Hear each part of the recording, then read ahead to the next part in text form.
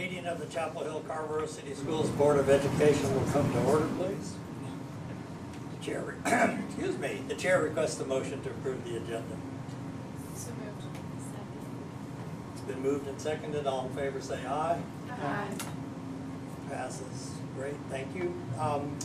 The chair requests a motion to move into closed session for the reasons stated on the agenda. So moved.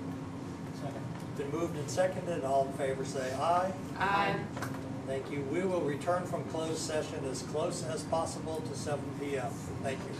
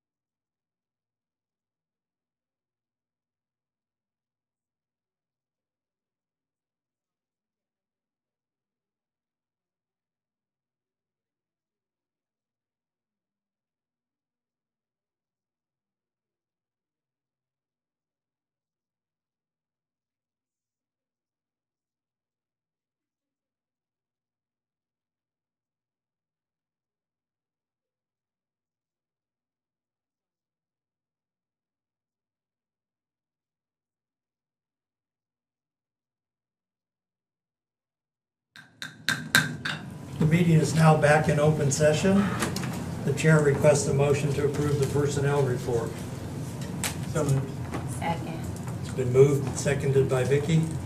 All in favor say aye. Aye. Opposed? Thank you. And that brings us to public comments. The board recognizes the vital importance of listening to varied points of view on programs and issues facing the Board of Education or the school system, and encourages public comment about educational issues. When recognized, please state your name, and if you are speaking for an organization, the name and identity of the organization. Speakers are reminded that neither personal attacks nor obscene, abusive, or defamatory language is permitted. Board members may ask clarifying questions, but will not engage in dialogue with the speaker or the public. Each speaker will have 3 minutes to present, up to 3 minutes to present comments. The remaining time will be indicated on the tablet clock to my right here in front of Ms. Jenkins. When out of time, please conclude your remarks.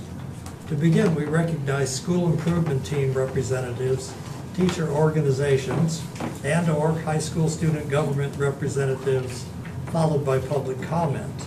Are there any representatives of these groups? And if so, please come forward. Next, I'll call individual speakers. Ms. Wallington will actually call individual speakers to come forward to the podium. When you're recognized, please state your name, and if you're speaking for an organization, the name and identity of the organization. And as a gentle reminder, then each speaker has up to 3 minutes for their comments. First up is Erin Jackson. Hello, thank you. I'm Erin Jackson. I'm an Estes Hills parent.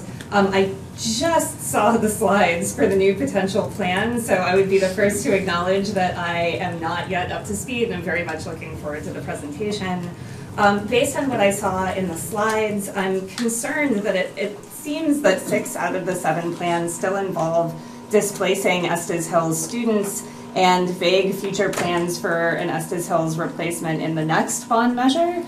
I'm curious, I'd love to hear more about why there seems to be such a focus on replacing Carbo Elementary. For example, when I noticed that Wolpert's own numbers show that its 10-year FCI is in the green at 46% compared to Estes, which is in the red at 76%.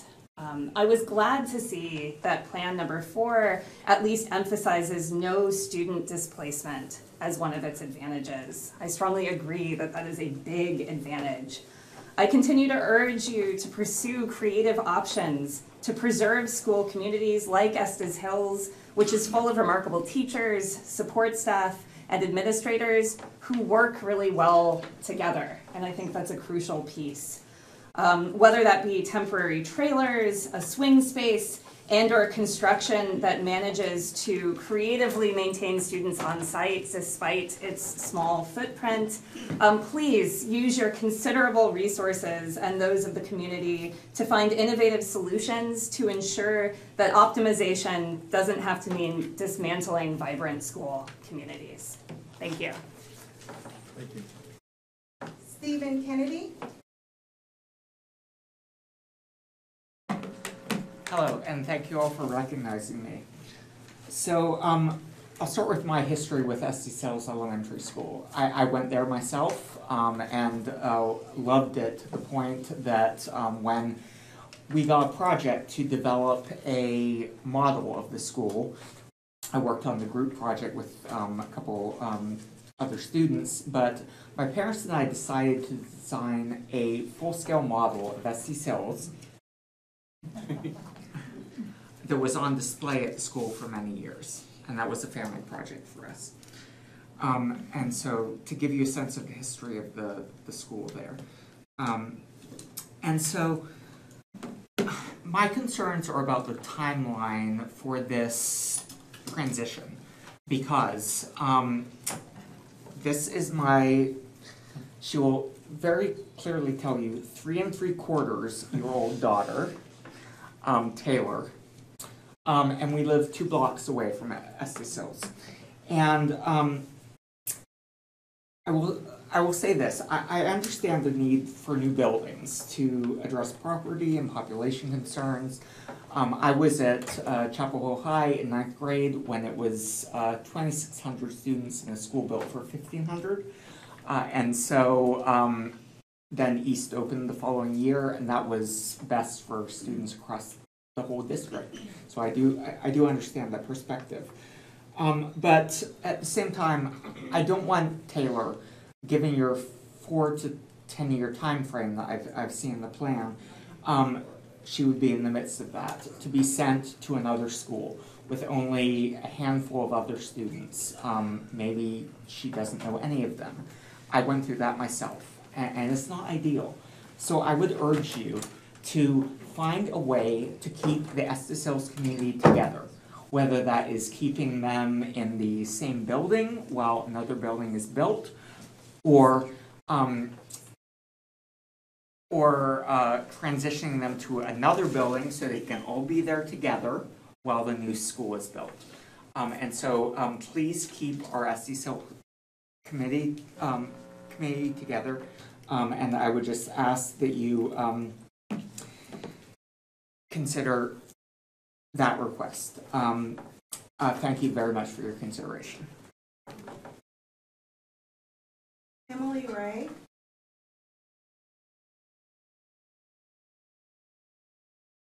Good evening. My name is Emily Ray, and I'm here to ask you to preserve neighborhood schools with close community ties and walk zones. Estes Hills in particular is optimally located in a central part of town, and district staff have noted the lot's ideal topography. The town and partners such as the Y are planning for growth in that area. Why eliminate this school when you could instead replace the building? The ideal location, the planned growth, and the robust community of teachers, students, and neighbors make this an ideal site to maintain an elementary school. If you eliminate these schools now, low enrollment will become a self-fulfilling prophecy. Families will not move to Chapel Hill if we're plucking the schools out of our neighborhoods.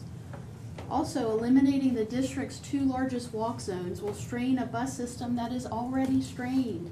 The transportation dependency of the original and now revised proposals simply is not feasible with the bus driver shortages that we're already experiencing. This will worsen traffic, it'll raise transportation costs, and could adversely impact student physical and mental health. I love the idea of new buildings for our district. I think we need to make it happen in a way that preserves our neighborhoods and communities, a way that encourages walking and biking to school, that integrates with town initiatives such as the idea of complete community, and integrates with infrastructure such as the brand new Estes Drive that I know some of you were there to rein in this week. It also should be done in a way that creates a future for Chapel Hill that's desirable, a place that families actually want to move to. And let's remember that this plan has to be about facilities, not about programs, but repairing and replacing facilities. So I hope the focus can shift away from this effort to focus on the dual language program and really focus on where the buildings are in need of repair or replacement. So we hope to see a greater responsiveness to these priorities in future iterations of the plan, and I look forward to diving into the plan that was uploaded today, which many of us have not yet had much chance to review. So thank you. Thank you. Heather.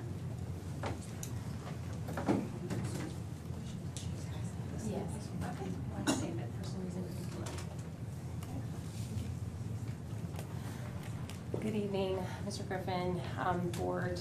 I'm Heather Keneally. I sent you guys a letter. I represent concerned parents and staff, teachers at McDougall Elementary and also McDougall Middle. We've submitted some correspondence to you guys for you to review and some analysis and data that we've done. Not only start looking at the issue of McDougall, but really the whole plan holistically for the entire district. We do appreciate, I think we've been heard, and we really appreciate that. To be honest, we weren't sure if we were going to be here having this conversation. Back in May when this all started for us and started for some of you. So thank you for that. I think the criteria has, the reevaluation of the criteria has drawn you nearer to look at Phillips, to look at reevaluate closing Estes. We really look at the negative impact of closing schools and displacing students and teachers, because that's what the original Woolpert plan would do. So we really, really appreciate you guys coming back to that evaluation.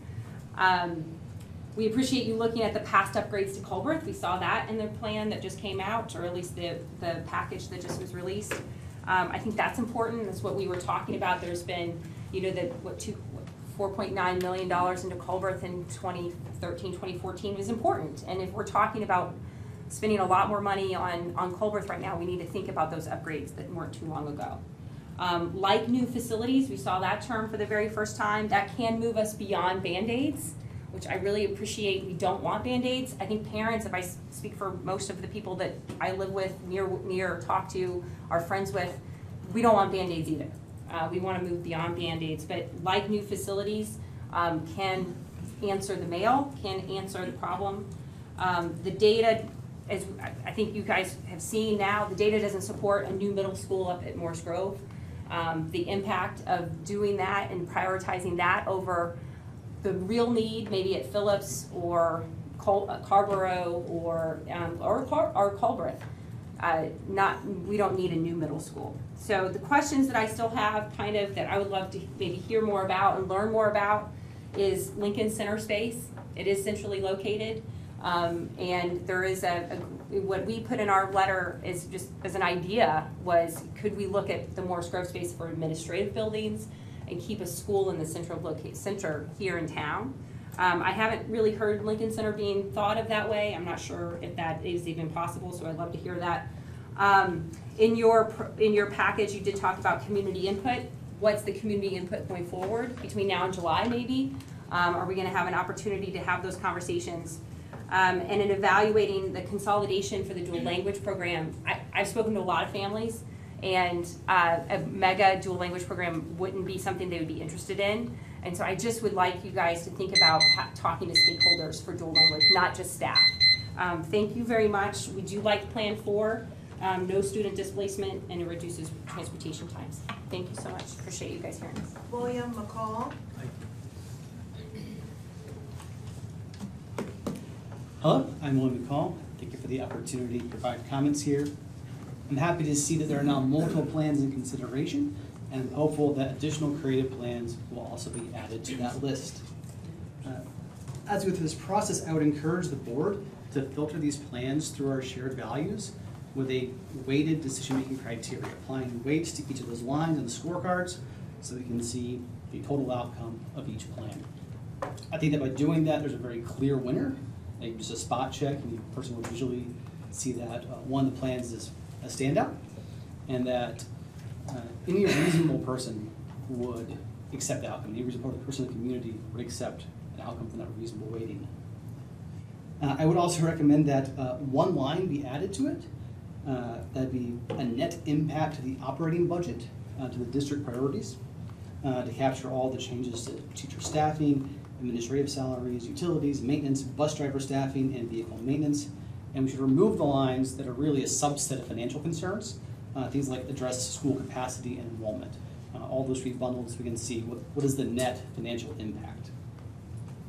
And the last point would be that we should be asking ourselves if it is reasonable to include programming decisions in an overall plan that is about facilities and finances, especially when the other community impacts are largely being excluded. Thank you. Quincy McDuffie.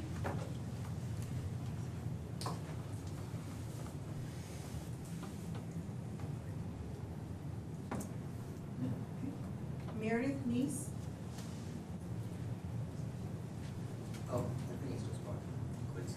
You might have, I think he's out for Hi, sorry. Yeah, this is late. Hi, Quincy. Definitely wanted to address a couple of things. Obviously I heard about the change of Estes Hills to a different location, and I think that I went to Phillips, so I know about the area. I know about, I grew up here, so I know about the area, and I think that, displacing kids to a different school area would not make a lot of sense, because I think them being around the middle schoolers, I think it just gives them comfortability. They know where they're going, and they're around like, you know, someone said earlier, the YMCA, around the community center, University Mall, all those things. And another thing, you know, the gentleman that was before me, he was talking about digital creativity. I think that schools also need to look into progressing things in terms of like artificial intelligence, because the world is progressing towards that as we speak now. So I think that the kids, they're already starting to use it in terms of like their whatever work it's English, whatever, you know. I mean, all subjects, you know, are being formed into AI, and you know, kids are able to print off, you know, just whole scripts off of, you know, things like that. And another thing, I don't know if this had to do with this agenda in this meeting, but the athletic, the leg change to kids having to pay for sporting events, to home games. Is that? Yeah. So I just wanted to say, I think that as well. I know that you guys are trying to get new equipment, stuff like that. You know, keep, you know, refs and, you know, things like that. But I would just definitely reconsider that as well, because I think sporting events are very important for the kids, especially now because, like I mentioned, the AI. I think that, you know, as kids start to, you know, be able to generate, you know, answers and all that stuff, and they can reword stuff with that, like, they won't be as invested as much into the schoolwork. And their time won't need as much allocated into the schoolwork as it did before. So they will be more into things like sporting events, you know, entertainment, stuff like that, I believe.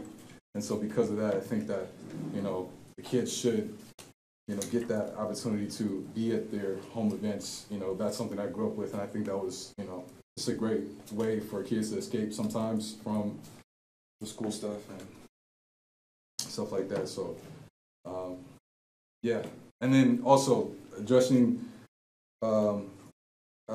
athletic coaching. I think that there needs to be a change in terms of like how coaches relate to their athletes. I'm directing this towards Chapel High School specifically, and I said it because relationships with coaches will dictate how relationships with the kids into their future, with their future relationships. Like if a coach is physical or if he's verbally aggressive to any of the students, those kids will internally, in their relationships in the future, think that that's okay, and they will eventually Thank you. That's your time. yeah. So just wanted to say thank you guys. Appreciate you. Yeah. Sorry if I smelled bad. Meredith Neese. Hi, I am an Estes Hills parent also, here to talk about the bond. So I understand that Estes Hills facility, elementary facility, is beyond Band-Aid repair, and that this bond has to ensure adequate teaching and learning conditions for our teachers and students. Especially our exceptional students that the facilities that are this old just don't do a great job with. But this doesn't mean that we should tear it down with no replacement plan, and this is the part I really don't understand. This doesn't mean that the proposed plan can overlook the importance that Chapel Hill and our town council has put on communities, greenways, and walkability. Please work to align the plan better with our complete communities plan. Our community has emphasized the importance of local walkable schools that foster a sense of community belonging and engagement. And Estes Hills is also located close to the high-density housing development that's planned for MLK Junior Boulevard. It's got great topography for a school and is centrally situated in the city with this newly repaved, widened thoroughfare for bikes and everything that we all have been watching happen for years now. It's a short walk to the Chapel Hill Library. The YMCA is planning a major renovation and has all sorts of wonderful programs that work closely with our school. And so this proposed plan to close Estes Hills with no plan to rebuild it disregards many tenets of the complete community plan and threatens to disperse this established Chapel Hill community that's very meaningful to me and I know to my neighbors. So I'm deeply appreciative of the privilege my family has in our walk to school. a lot of research and my personal experience has shown that it's good for kids' health and it's good for communities. And we should be aiming for more families, not fewer, to have this. And I don't understand why we would take away a school that's doing this well, that fits the picture of our vision for Chapel Hill and what it's doing, and not rebuild it. And if it really is, I understand we're in a financial emergency right now. If it's really necessary, please help me understand why we're not choosing to replace this school in the plans we're putting forth. Because I'm looking at these plans and I don't understand why it's not a priority to rebuild SDs to meet the needs that we are saying our facilities need to meet. Thank you. Tim Coinsmith.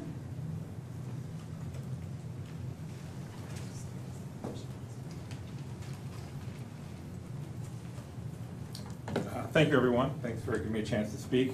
My name is Tim Coinsmith. I was a middle school coach for 6 years, and this past year I was a coach at Chapel Hill High School. I'm here to ask you to at least reconsider or put other plans in place for charging students to attend sporting events. For starters, there's been no impact study, and this will impact our financially disadvantaged students the most. And I don't think we should be approving a plan until we have a plan in place for those students. We can all hope that there'll be a plan, but as I've often been told, hope is not a strategy and hope is not a plan. So until we have a plan in place to take care of our financially disadvantaged students, we shouldn't be putting this in place. Number two, it's greatly going to impact student attendance. Students are already the smallest portion of the fans at any of our student events.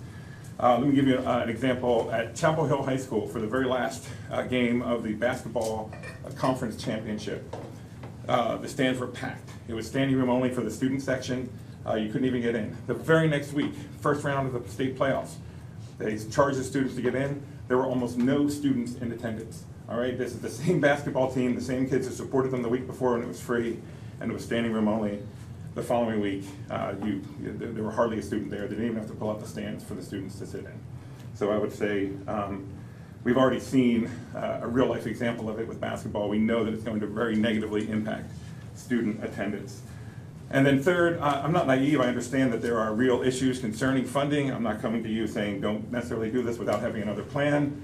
You know, what if we looked at something like, why don't we charge the non-students more? We can do that. We'd have to work with the conference, because I understand that the conference sets these fees that are the same across. But also that, number one, it still allows the students to come for free. It will give you additional revenue from fans who are coming, and it also splits that revenue with the home and away team. So it's not just our fans who would then be contributing more to that. It would also be the fans of the teams that are coming to play us to do that. And then lastly, I would say if you're decided that this is something you do want to go through, why don't you look at what we've done in other school districts in our state. Look at what they did at New Hanover County School District. They charged the students half price at least. So they took a look at it, and their option was to, again, reduce the amount and charge half price. So I'd like you to think about these things before you push something forward without any kind of study of the impact. Thank you very much. Clara Hess.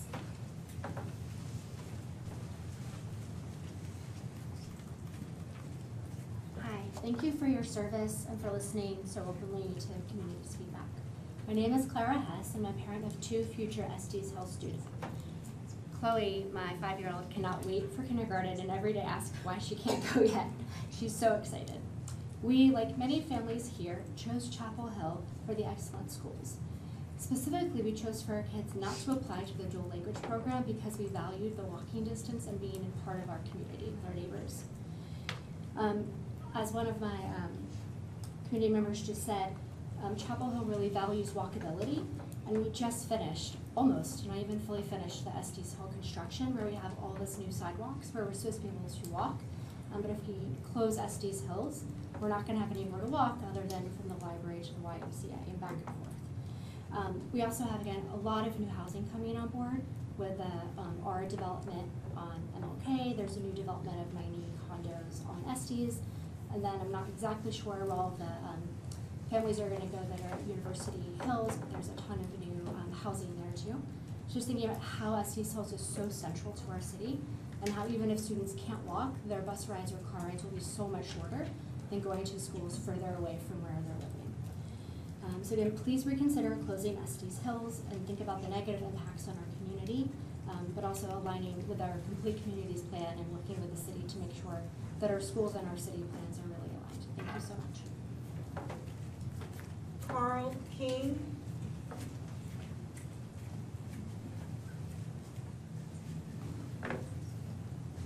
Hello, my name is Carl King. I want to thank you all for your commitment to public education.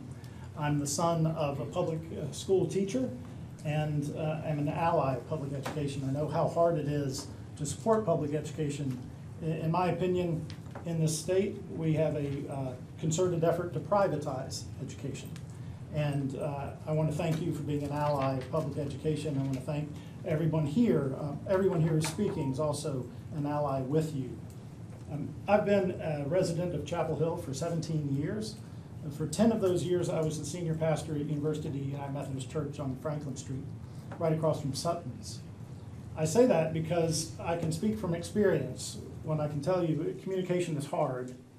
I've communicated very well, and I've communicated very poorly.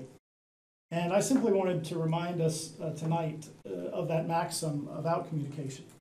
And that is that communication, the most common mistake made in communication is believing that it has occurred. Now, I know that 3-4 weeks ago, suddenly you gained an awful lot of interest in your plans around public education for this district. I want to thank you for the humility you've shown in hearing out so many people who, to you, may appear like they've come lately to the discussion. But I just wanted to ask you to dig deep and find that humility that I know you have as good leaders. Because, as we know, communication doesn't really happen until it's two-way. And while there were many conversations around finances, many conversations around facilities in years past that many of you were part of, most, as you well know, most of the people in this community were not part of those conversations. And so you can see the results of your efforts. There is a lot of passion for what you do. Thank you for being at all those board meetings where nobody was here. Now that we're here, I really appreciate the fact that this is a two-way conversation. I appreciate all the meetings you've had with different people in the community, and I appreciate that as we go forward, we can craft a community vision for our schools where we're all allies together.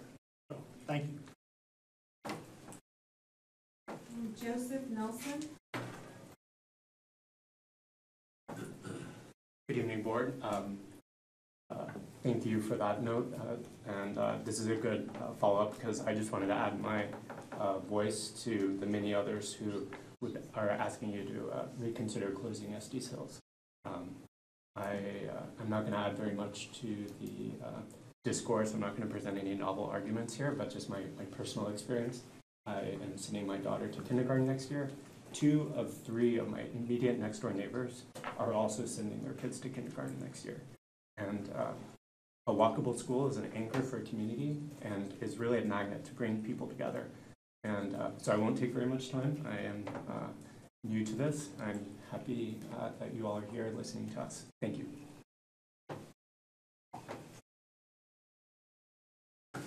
Thank you all. Is there anyone remaining here in the audience tonight that did not sign up that would like to speak? Please just come forward. Please introduce yourself.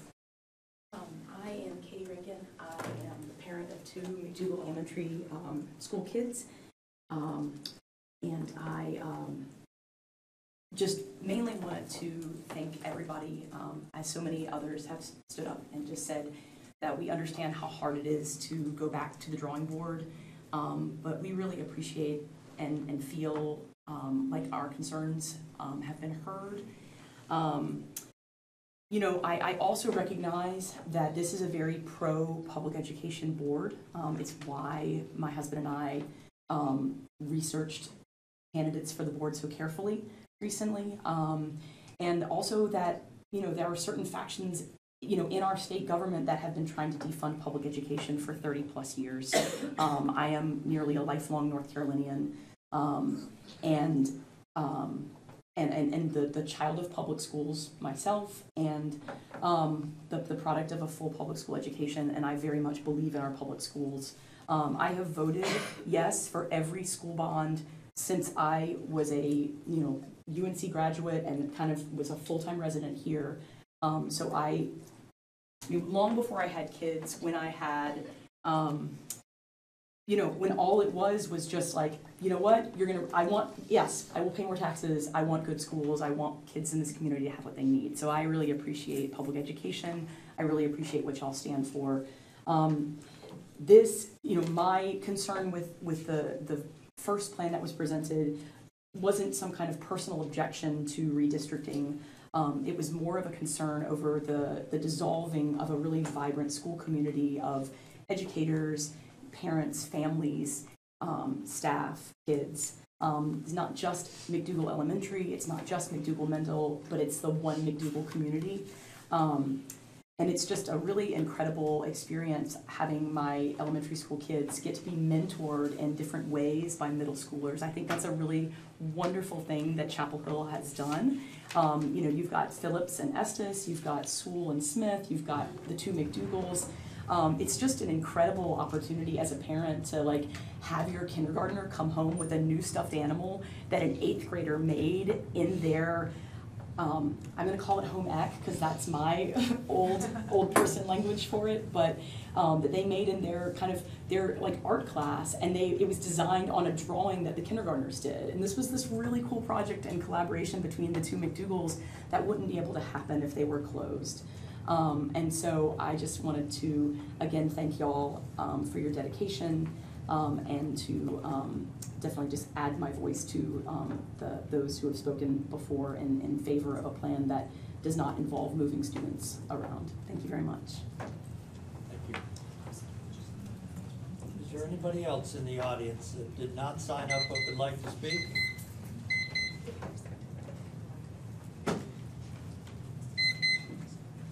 Hello. I wasn't planning to speak tonight, but I just want to say thank you so much for considering other plans.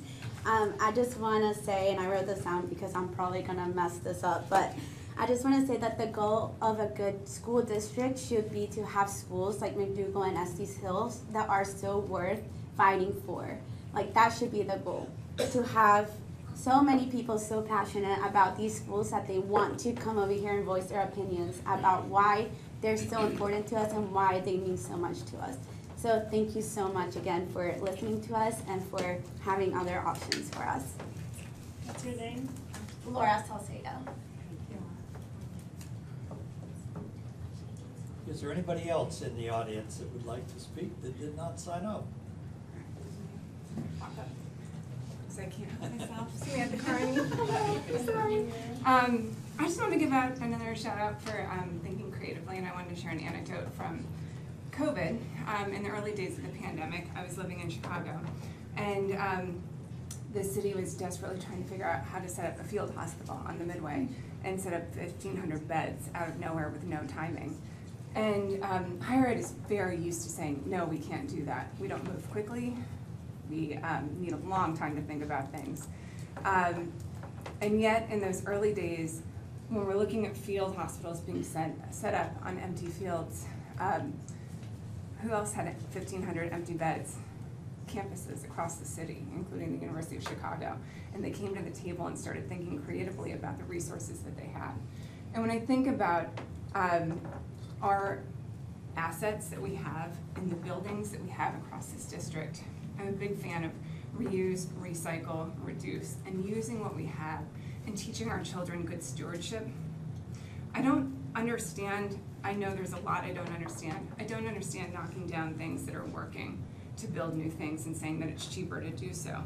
I think that there are collateral damages that are lost in that. And what I want to teach my children is to reuse, to think about how to add on, to recreate. And I would encourage us to think creatively about those schools that are being underutilized by our students. Are there other ways that could be utilized by aspects of the community that are underserved? are there things that we can break out of our paradigms that lock us in to the structure and think creatively about what we have to use responsibly to teach our children good stewardship of the wonderful things that we have inherited, and to honor our history and tradition in this town, and to just work with what we have instead of always looking to build something new. So I just want to encourage everybody to be open to thinking outside of the box, to think about what can we move beyond, and how can we be known as a community that thought just outside of the usual mechanisms to go to. And there you go. Yeah. Anybody else in the audience that didn't sign up that wants to speak? Okay, that'll close out our public comment for tonight, and we'll move on to the consent agenda. The chair requests a motion to approve the consent agenda. So moved. Is there a second? Second. Been moved and seconded. All in favor, say aye. Aye. Opposed? Passes unanimously. Thank you. And that takes us to the first of 6 discussion and action items. And the first one up is first reading of policy 3115, curriculum and instruction guides. And Dr. Trace. Thank Good you. evening, sir. Good evening. Thank you, Chair Griffin, members of the board, Superintendent Hamlet, my colleagues and cabinet, and the Chapel Hill Carborough community. So we are presenting the first reading of policy 3115. This represents a pretty substantial change in policy language to align with the curriculum and instruction audit from 2023. And when I say that, the findings and recommendations, the policy has gone through the Student Success Committee for review, as well as the Policy Committee for review, without any recommendations for changes. And quite frankly, we're excited about how this policy can drive some of the work in our district. So, Mr. Chair, I'll turn it back over to the board. If there are any questions concerning this policy, we'll be happy to answer those. Thank you. I have a couple, but I'm going to hold off and ask my colleagues if they have any they'd like to ask her. Not seeing any? Okay. The dashboard. I was just so impressed when I see the dashboard. Could you just take a quick 30 seconds and explain what that is to people in case they're interested in how the progress is coming Sure. on? So the curriculum instruction audit is about a little over 400 pages, and there are a lot of moving parts to it. And so the administration felt it was important that as we kind of make good on the findings and recommendations in the curriculum and instruction audit, our community can kind of see that and follow along with our progress. And so on our website, you'll find our dashboard that kind of outlines kind of where we are. You know, in the audit, it said this could be a 10-year process, but we're working hard to you know, not make this work, you know, last 10 years. We want to do it as soon as possible because our students benefit, and so do our teachers, when we have these structures in place. And so we ask that our community to kind of continue to follow the progress that we're making, implementing our curriculum and instruction audit, the findings and recommendations, that is, and we're also happy to take recommendations on how it can be, you know, further enhanced. We've had a number of conversations with community members who have kind of come across it and like, what is this? I don't really understand it. And it's just good to kind of walk them through kind of what it means if you don't know. So that's my elevator speech. Well, I appreciate that because I brought it up because you've been working and your division has diligently on this. And when I opened it the other night, I was like, wow, they've really got a lot accomplished in the last year. And that's part of why, and it's one of those things that I think is so fundamental to our district to have the curriculum instructional plan implemented over these years that I just want to keep lifting it up when I have a chance when you're bringing something to us like that. And if you just could, a comment or two on the written guides and the process, because to me that just seems so critically important, and maybe you'd like to just take 1 minute or so and share with us? Sure, how so that's- our curriculum and instruction guides represent the written curriculum in our district. So we have a written, taught, and tested curriculum, is what we say. If you don't have a written curriculum, then new teachers or even veteran teachers may not understand kind of what it is that needs to be taught. Is it aligned with our state standards or national standards? And so as we update our curriculum guides, what we're doing is really updating our curriculum. Just last week in Sheromar, we were updating curriculum guides to include local civil rights history. You'll remember this time last year, we had completed that for elementary age students, and so your students should have been kind of seeing that kind of unfold in the classrooms. And in Sheromar, we had a conference room full of secondary educators doing the same thing. So what they're updating are curriculum guides that our educators will use to kind of plan daily lessons. And so that's kind of what this policy is driving, giving some structure and guidance around what should be in our curriculum guides. Thank you. Anybody else? We need then the resolution they've requested is that we approve this for first reading. On first reading. Can we have a motion to approve the resolution as stated in the abstract? Second. Been moved and seconded. All in favor? Aye. Opposed? Thank you very much. Appreciate it, Dr. Trice.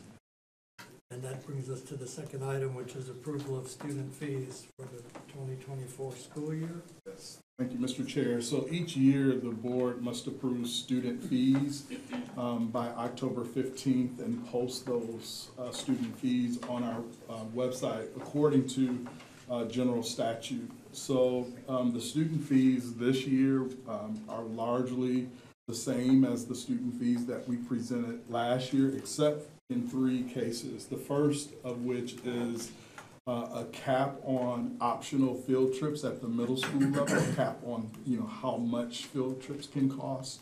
And so you'll see that in our documentation. And of course, driver's ed and also gate fees is something we're bringing back to the board, asking for approval to charge for those due to some of the costs associated with those. And if I could, I'll ask my colleague Scarlett to come up and talk a little bit about the athletic gate fees and driver's ed. And we'd be happy to answer any questions related to those afterwards. Thank you, Dr. Trice, and good evening, everyone. First of all, with driver's ed, really had to do a lot of work with driver's ed coming back from the pandemic. And do a lot of work with Jordan Driving School to bring driver's ed back, do some special classes, specific classes for athletes, like at winter break and spring break and those kinds of things. So driver's ed is pretty cut and dry. For the past 15 to 20 years, the district has spent $50,000 to offset the cost of driver's ed because we have not had students pay for driver's ed. And in budget crunch times, we're looking to reinstate that cost to students of a $65. The state gives, as you all know, the state gives money to every district for driver's ed, and this would just offset what the district pays from their local fees of $50,000 or a little more every single year. So that's driver's ed. The athletic directors and school administration love having kids at our events. We have seen more kids for sure since the pandemic, and we're not charging kids.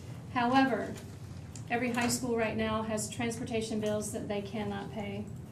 Athletic directors and school administration want to be good stewards of athletic funds that they bring into their schools. Due to rising costs of officials, umpires, referees, operating cost of things like mowers, conference travel, etc., I could go on and on. We all certainly feel the cost of all the rising costs that we all deal with every day. We are certainly looking at more fundraisers, more sponsorship, cutting back on away games. We can do those things as well, but unfortunately that's not enough. All schools and all 3 of our conferences that the high schools belong to, all of those districts charge their kids as well, and I know that was one question. I wanted to make sure you all knew that.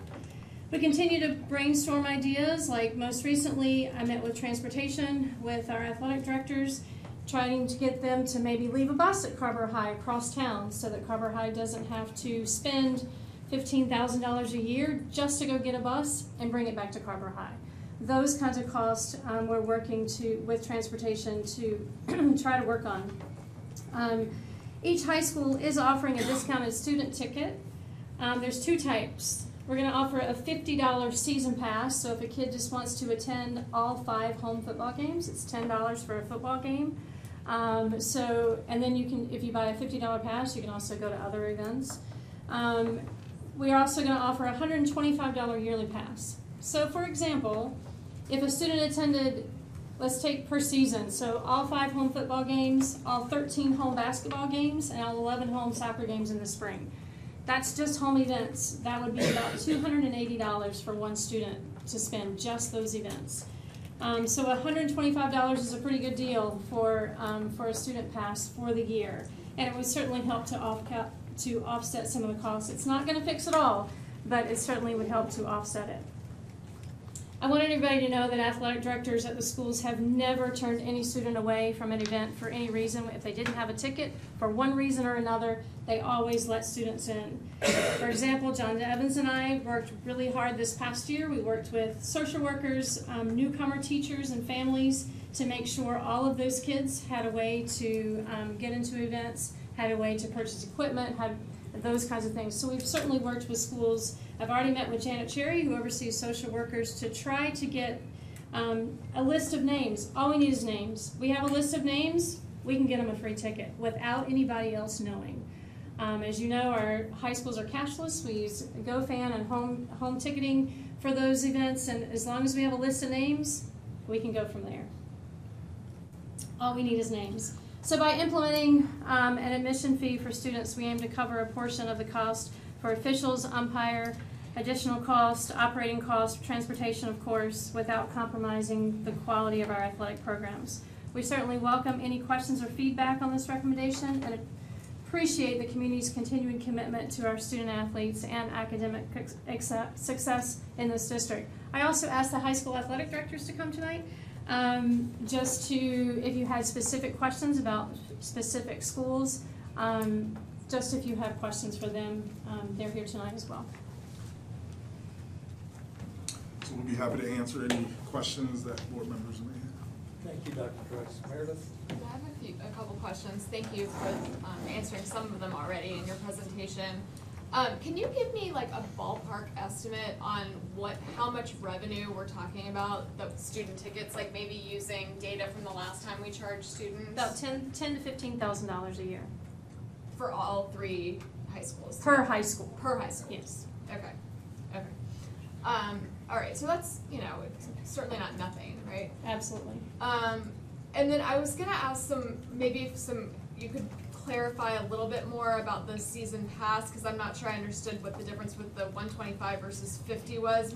The biggest concern that I had, well, the 2 biggest concerns that I had, one, I felt like there was going to be a disproportionate effect on women's sports and sports where maybe traditionally have not been as well attended, but kids would go by for either a quarter or a half when they were able to, and I think they may be dissuaded if they had to pay for every single game. So I feel like the pass is really crucial in answering that concern. So just maybe if you could just clarify exactly what the 50 versus 125 is. And Absolutely. also if there's a family pass, if that includes a student.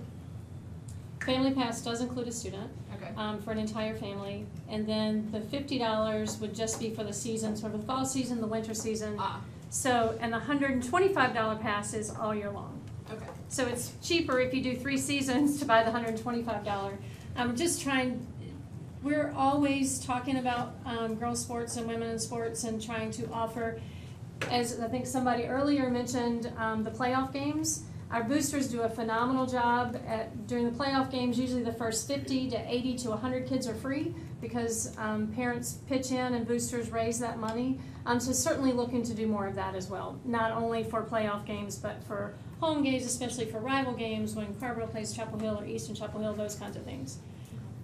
And then I think I already know the answer to this, but as far as the budget goes, somebody had emailed me and asked this question, and so I just wanted to make sure that I did understand it properly. So the revenue that we take in from this will be directly then allocated to athletics and to the costs that that we're basically in the hole on for athletics. Absolutely. Okay, thank you.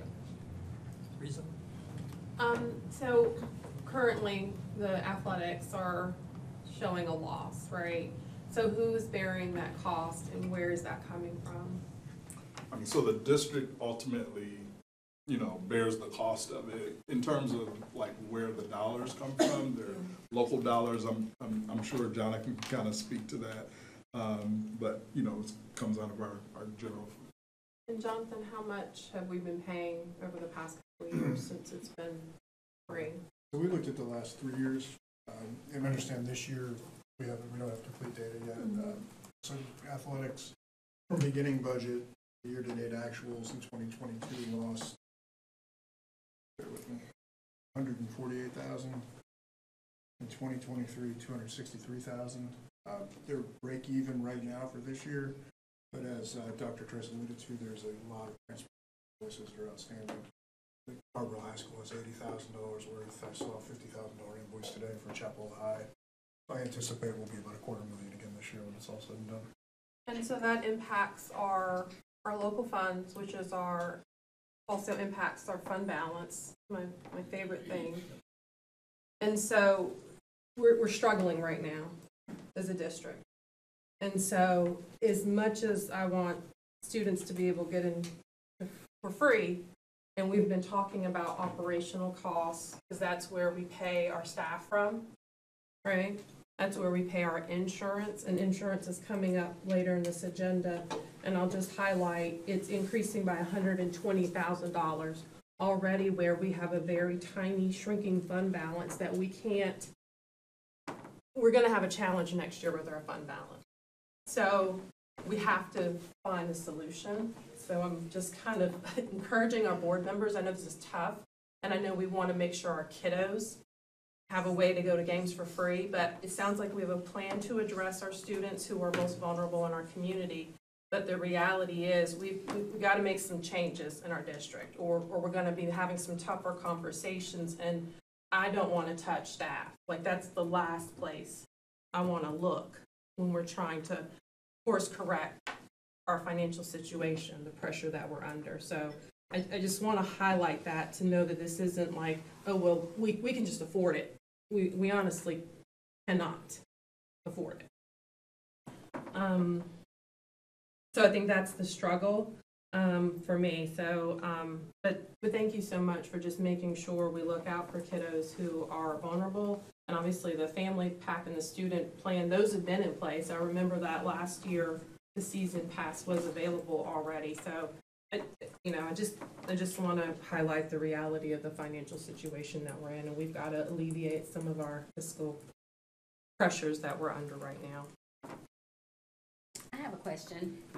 If there are no students attending any sporting events, would it cost the district any less to put on those sporting events? No, because you still got to play the officials. You still got to pay. I mean, we wouldn't have the gate fee coming in. So then I think you're going to start losing sports. We're going to have to start dropping in sports. We have 23 varsity sports at the high school level. So without gate fees, we're not going to be able to pay officials. Officials have gone up by 10 and 15% the last 2 years, and they're going to continue to rise. No, I was just asking, fee or not, if there are no students in the Absolutely, we're going to have to start cutting sports.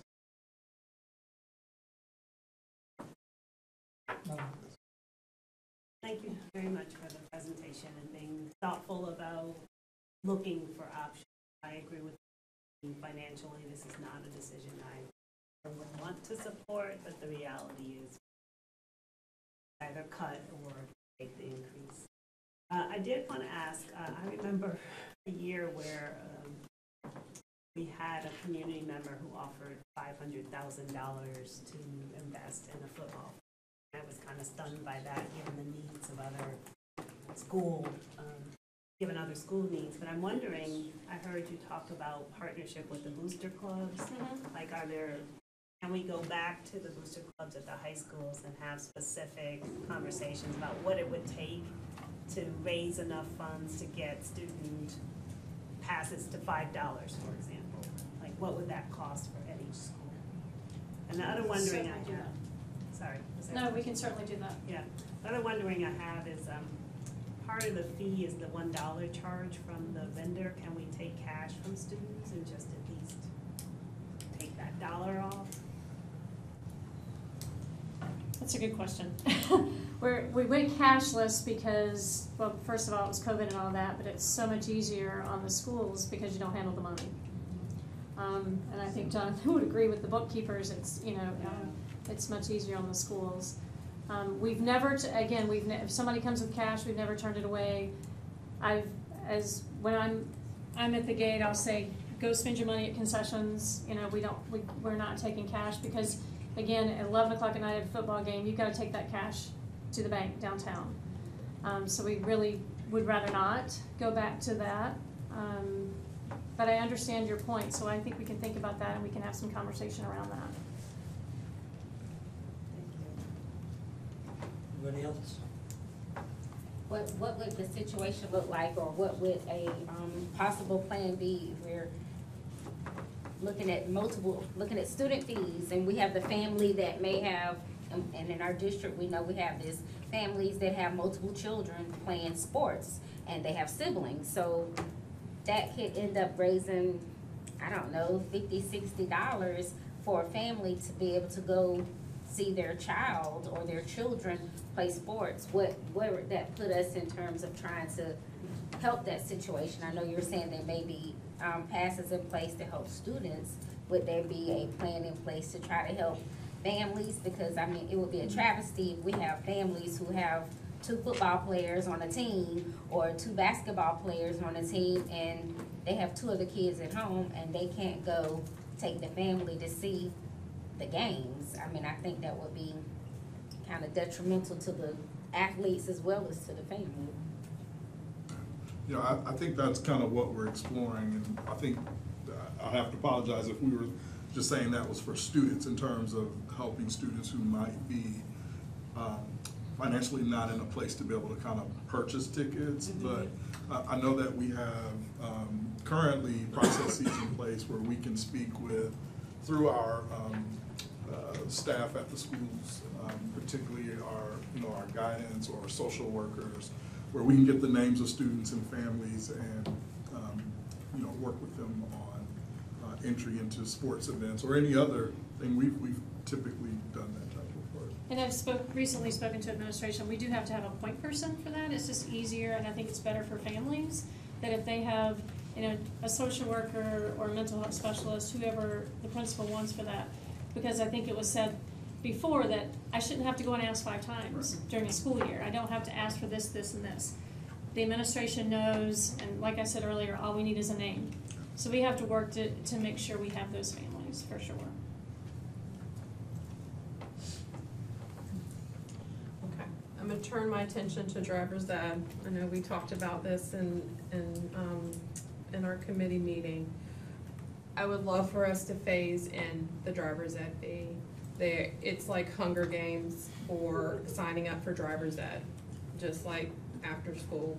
And so you've got like some 9th graders who got to sign up this year, some 10th graders who are still waiting. You got some 11th graders who are waiting. You might even have some seniors who are still waiting. And so I'd like for us to phase in that driver's ed fee, starting with the incoming class, right? Like so it's fair, because it's a matter of timing, and it's not, I don't think it's fair that just because somebody knew to sign up at 8 o'clock and the driver's ed slots for the summer filled up by, I can't remember what time, but it was like by 8:11 or something ridiculous, all the summer slots were filled up for all the schools. And that just doesn't seem fair that, oh, well, my parent was at home working and they were able to sign up versus I'm not able to do that. So that would just be my recommendation about the driver's ed fee, is just phasing it in with the current incoming freshman class or whatever, so that they all know, and then these other students, they get to go through the program if they so choose. And during committee, I really appreciate you bringing that to my attention. I've already spoken with Jordan Driving School, and we're meeting in a couple weeks to flesh that out and make sure we're being equitable on the times that we offer and those kinds of things. But certainly, I think we can talk about phasing that in for sure.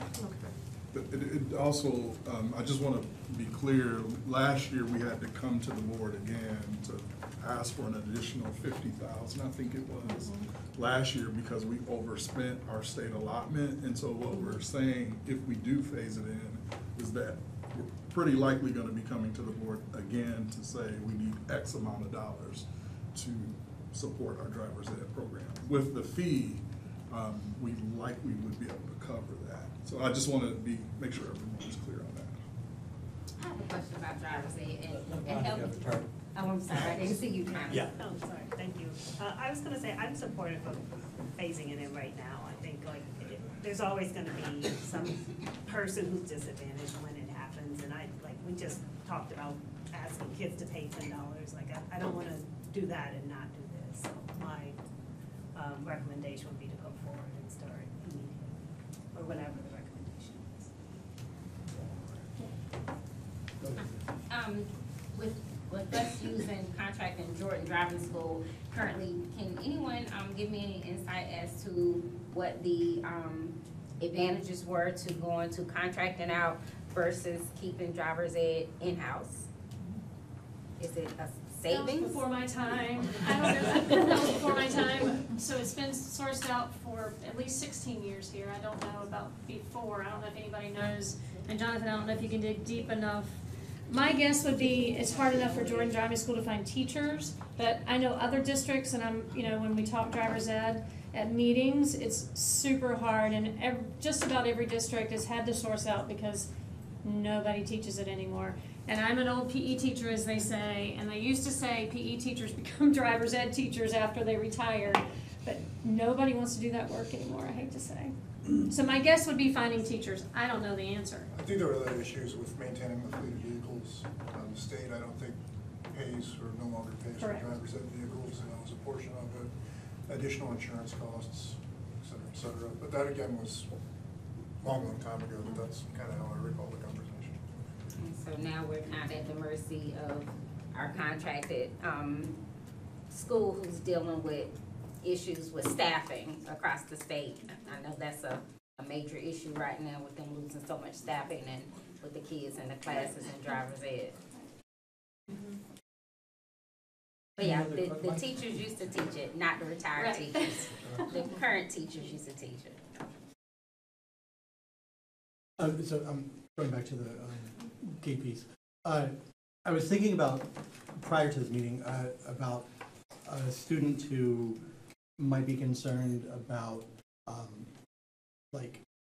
if they can get in for free because they're on a list that you got from the social workers, that depending on how it's implemented, they might be self-conscious about it and might choose not to do it. And it sounds like maybe that's not the case because of what you were talking about, how it works. And so then I was thinking about a system where if everyone does the same process when they go through, they all scan their cards, right? And then some people get billed, and they get billed for zero because they were already on the list, and their family knew that, whatever, but nobody else, apart from them knows that. And then somebody else gets billed because, whatever they had agreed to pay prior. So it would be done on the back end. Right. Right. So I'm thinking if that system is in place, then we could also have, and this is kind of connected to what you were saying with the boosters, sort of a campaign of asking people to contribute extra to that pool, so that then if there's more money built up, we can then go back to whoever's providing, like social workers, whoever's providing this list, and maybe get names of families who have several students who are, there may be some way if we can get the community to be donating more.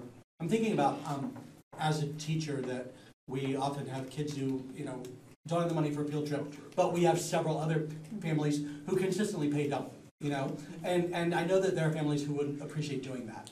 And I feel like there's not an opportunity right now, but there could be. There could be a format, a system that they can contribute extra. I just asked that question. Right. What is today? Tuesday. So I think it was yesterday. I contacted GoFan about if we could put, obviously everywhere has ads, and if we could, put a button on there that says if you're willing to donate to families or students who who could come to games for free, you can do that. So certainly we're working on that. Absolutely. And then the other thing, like I was talking about earlier about like scanning a card and they go through like their student ID or something like that. It seems like if we have the, not we, the district, has the knowledge of knowing who's not gonna have to pay, then we don't need to run them through GoFan. You know what I mean? Right. Right. So then they still get scanned and we have a list and then we only submit the ones who actually need to pay. And then we don't have that $1 extra payment. Right, and even last year when the last couple years, we've had students free. Right. They still had GoFan, all the students have GoFan, they do it on the back end of GoFan. Right. So the athletic directors actually input that information. Okay. But they don't charge them. Correct. Okay. So we need to clarify this change on driver's ed. I think the resolution here is to adopt all the fees. I'm a little confused. Are we putting a clause in here of some sort? I mean, I would like to. I don't know if other board members are willing to entertain that. What's the? It's to phase it in Right. so that it starts with the incoming class and obviously it goes forward. Right. Just to clarify one thing about that, I mean, I would support that, except for the fact that if we're identifying these families, that, I mean, wouldn't they be eligible to have that fee waived also, in addition to the? Always been eligible to have the fee waived I mean, Right. they would be eligible regardless, right? Because, I mean, the families I'd be worried about the most of it being unfair, as you pointed out, are families where it would really be a struggle. Mm-hmm. And so if they're being taken care of because of fee waiver, then there's less to worry about. Yep. There are a lot of families that aren't gonna act. They're just gonna stay home. Well, no, this is for driver's ed. This is the driver ed part.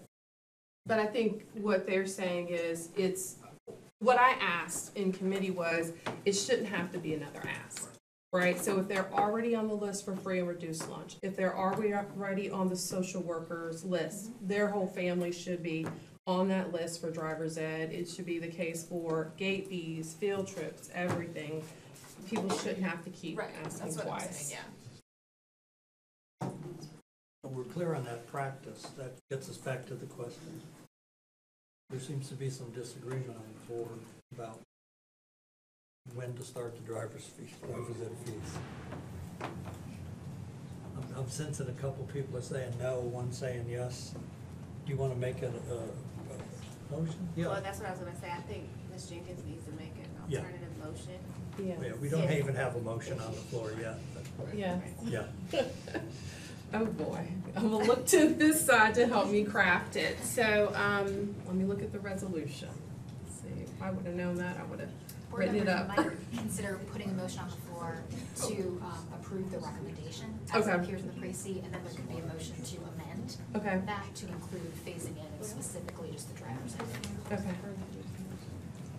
All right, let's have a motion then as it's stated. Motion to approve the recommendation. Is there a second? Second.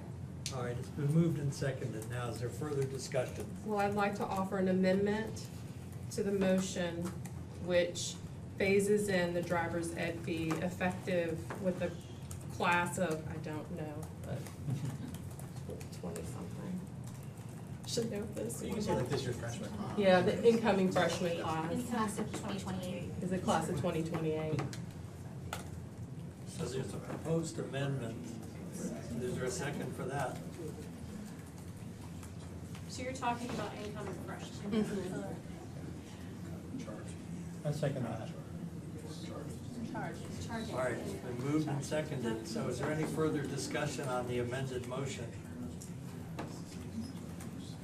Hearing none, all in favor say aye. Aye. And opposed? Nay. And the nays carry it, so that motion didn't go. Okay, we have a motion now then to approve the recommended resolution in the abstract. And that motion's already on the table. It's already on the table. Oh, thank you. Motion to amend has failed, the pre-existing motion's still on the table. Thank you very much. So then, in that case, is there any other discussion about the motion on the table, which is to support the one that's in the abstract? Hearing no further discussion, all in favor? Aye. Aye. Opposed? Nay. Did you say no? Nay. You're opposed. Okay. So it's 5-1. It passes. Thank you. Thank you.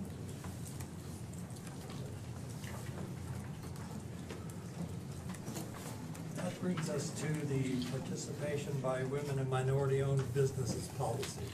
I see Dr. Slender getting ready. Welcome, sir. Thank you, Dr. Griffin. Good evening. Dr. Griffin, board members, Dr. Hamlet, colleagues, and public. I'm before you to seek approval for the first reading of policy 9125, participation by women and minority-owned businesses. This policy was first adopted by the district in 1999. There have been 4 updates since that time. The Operations Division brought this policy to the Policy Committee in May and June of this year. Our goal is to streamline the policy with our legal team and the Policy Committee working together with us. All of the changes are listed in the abstract.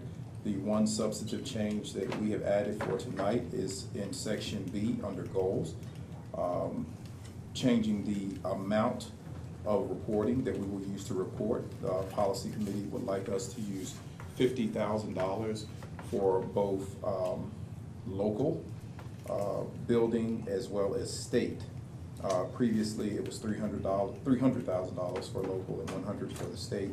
And having made that change, the administration has eliminated section F, which is no longer needed because it was a clarification of the previous goals. And we'd be happy to answer any questions that you have at this time. Thank you. Questions, board members? We have a motion to approve the recommended. So moved. Been moved and seconded. All in favor say aye. Aye. Opposed? Thank you, Dr. Stewart. Thank you.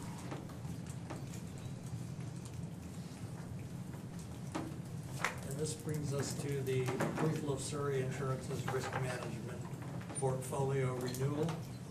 Mr. Jonathan Scott.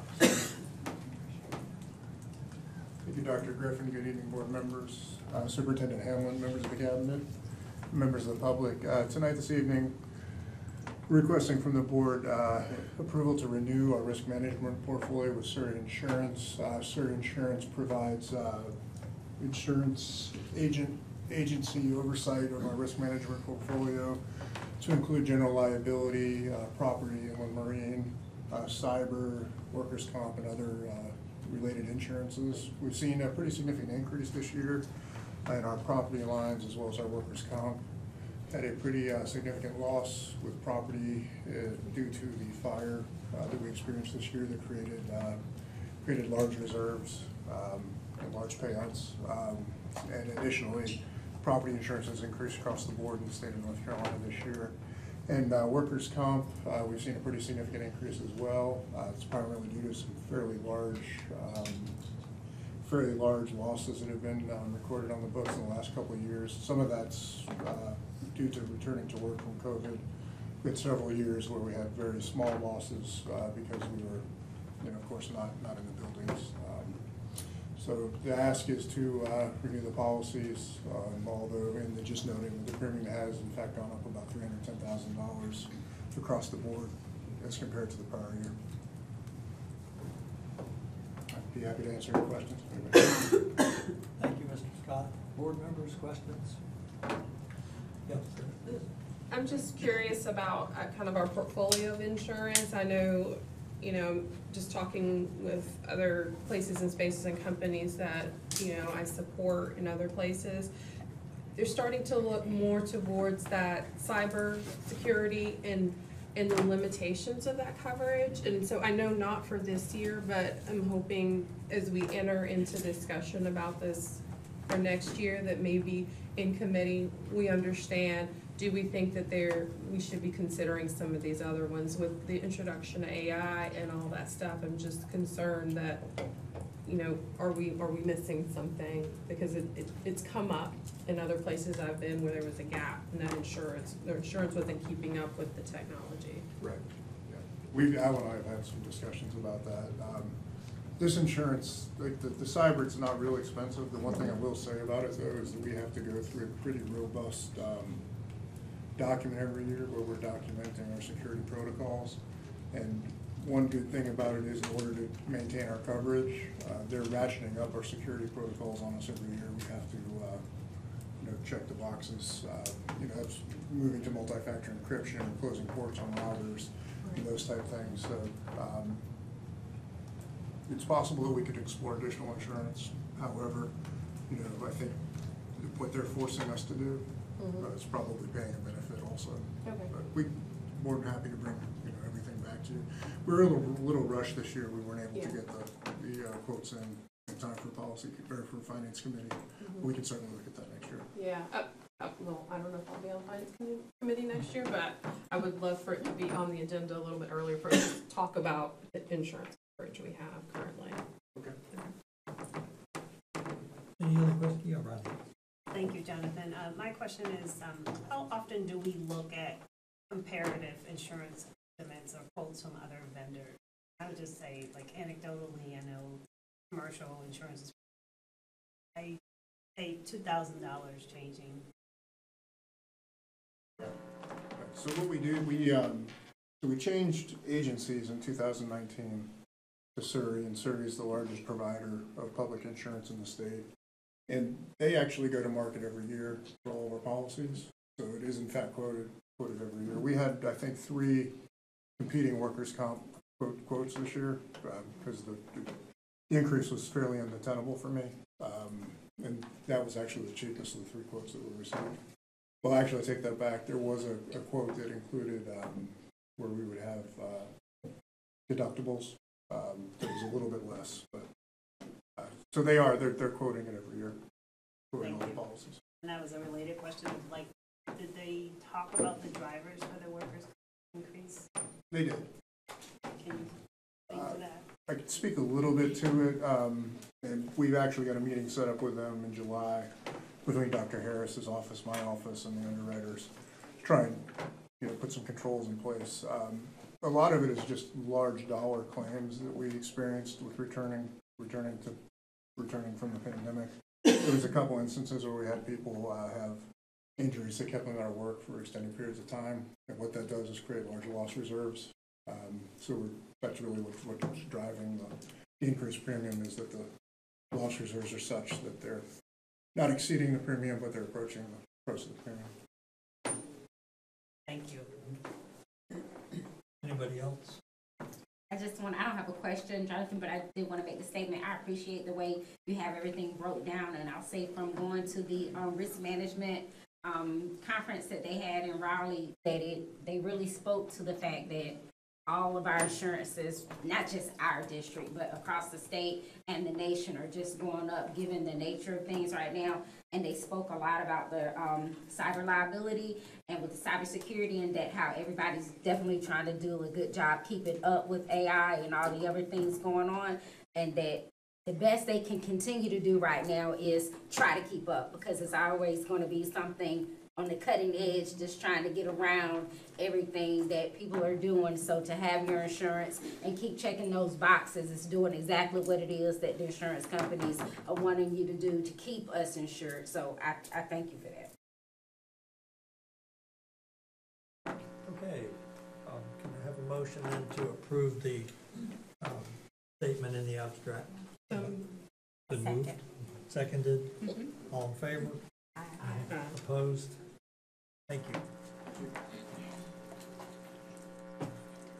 This brings us to approval of contracts for Chartwells. Dr. Stewart. Yes, sir.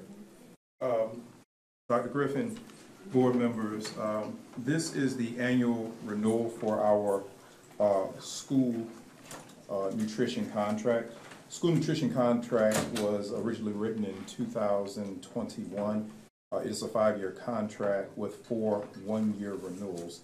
This is the third of the 4 one-year renewals. This year's contract includes a 10% price increase for inflationary costs. The contract has been vetted by both Chartwell's legal team as well as CHCCS's contract team as well. Essentially, this is the same contract that was approved last year. There is a break-even clause in this contract for the district, so we will not lose money in this contract. We also worked in conjunction with DPI on the Consumer Price Index. It was approved by them at 4.2% for the meal equivalent. And there is a typographical error in section 2.1 with the date that we will make that correction and get that to both legal teams if approved tonight. I'll take any questions at this time. Thank you, sir. Board members? We have a motion to approve the resolution as stated in the abstract. So moved. Second? Get a second? Got a second? All in favor, say aye. Aye. Opposed? Thank you, Dr. Stewart. Thank you. And that gets us to approval of transportation walk zone reform in conjunction with the GIS Office of Carrboro recommendation. Yes, sir, Dr. Griffin, thank you once again. This is an update.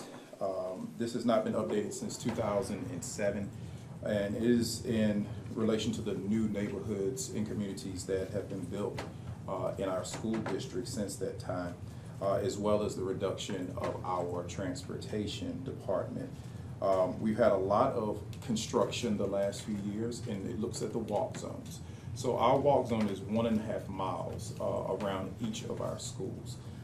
There are GIS maps included in the abstract, and what this does is it helps us to clean up those walk zones where construction has now been completed in areas. We have worked in conjunction with the GIS office in Carrboro, which does not only Carrboro but Chapel Hill as well. And through working with them, we have vetted all of our stops to make sure that they're as safe as possible. We're not asking children to cross major highways. There are instances where students are inside of that 1.5 mile zone, but because that stop is deemed unsafe and we can't find a safe zone for them, we will pick them up and bring them to school. So that is the gist of this abstract, is we are attempting to go back to the board's decision in March of 2023 and improve the efficiency of our transportation department. And I'll take any questions at this time. Thank you. Board members? I confess I opened the maps that you provided and went, whew. Yes, sir. And they are all, those yellowish oranges colors are the walk zones that have changed. Those are the only changes. Yes. Okay. So they've asked if we, well, can I have a motion to approve the resolution as in the abstract? Been moved? I'll second. And seconded. All in favor, say aye. Aye. Opposed? Thank you, Dr. Stewart. Thank you, sir. That brings us to the superintendent's report section of the agenda, and first up tonight is an exceptional children's update. Ms. Robinson, hello. Yes, hello. Good evening, board. Good evening, Dr. Hamlet, our cabinet members, as well as our community. If I've overlooked anyone, please forgive. We have been looking forward to coming before you, and I have our team with us tonight to talk with you about our recent updates, or our updates thus far. And I would like to introduce them. First, and many of you may know her, Erin Watts, who is our Director of Compliance. Tianka Day, who is our Director of Psychological Services and Supports. And Dr. Catherine Pritchard, who is our Director of Instructional Supports. And we also have joining us to do our Human Resources update, Mark Bailey, and perhaps Dr. Harris as well. I want to say a special thank you also to Dr. Vilwalk for her support. Well, she was here earlier. I think she switched seats. Okay. For her support and information in terms of our data. So we have been, of course, looking forward to sharing with you as we build upon what already exists. When I was last before you, it was day 59, and it's now about day 172.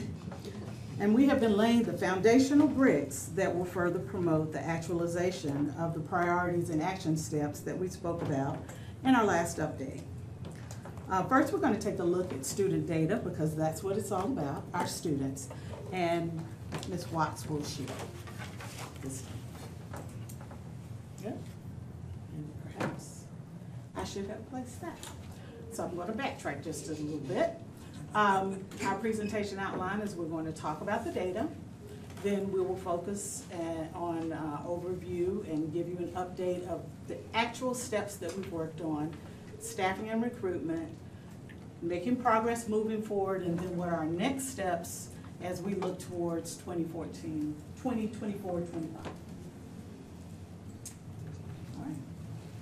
Good evening. So the first couple slides will look very familiar because they're very similar to what we presented in January. They have been updated to reflect our April child count. So just as a little bit of background, our district is still 49% white, 19% Latinx, 13% Asian, 12% Black, and 7.5% multiracial. And like I said, this is very similar to what we presented in January. One notable difference is our April 1 child count did go back up and exceeded from when we were there in 2023. As a reminder, our child count number is what we use to get our funding from the state. The first row reflects pre-K through kindergarten, and the second row reflects just kindergarten. In particular, this year we have seen a sizable increase in our pre-kindergarten numbers. Next, we show a breakdown of our EC students according to race and gender. We have more males than females, especially in the white, Black, and Latinx subgroups. And one notable still, even though we have grown in pre-K, it is still too small to break down into small numbers into the chart. There are 14 different categories under IDEA of which we provide special education. Over 90% of those eligibility services are provided in our general education classrooms, which is, again, why you will hear that our staff members say that our students are general education first. The breakdown of our data continues to show that our largest category of eligibility is specific learning disability, followed by autism, and then very closely other health impairment. Our largest pre-K eligibility categories are DD, autism, and speech and language impairment. It is important to note that on this slide, students may be eligible in more than one area, so they might be counted more than once. For example, if a student has a learning disability and other health impairment, they would fall in both categories.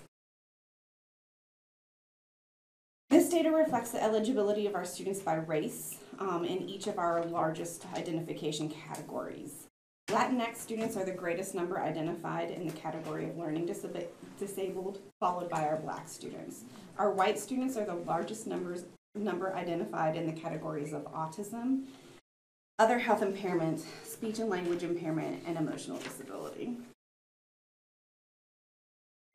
This is the same slide, except we did add what our anticipated average for the fall is based on our current April 1 child count and anticipated changes. CHCCS has 124 EC teachers currently on staff. 8 of them are in our adaptive curriculum. As noted in the first row, our board policy says that elementary school teachers can have up to 35 students, while our secondary teachers can have up to 50. CHCCS has significantly lower caseloads in comparison to state policy and also the surrounding public school units. It is important to distinguish this fact because of our low caseload size. We have 31 teachers that are paid out of local funds. Additionally, we have 71 paid out of state and 22 out of federal funds. The first row in this chart captures our adaptive curriculum class size with the requirements per state policy and by level. Row 2 captures CHCCS targets. And the last row reflects the surrounding district caseload size. Additionally, things to consider when we're looking at this is that with CCHS, good Lord, has 75 ECTAs currently on staff. We have 25 paid out of local funds and 50 out of state funds. And the next up is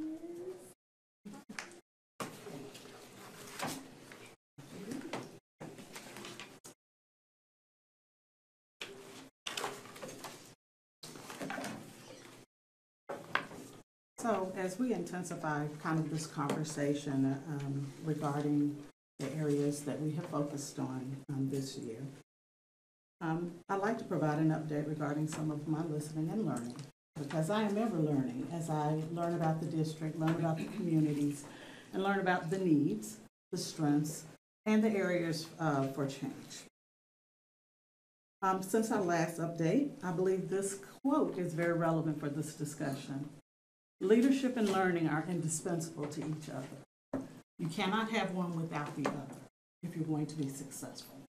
So during my listening and learning, I did open up the floor for office hours so that teachers, administrators, regular ed or special ed could contact me with any questions that they had, so that I could learn more about what were the things that were at the heart of our community.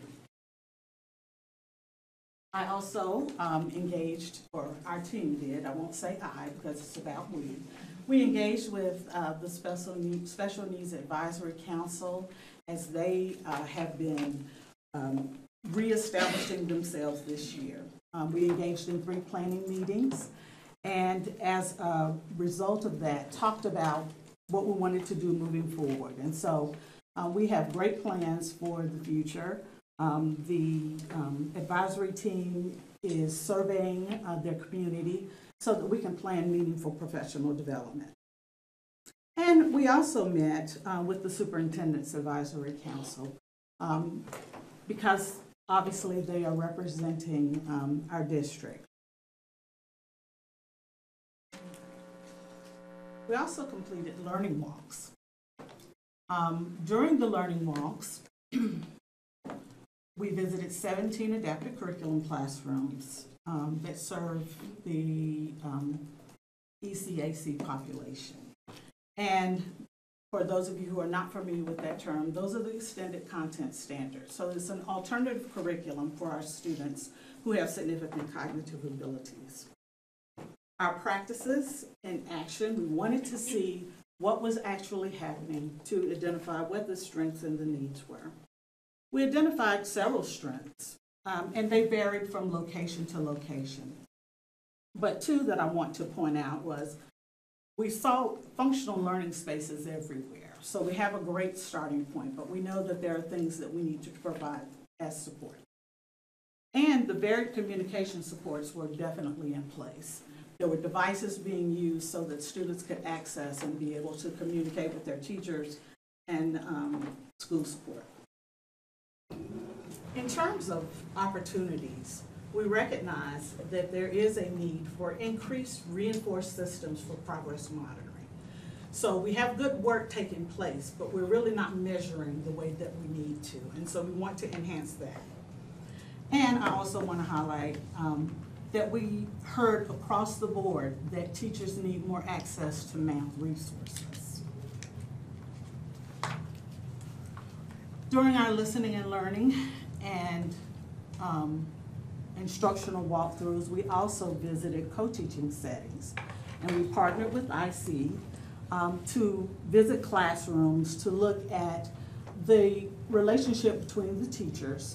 And we identified that there was parity in most classrooms. In other words, you had 2 teachers and we couldn't really tell who the teacher was, who the primary regular ed teacher was, and who the specialist was. We looked at classrooms that had EL students, classrooms that had EC students, as well as classrooms serving AG students. Because of course in a general curriculum classroom, you might have all of those. In terms of opportunities that we saw, there is definitely a need for more differentiation so that every student is able to access. There is a need for depth of knowledge questioning, to elevate the questioning so that we're getting beyond just the basic information. And, of course, increasing the use of co-teaching models. And so next, Ms. Tianka Day will share.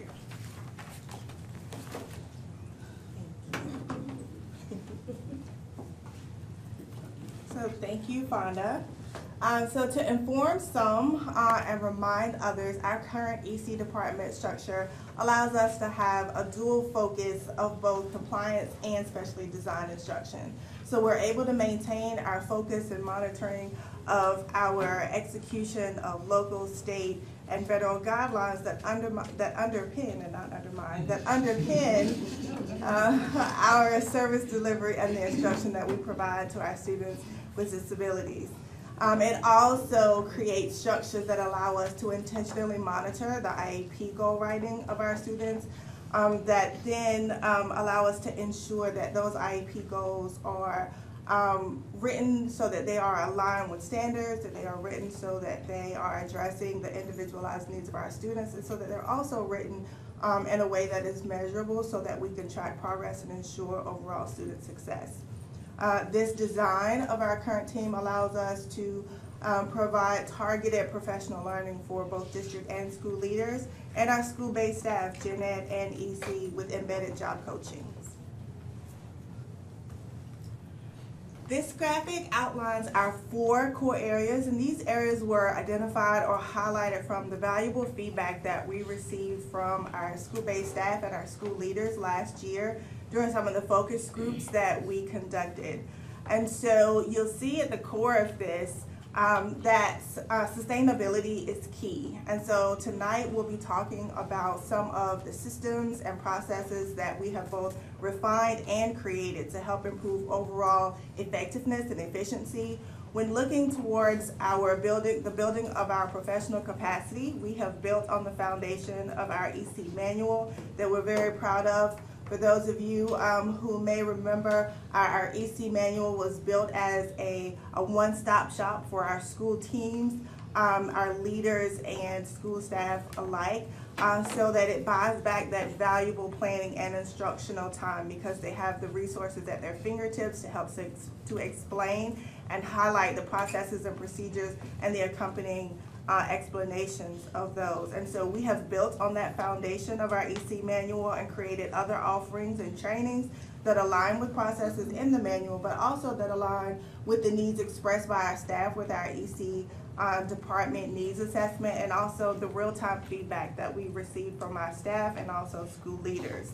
That information has also allowed us to be able to build some specialized turnkey onboarding for our staff across disciplines, so teachers, psychologists, related services, and support services as well, so that they can hit the ground running and be successful and feel well equipped at day one. Also, when looking at expanding our instructional resources, this has implications not only for academic curriculum, but also curriculum for behavior and social emotional learning. This has implications for the instructional resources and materials for our teachers and staff. And then with specially designed instruction, everything begins and ends with instruction. And so, as we noted earlier, making sure that we are supporting and monitoring the IEP goal development so that we are ensuring that goals are standards aligned, that they are meeting the individualized needs of our students, and they're written in a way that they are measurable so that we can track overall student success.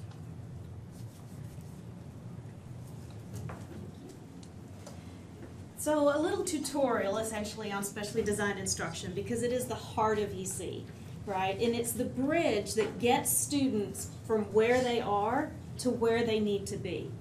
At the heart of EC is that SDI ensures that every child with an IEP receives access to the general curriculum. That's the core. We want them to get access to the general curriculum.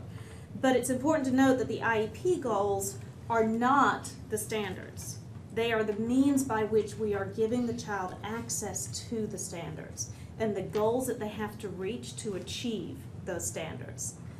It's when we are working to develop the plan that works to identify the content that needs to be taught, the methodology or the how that needs to be taught, the delivery by who and when and where that needs to be taught. We know that's in the least restrictive environment and that's what's best for the student. We're also looking at data-based individualization, which is taking a look at what is happening, rigorously looking, as Tianka mentioned, that progress monitoring data. Is the student responding to the instruction that's happening? And do we need to put things in place to strengthen, support, intensify, change the duration of the delivery to ensure that our students make progress on their goals? And then we also need to make sure that we're working on evidence-based practices, because the law, both IDEA and ESA, requires that through MTSS and EC that we use evidence-based practices to the most extent practicable. I wanted to make sure I said that right. So evidence-based practices are programs that have been peer-reviewed, but they're also programs that have demonstrated over multiple studies that they impact student outcomes. And so as a team, and including collaboration with ICEED, we're looking at the different literacy programs that are out there, the math programs that are out there, writing programs that are out there, as well as the behavior, social, emotional programs, so that we can really take a comprehensive look and build a continuum of services so that we can put in place from the foundation skills to where students in literacy who need that actual look at print concepts, all the way up to comprehension, that we're working and focusing just on comprehension and all the pieces in between, as well as with math, those foundational numeracy skills, building up to advanced problem-solving concepts as well. And in behavior, we will address that specifically with our BEST and SAIL classrooms by putting in explicit instruction and training for our teachers with a program that helps to support those students so that they can have increased access back to the general curriculum. Because the goal for all students is that they return back to the general curriculum essentially as quickly as they can.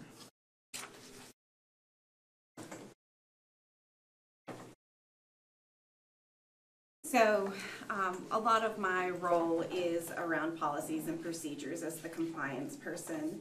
So when we look at this and what we have done this year, as Ms. Day already said, we are very proud of the EC manual that we spoke to you about in January. One of the things that we have done since then is, as she said, gotten a lot of feedback and gathered data on the areas that teachers need more support on, and we have used that data to update the EC manual, and that was something that we worked really hard on this year. We have also spent time developing standard operating procedures for common processes that we did not previously have. A lot of teachers didn't really know the processes and procedures, so we put things in place to help it be more clear. Very excited to say that we have, not only have we staffed 100% of our EC leadership, which has reduced a lot of the stress for some of our team members, but we also have, I think this number is higher now after tonight, but at 80, when we wrote this, 85% of central office vacancies have been filled, which will also reduce some stress placed on teachers because they'll have more support.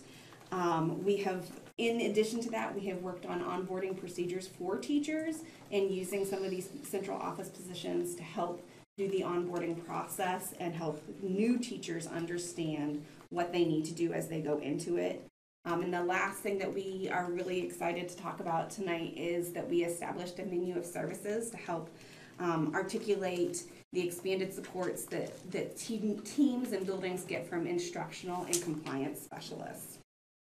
So on this slide, we really wanted to spell that out because we are really excited to have a fuller team of compliance instructional specialists. And so what we have done is given you an idea of some of their job duties. These responsibilities are designed to reinforce the strengths of our teachers as well as build their capacity in areas that they are not as familiar with. The focus of both the compliance instructional and instructional specialist is to use compliance and instructional practices data in order to provide support and coaching to teachers. Compliance specialists monitor compliance data. They conduct file audits and assist schools with high-profile meetings, while instructional specialists will focus on helping teachers with instructional practices like progress monitoring using evidence-based practices and co-teaching. So as we move on to area 3 with our building professional capacity, we have done professional learning for our school leaders that's delivered during DLT. The most recent topics have included the overview of the IEP processes, as well as the role of the LEA in the meeting. To ensure successful transitions, we've also developed some onboarding processes for our staff so that we have consistent conversations and expectations as we hire people, and then also processes that we will be collaborating with the new teachers as well to put in a process to support our new teachers as they come in the fall as well.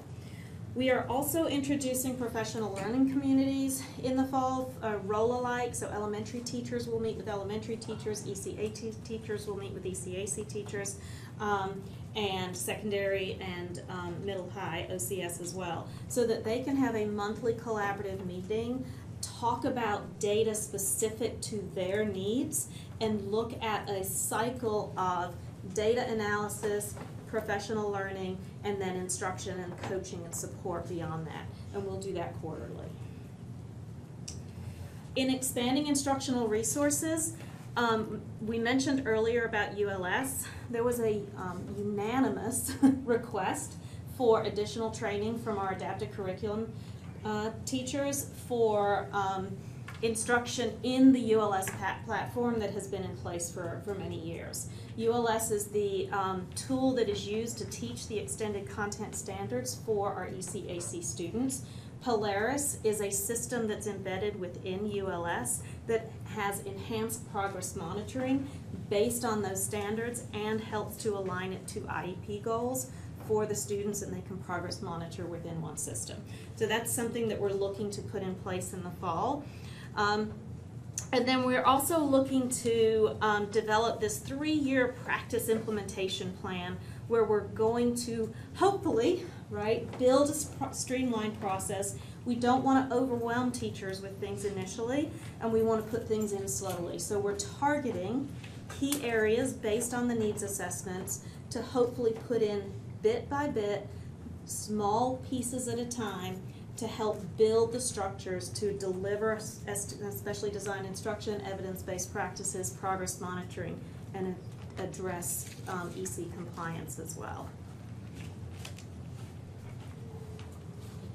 Somebody's after me.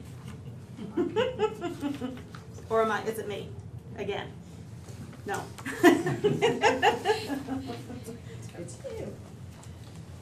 Good evening, everyone. My name is Mark Bailey. I'm the Director of Recruitment and Employee Engagement in our Human Resources Division, and I'm here to share some information about our EC staffing, recruitment, and retention efforts. We'll start off by looking at some really encouraging data. I say encouraging, those numbers are high. They're not 100%. That is our goal, but they are encouraging numbers. So this is as of June 10th. We have 7 EC teacher vacancies, and we have 8 EC teacher assistant vacancies. This is a fluid situation. It's developing, and it's becoming more encouraging. In fact, 2 of those elementary teacher assistant vacancies have candidates that are already in process that will be on the July board report. So that number continues to get better. Aaron was correct that 85% has improved to 87%. So 3 of those positions have also either been filled and were approved today or on the July board report as well. So we're really encouraged by these numbers. Talk about our internal recruitment. A lot of this information is similar to what we talked about in January. We can see that fewer than 10% of our student teachers and interns have an EC focus. That being said, only 1 of those 7 is actually an EC student teacher. So what that tells us is that historically our teacher prep programs and our colleges and universities produced a lot more EC student teachers than they are currently. That number is incredibly low. We know another internal recruitment strategy for us are staff referrals. So we approved in May of 2023 that staff referral program. We've had 56 new hires since that date who qualify for a referral. 9 of those are for EC teaching positions. Sorry, not EC teaching, but EC positions overall. We did see several of our EC teaching assistants hired in the spring as a result of a staff referral, and those are always great. So that was really encouraging as well. In addition to looking at recruitment, we also look at retention. That's part of engagement. And since July, we've had 200 school-based employees who have separated from the district. Of those 200, 38 of those employees were in EC positions. You can see the breakdown here between teaching assistants and teachers. So EC teachers and teaching assistants make up 12% of our school-based employees and 19% of our school-based attrition. So we're analyzing those numbers. Anytime we see something disproportionate, that tells us to take a deeper look. That's some pretty significant data, so I just want to share a few different thoughts that are connected to that.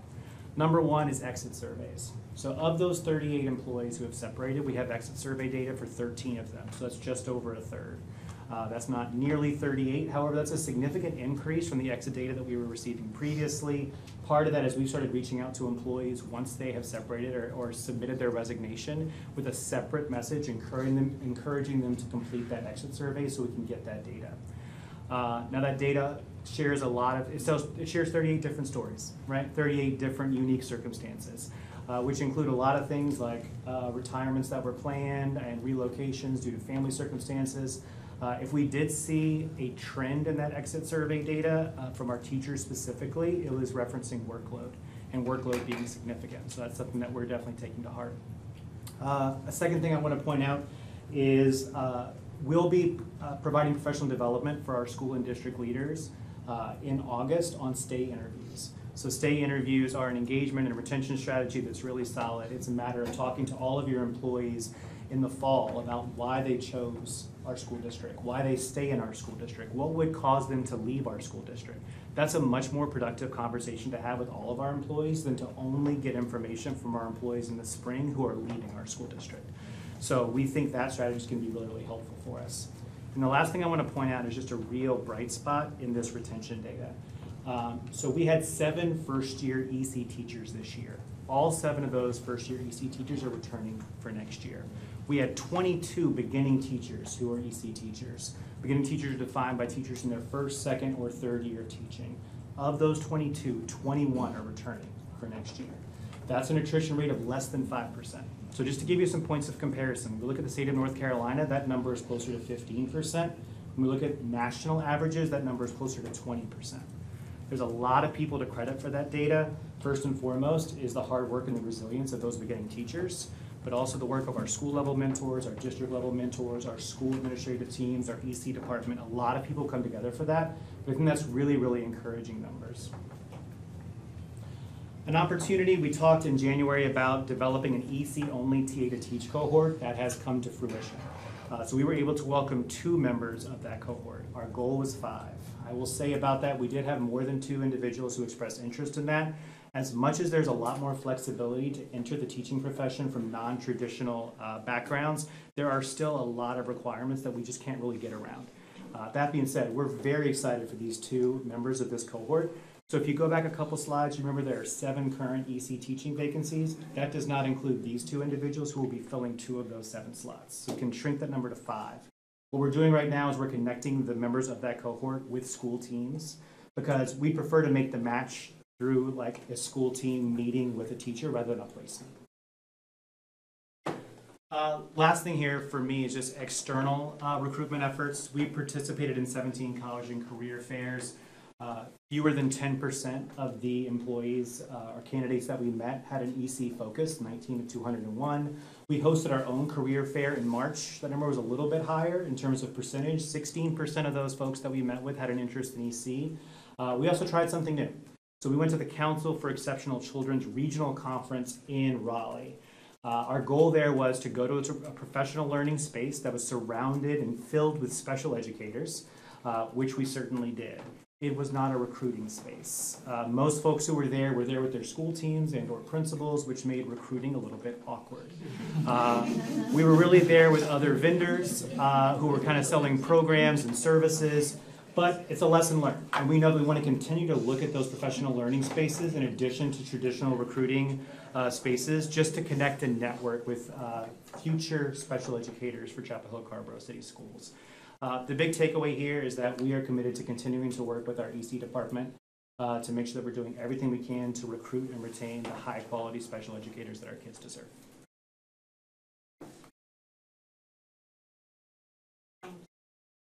All right, so next step. So as Tianka said, we were going to talk about what we've done and what we're kind of putting in place, and then what we really want to put in place. So with the specially designed instruction strand, we have a specially designed instruction walkthrough tool that, as well as an ECAC observational tool. And that ECAC observational tool is aligned to teacher evaluation standards. So a principal can walk into an ECAC classroom and see what should be taking place in alignment with how they might do an evaluation. What we've had comments about is that when principals walk into classrooms, they don't really know what to see and what they need to look for. This tool is not evaluative, it's giving them wordings and scripts to look for so that they can say, oh yeah, this is happening, or maybe we need to talk to the EC department and we can get some additional coaching and support for the teachers in some of these areas. We're also going to be in continued collaboration with ICEED on the implementation of the evidence-based programs and practices. And then our instructional coach specialists are going to be conducting SDI walkthroughs on an ongoing basis. So each week they will be in classrooms looking for the fidelity of delivery of SDI for our students and making sure that they are taking note, the teachers are doing SDI logs to show what they have done, what the progress has been made, what's the progress monitoring happening.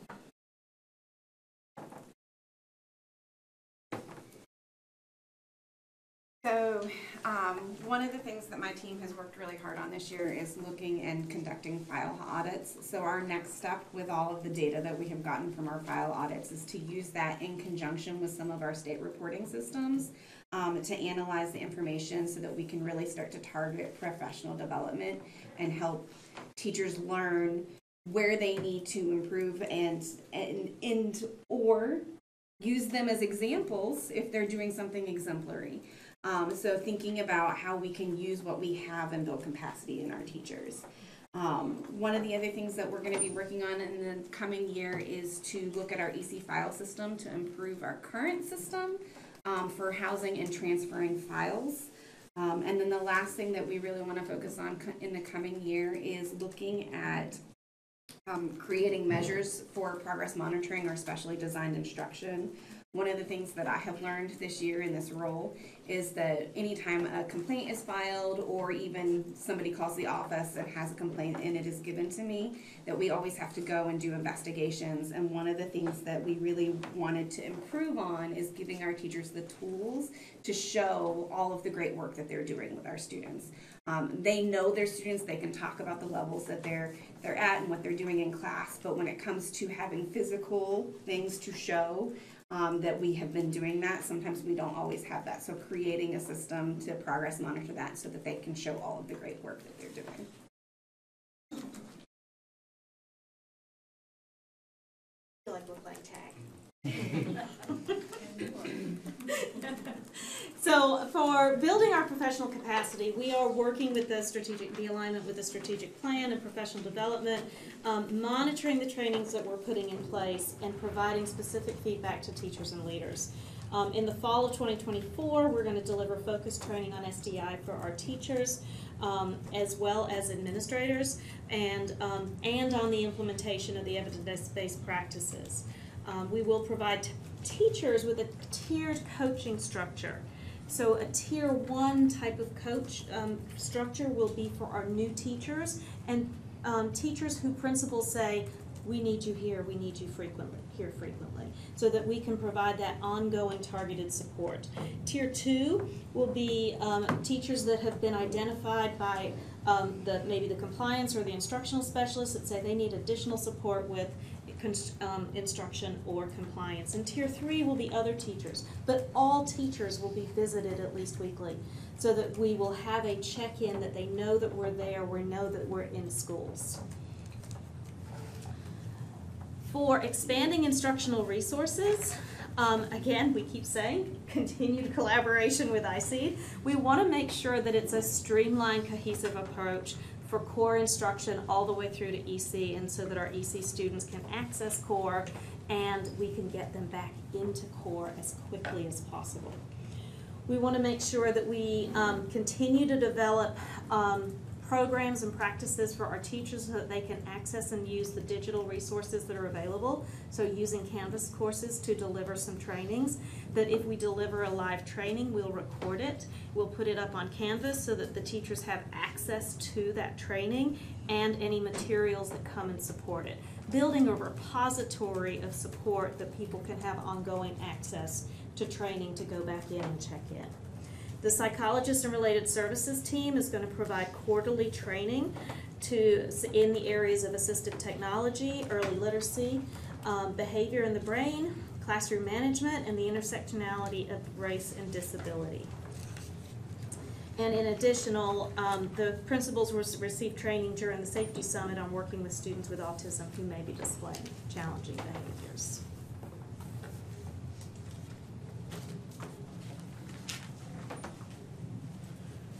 As I mentioned earlier, we are working closely with SNAC to help them to access resources and to plan for our professional development as we move forward, or our community supports. We realize that these opportunities will align with our areas, our 4 core areas, as well as with district priorities of promoting instructional excellence, empowering and equipping and investing in our people, and strengthening our family and community. And so finally, we want to share some things that we feel are points of pride. We know that there are things that we still need to work on, as we've discussed tonight. And then following that, we'll take any questions that you may have.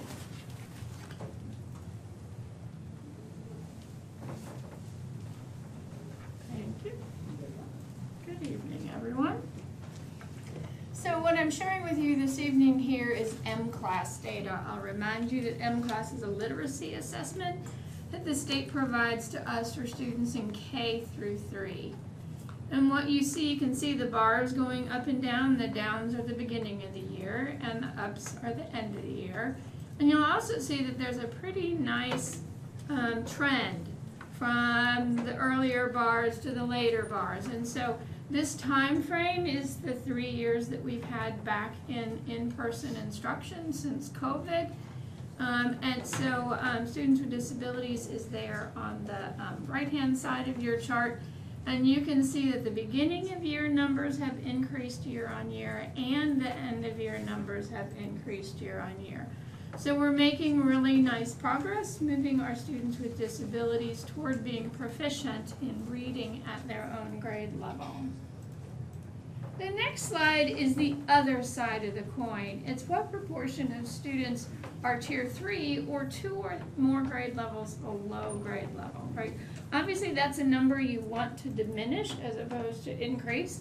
And again, you'll see not quite as strong a trend, but a downward trend. And you'll see in each year that we had more tier 3 or below grade level students at the beginning of the year and fewer by the end of the year. And so that's sort of a complementary piece of reducing the proportion of students who are reading 2 or more grade levels behind. So milestones, did you want me to do this or is someone else? You're doing it. There you go. All right, so as we talk about the numbers and everything, we are celebrating the fact, we are thankful that we are partnering with SNAC to welcome teachers back at the School Support and Wellness Summit, but also they've offered to help out during Summer Success as well, and that we will continue to collaborate and provide trainings for parents in the community in the fall as well. As Mark said, we've reduced our vacancies, which is huge, especially in this challenging situation that the country is in for teacher vacancies, not just EC vacancies. We're also celebrating that we trained 145 EC general ed staff members in autism, as well as on functional behavior assessments and behavior intervention plans. I love this graduation rate statistic of 97% for our Future Ready Core and OCS students. That is exceptional. And then 85% includes our students on the adapted curriculum. And also the Indicator 8 parent survey, in many years these numbers have been exceptionally low, like 3, right, or 5. So 377 is a huge amount and a huge increase of engagement. So thank you to, I think Andy sent some things out on that, and other people sent things out. Did you? We've sent things out to right. We have sent out a lot, and so having that data will also help inform our future learning for our teachers and our parents. We can take it all so that we can all help grow. And as Diane said, the M-Class data we've already talked about, but it's really also important to note that for students with disabilities, the proportion of students that are absent has decreased. And so that's another area that we need to work on, is to make sure that we are getting students to school, we're keeping them engaged so that they know they have access to the general curriculum and opportunities for their future. And we look forward to the ongoing work ahead of us to support the students with disabilities in the district. And as Fonda said, do you have any questions? Before we take questions, I do want to also mention that we do have a comprehensive review coming up by the North Carolina Department of Public Instruction. And that will also inform us as to the areas that we need to grow in, as well as the things that we're doing really well. The comprehensive review will include a review of our fiscal monitoring. It will include looking at our staffing. It will include looking at our programming, as well as our compliance. So it will encompass everything. And so we look forward to reporting that information back to you. We have a meeting next week with the director of the Department of Public Instruction, just to talk about what our timelines will be. So we will keep you informed along the way. So at this time, if there are any questions, we are happy to take them. Thank you, Ms. Robinson. As we get some board questions, I'm sure there may be some comments or questions, but I wanted to thank you and your team, and we appreciate it. Exceptional Children is one of those programs that has fairly high visibility throughout the year, and so we appreciate the focus on the different aspects of information and data that you covered in the way you corralled the troops here to all come and help you do that. It sounds like you've adopted IC as sort of a co-partner. I don't know if Dr. Price is. Well, we work hand in hand because students are general ed first. And so we have to include everyone. Because as we elevate things for our exceptional students, we also elevate them for our regular ed as well. Well said, thank you. And I also wanted to say I just appreciate the focus so much on what we're going to do next. We not only here's what we know about ourselves, but here's our plan, and here's where we're headed. Yes, sir. And I appreciate that. With that, I'll open it to the board members. You may have questions, things you wanted to say. Mike's shaking his head no. Vicky's shaking her head. Reese's got yeah. I've got one question.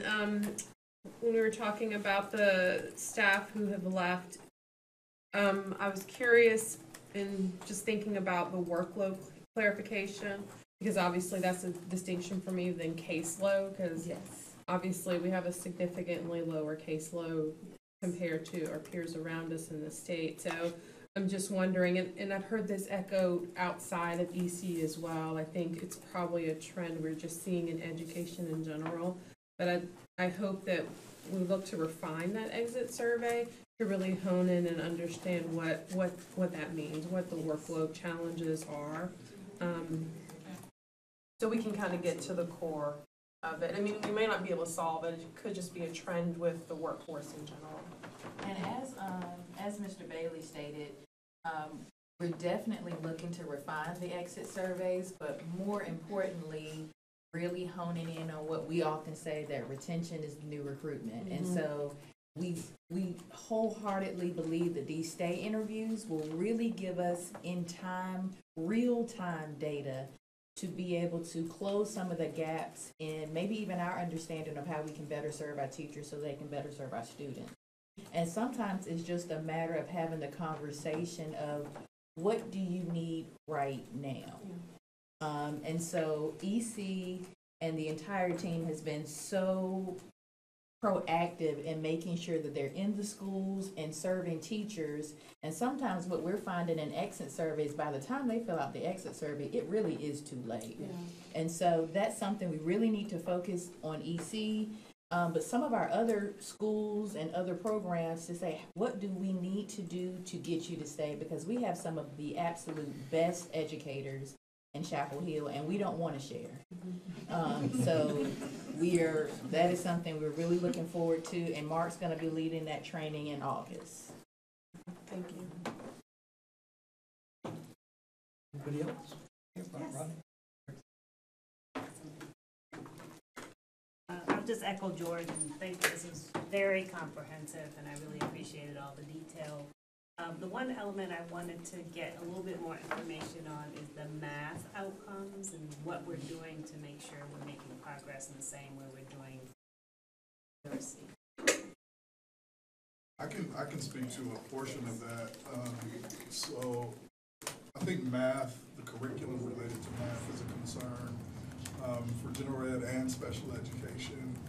It's kind of related to the curriculum and instruction audit. We haven't had a math curriculum adoption in some time, and so in terms of the materials, the training that often goes along with the adoption of materials, you know, some of the new strategies that are kind of embedded in our, you know, with new materials, you know, are just not there with respect to math. You may remember as a board, not last year, but the year before was the first time that we had aligned curriculum for literacy, right? And so we want to do the same thing for math, but it's going to be a gradual approach to that, because DPI just last week or the week before announced their calendar for adoption, and it doesn't look like they're going to be adopting a new math curriculum until 27-28. And so until then, we're going to have to be able to fill the gap with math resources from a core instructional standpoint. So I know that's a part of some of the concern that I think it lives beyond EC, but that's something very much a part of our district. Just one other point, and the Student Success Committee was updated on some of this. So next year will be, and this is kind of off the topic of math, but next year we'll begin to implement the district-wide adoption of a content area, and the first one is science. And so just like we're doing with science, we need to do the same thing with math when it comes up. But in the meantime, we're going to have a stopgap, and we're looking at resources now on the EC side, but also the general education side for math curriculum resources.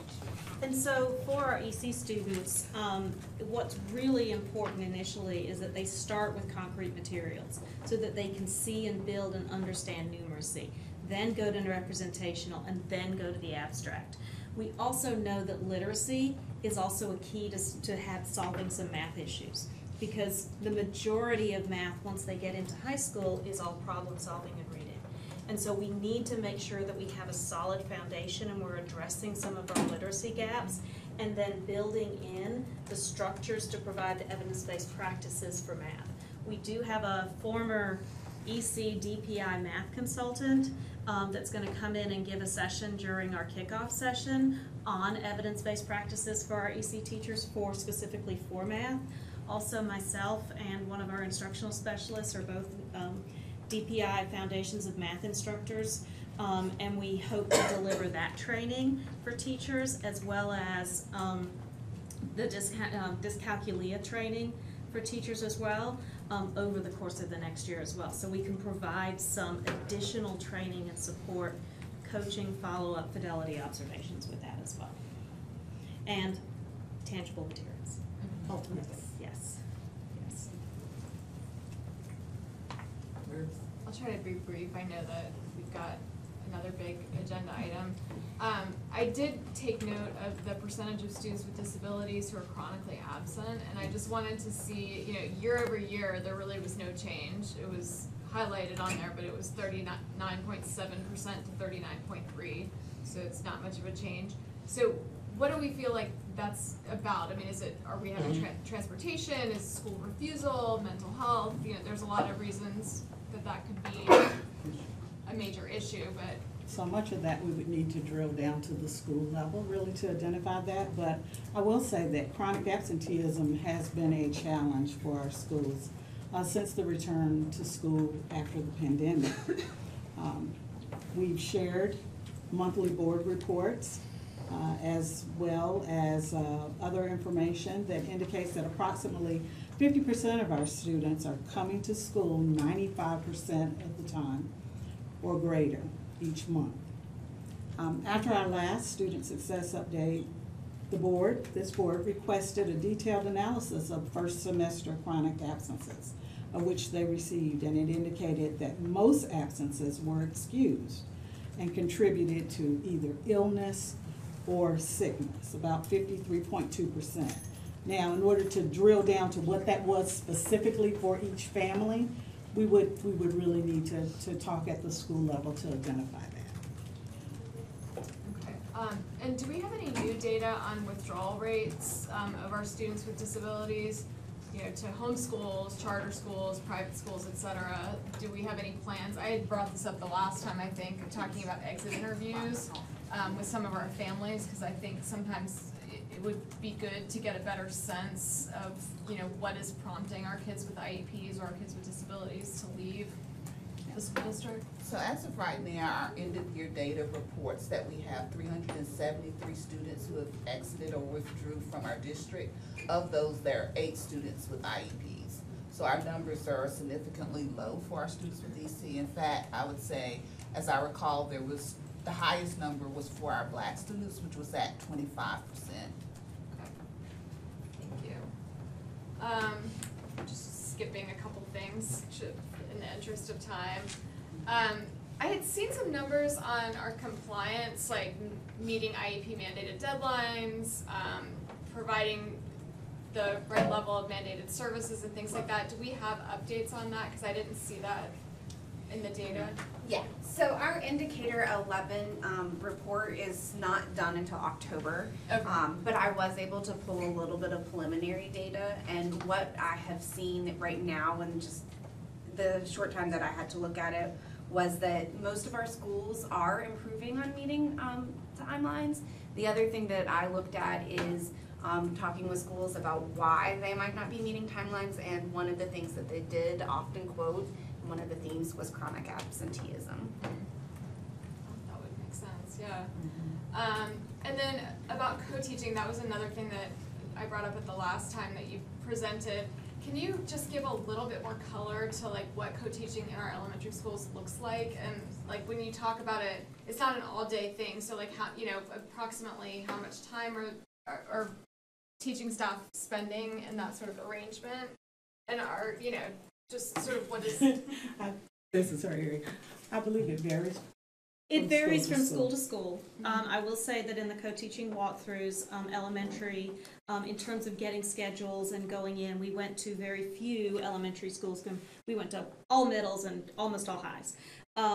What we see in elementary is either a teacher pushing in for a literacy block or a math block, or we see a teacher pushing in for just the time, the SDI time, the service delivery time that a student has on their IEP, and then going to another classroom and going in. And so it did vary by school and varied by teacher that we were working in.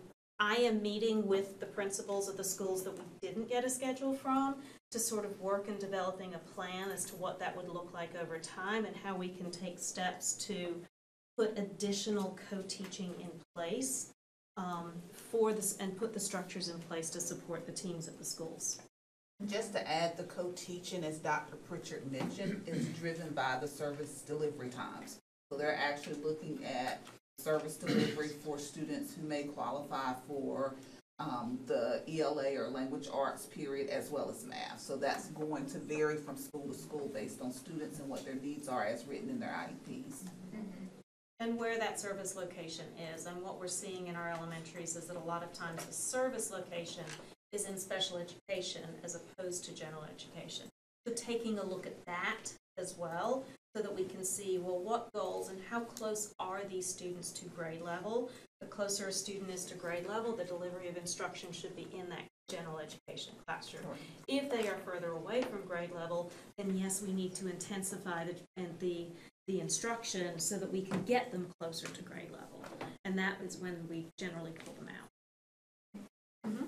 And then the last thing I want to ask about is just the training in PD. Thank you for that information. That was helpful to see.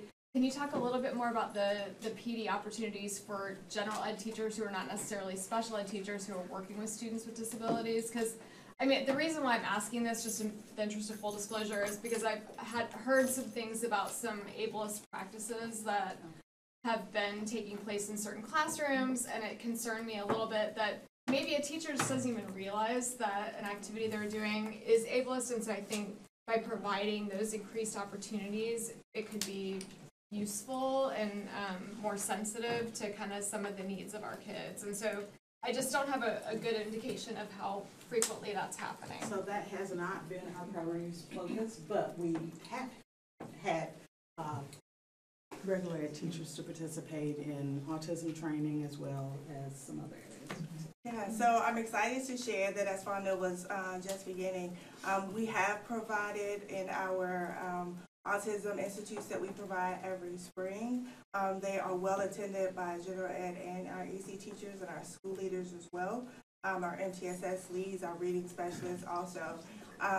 We are also excited to share that our psychological and related services team has developed a professional learning academy based on the real-time needs that have been expressed by our colleagues in the building, our gen ed teachers, and gen ed TAs as well. And so we'll be presenting quarterly training on a variety of topics, some of which Dr. Fritz just shared, so that will range from executive functioning. It will, in fact, include training on autism, the intersectionality of race and disability, ableism. We will have some courses in there about trauma and the impacts on cognitive functioning and communication and a variety of those things. And so they will be available for our gen ed teachers and our EC teachers, TAs, school leaders, and alike. And we will have those recorded and put on Canvas so that our school leaders will have a catalog of resources to be able to use to support their teachers throughout the school year. Great, thank you. And we're also continuing to collaborate with, guess what? IC, in terms of additional co-teaching training, and again, the best practices. So we're, for those teachers that haven't had that co-teaching training, that co-teaching 1.0 and then a co-teaching 2.0, what are some things that we need to refine and hone in on, and use it, that language is all part, ableism is part of co-teaching training too. So, and making sure that we are using the language that is encouraging and open, and making sure that we're not using our isms. And I would like to add that professional learning is kind of the through line through all of this. And so professional learning is the only tool and avenue that we have to increase the capacity of our educators. And so that is one of the reasons why we're really pushing our professional learning plan, our district-wide professional learning plan with Learning Forward starting next year, to make sure that all of our educators can serve our students at the very best of their abilities, and making sure that they have the tools, the toolbox, and the resources available to offer those services, because those high leverage strategies that work for EC students work well for all of our students. Absolutely. Thank you.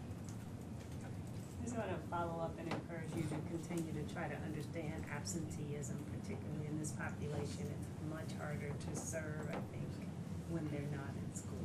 So I'd love next time you come back if you've got a little bit more to share on that.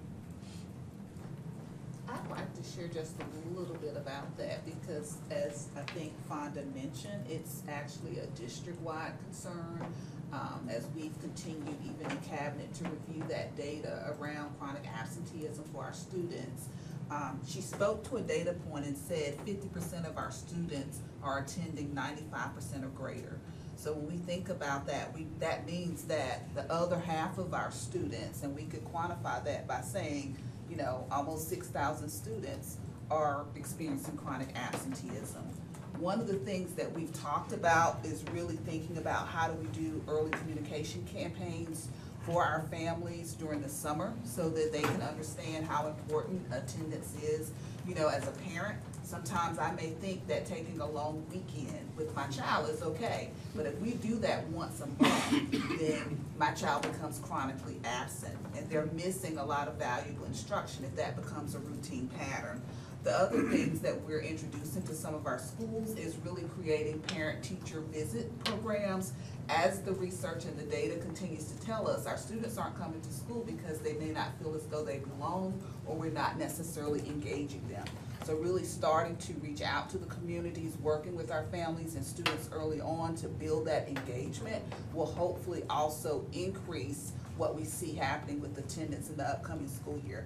So I offer that to say that we are seeing this with our students with disabilities, but we're seeing this with all of our students, and we're certainly partnering with our schools over the summer to do the work to make sure that we have a higher rate of students coming to school at a satisfactory level. Okay, thank you. Appreciate it. It's our pleasure. So we've been at it for slightly over 2.5 hours, and we have an important topic coming up next. It's going to require some time and attention, so we're going to take a 5-minute break. Thank you.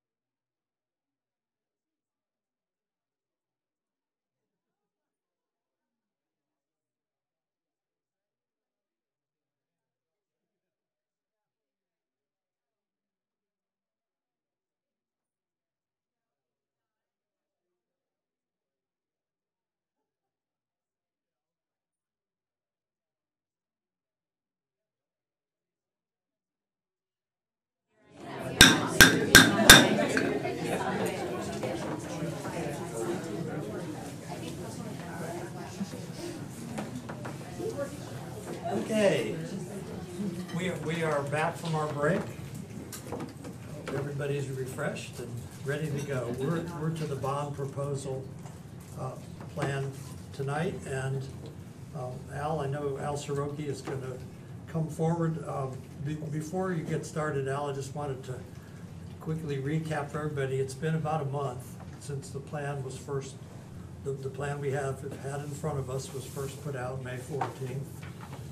2 weeks ago tonight, we reviewed that plan, and as part of that discussion, the district said that they were going to bring some additional plans to us to look at tonight, in addition to the one that's been on the table since then.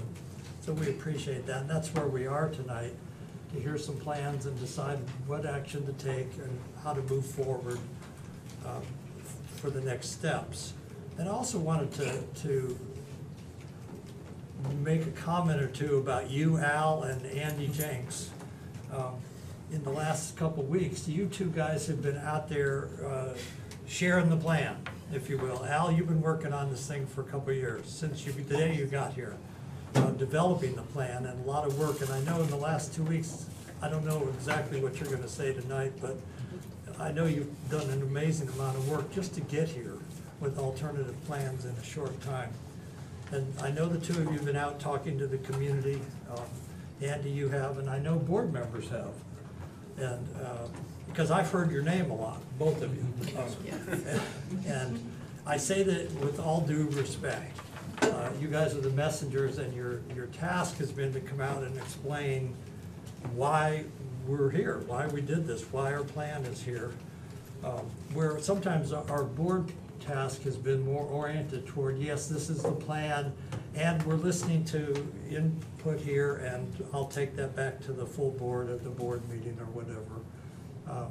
And there's sometimes the messengers get a little beat up when all they have to do is try and explain to people what's going on, and people are rightfully concerned. And I also would say a big thank you to the community.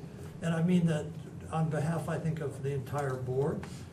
The community's been very engaged, and that's important. And we know people will stay engaged. This is a big deal, a $300 million bond, new schools. How are we gonna get there? We haven't been doing this for years. I mean, we've needed a capital needs plan, we have one. We've needed a county commissioners who see it as one of their important missions, and that is to find a way to help both school districts do some new school building or replace parts of buildings and renovate. We just haven't had this focus, so it's a critical, important time. And I just wanted to acknowledge that and thank both of you for the work you've done to get us here today. We appreciate it. And with that, Al, I'm going to turn it over to you and tell us what we're doing here. All right. First of all, good evening, Mr. Chair, members of the board, Dr. Hamlet, and guests. It's my pleasure tonight to provide you with some feedback as far as the direction that you provided to us as a staff to be able to kind of go back and take this optimized plan that really ultimately did not incorporate any of the values that you as a board or our community really took into consideration. It was strictly about putting kids into the newest facilities at the least amount of cost, if you want to call it that, and then allowing us to take all of that information and come back with some plausible scenarios. I do appreciate the grace that you gave our team, knowing that it's been about 2 weeks since the last meeting, and our team has had to work all the way up until this afternoon and being able to produce a final product that had been vetted, edited, enough to make sure that lay people, to the best of our ability, can understand what ultimately is very complex when you look at the pieces of the puzzle. So I do appreciate that. And I would also just like to iterate, for folks that are maybe hearing this the first time, and I'm going to have slides that have to stand on their own from each presentation. I'm trying not to repeat slides from the past, but knowing that we have new folks that are hearing it, there are some things that I do have to say, and I'll try to move past those for the sake of time, but they do need to be there. So I want you to know that. It's been a cumulative piece, and we've done our best to provide you with scenarios that we believe are viable solutions that could be accomplished. I'm not suggesting, unless you ask me for feedback, which ones I believe are more viable than others or which ones meet We did the qualitative analysis that you'll see in the presentation where it takes those values and we kind of use the stoplight approach, use some basic standards, and you're going to see that. But I'm going to try my best to walk through those and do it in a way in which you can keep them straight. But I'll be able to give you kind of keywords. If you start asking about plans, I may remind you that that plan means that we're doing this, this, this, and this, so that we ensure that we're just all on the same page in that conversation. So in starting, I'm going to go over remind everyone about the approach that the district in Orange County has taken, talk a little bit about the recommendations that came from Wolford, our community input that we've received on the plan, then those bond plan options, first cut at some scenarios, as well as looking at the decision-making values and criteria, which is the dashboard that you will see at the end. The biggest piece I want to share in this process, and you actually teed it up well, Dr. Griffin, this is new for us as a district. You know, we have never had the opportunity where we can come in and try to develop anything that's even close to a short and a long-term plan.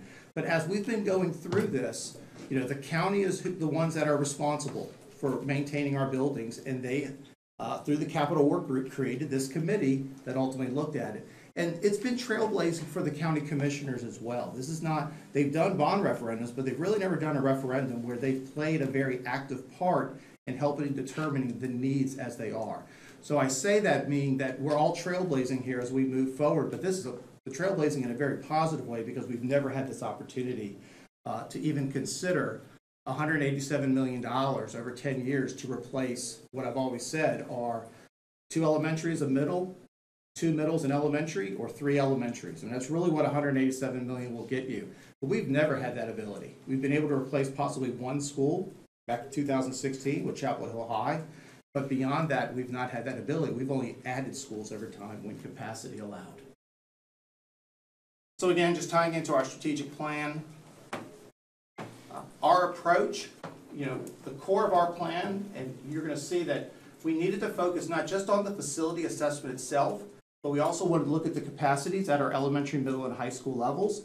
You have seen that with capacities, there is room or empty seats at the elementary level that's projected over the long term, but the middle and high, once again, over the 10-year period, we're not looking to change that capacity at all.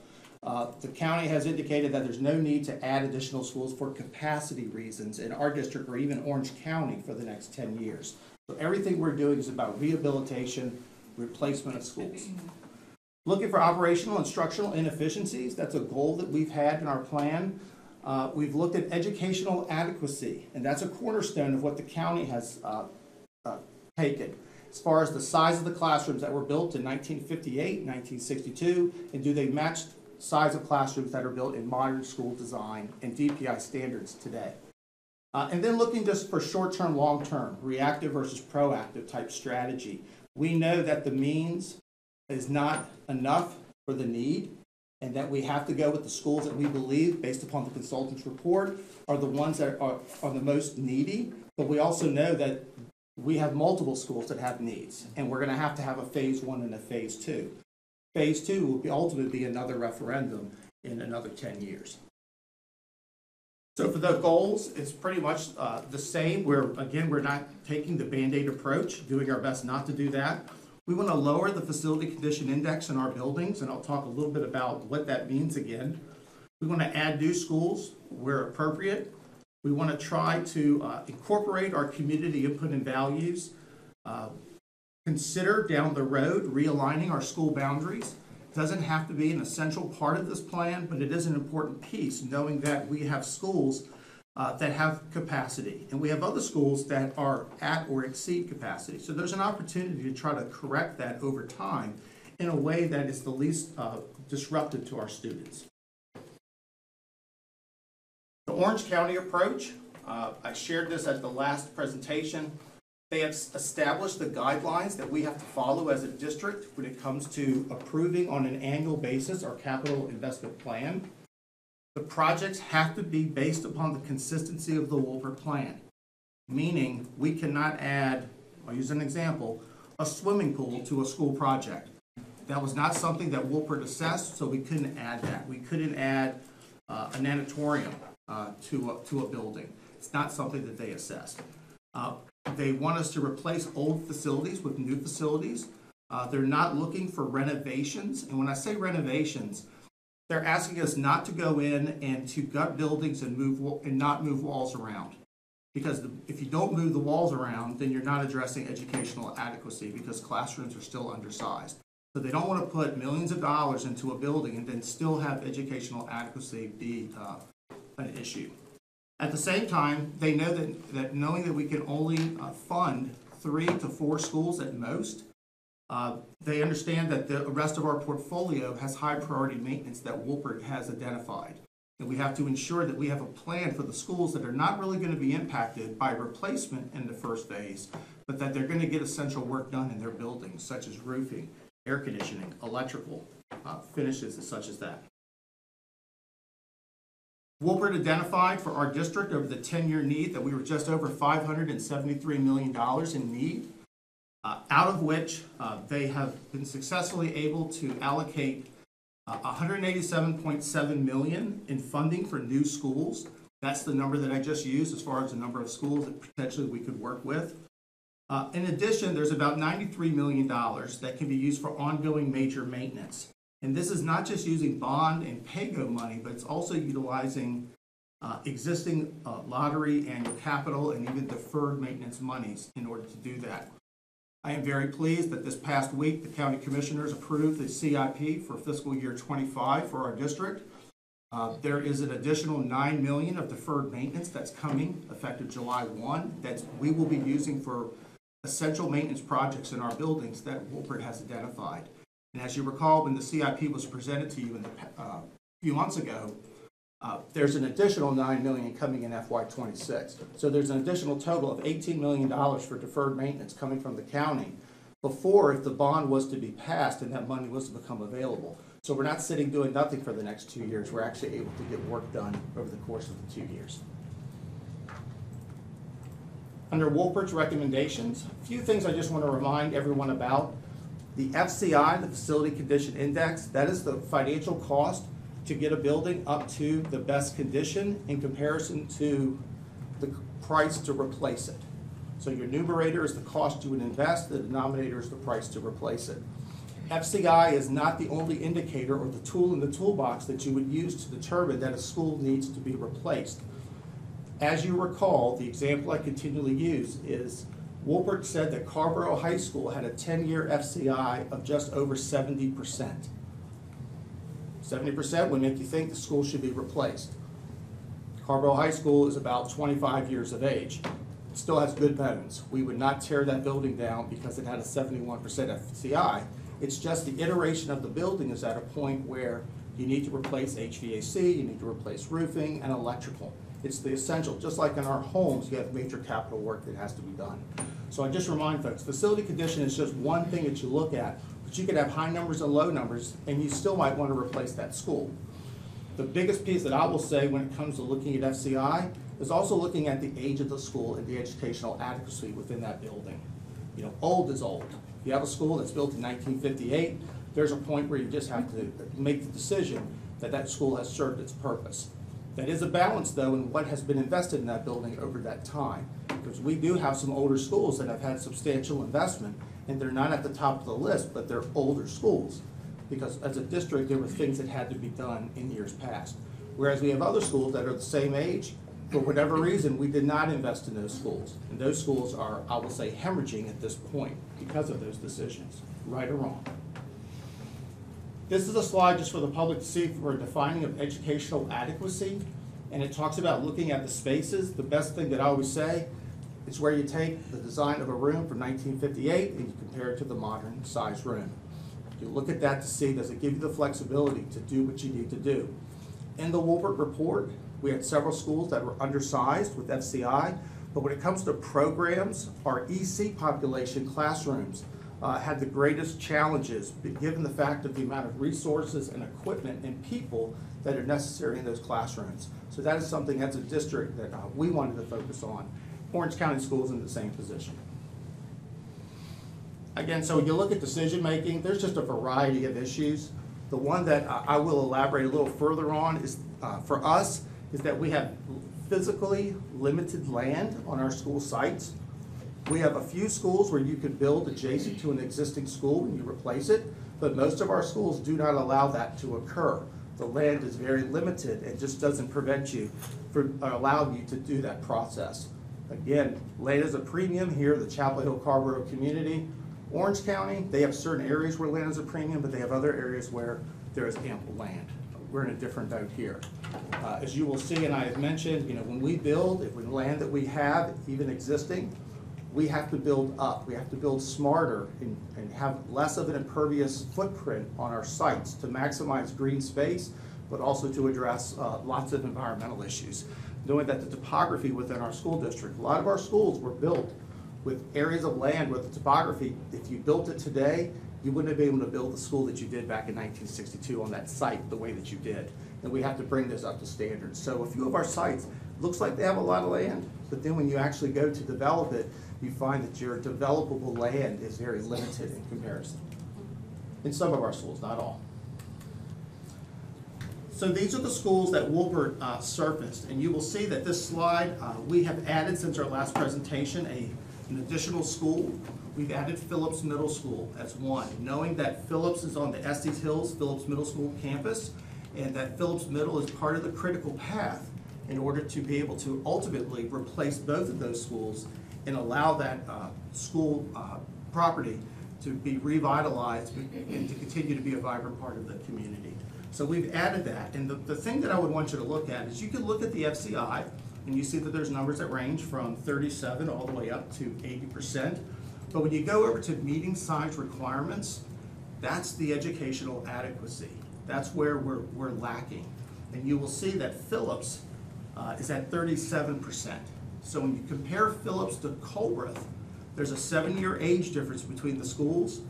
Colbreth was one that had a higher FCI because there's a point where it just needs to have roofing and HVAC done in the building. But the bottom line is when it comes to the actual size of the rooms under adequacy, Phillips is a contender because it's my understanding that that 37% is one of the lowest out of the entire Wolpert report between both districts. So it's an item to note, and we spoke with a consultant and got their feedback, and they concurred that this is a school to definitely consider as well as we deliberate on our scenarios. So the limitations of land, these are examples. You've seen these in previous, but I wanted to show how Phillips and Estes Hills, we have a site where there's a pretty big topographic difference between the football field and the actual campus on that site. But you've got a school obviously on the right and the left, and there's very little land in the middle other than what's down at the football field area that could be developed. But there's a lot of challenges there. So the premise here has been ultimately to look at, take the school that needs to be replaced first, if it's Estes Hills or if it's Phillips, replace that school first and then replace the latter on the other site. So doing a swap over time. Obviously it's an elementary and a middle school, and that's about $70 million in today's dollars for a middle school, and it's about $50 million for an elementary school. So about $120 million investment for design, site development, and construction, based upon Wolpert's estimates. We showed Carborough Elementary. Carborough, though it looks like it has a lot of land, it's part of the land is a huge, I will call it a swale, that a lot of water comes down, and there's a bike trail. Has challenges. From an initial assessment, we would say that you need to build the school where the building is on the highest point of that land. But that would allow you to maximize that space. So it's just showing you how it can be limited.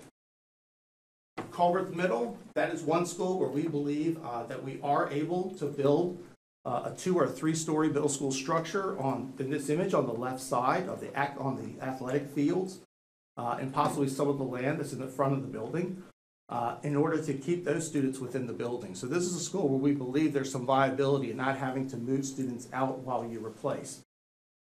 Frank Porter Graham, which is just on the other side of the bypass where we're here tonight, is a school that's very limited when it comes to land, but it is backed up to Morgan Creek, which you're aware floods. And then you've obviously got some geographical issues with Smith Level Road and the bypass, which that locks that school into an area that's hard to develop. We would not recommend putting another 500 student school back on that site. We believe that based upon new environmental standards, that we would not be able to build a 500 on there. But it would be a great site in the future for either reconsideration for shared use with the town of Chapel Hill. It is in Chapel Hill, though it's right on the Carville line, or it could be a great site for a program that our district might have. But as far as a 500 student comprehensive school, it's less desirable for us to be able to pursue once we are able to replace move the children out of Frank Porter Graham. Morris Grove is a school that I want to talk about a little bit more tonight. The land that's actually deeded to the district is very limited, but there is a substantial amount of land that the county owns for a future Twin Creeks Park, and I will talk about how there are future opportunities for us to consider in a handful of our scenarios. So in Morris Grove, I've got two illustrations. One's from the GIS system, but the other is just from a master plan from about 15 years ago. And you see Morris Grove at the top, and I would draw your attention to the image on the right. Morris Grove is the orange image. Just to the south, you see that there's a red line that goes all the way down the property. That is the sewer easement, but it's also a trail that allows walkability for the communities that are to the south of Morris Grove. When you look at the land that is directly to the south of the school, that is an ideal location to build an addition, or what you're going to see in a future scenario is a dual language center that could be built on that site. At the same time, if you go below the white line that goes left to right, that is an electrical easement. There's land just to the right of the park that you see with the ball fields. That land could be considered for a future middle school site. What I will say is there's a few things about this site that I will say can be dependencies for a project. One, I don't think this one is a major challenge, but the land is zoned as rural residential. I don't believe, knowing that the county ultimately designated that this property could be used for future educational use, that would be a difficult challenge to rezone. But at the same time, along the right side of that property, they show a connector road. And if you've been to Morris Grove, when you pull into the school, you see where there's a stub out that ends. That is the connector road that ultimately would be connected with the Lake Hogan community. And what they do here is they show that that road just goes around the property. Well, there's a lot of hard right turns there. They just did that to show you need a road. It has not been engineered. One of the challenges, I think, in looking at option one, where we do say put a middle school on the site, is we would have to work with the town and the county to design a road, and we would have to pay for that road to get down to the lower portion where the middle school would be located. So it would eat into cost, but it also, there's more coordination and time that would need to occur. Not that it's unattainable, but I do think that that is a barrier that we would need to have to overcome over time. We would look at this site. The park is not in concrete. It's a concept, and I think that the county, in talking with them, they would be very open to shared use of fields if it ultimately became a middle school in 15, 20 years. So I think that that's something that we can hold in reserve, but there is viability below Morris Grove for opportunities where you could relocate or build new facilities. So looking at community input, we've received a lot of input, and it's all been good because it's what we needed to hear and to learn, as you mentioned, Andy and I going out and engaging. But all the emails and communications and phone calls that we've received, I've tried to capture just the four major categories that have come forward. There have been others. But the first is that our community, I've not had one that has not recognized that our district buildings are in need of repair and replacements or improvements. I think everybody is on the same page when it comes to that.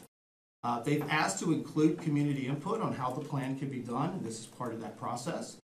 They've asked us to maintain school walkability and to minimize disruption to the best of our ability. There's been a lot of mention about plans that both of our towns have respectively. Those are public plans. We are fully aware of the walkability and how that is a strength within our community. And our goal obviously is to balance our needs with what those desires are. So our goal is to be able to tonight, to be able to show you what our preliminary assessment is so that you can see where some of the scenarios hit the mark or where there are challenges when it comes to either disruption or walkability. And then as a whole, folks have asked that ultimately at the end of the process to ensure that we are assessing the impact on racial and ethnic groups.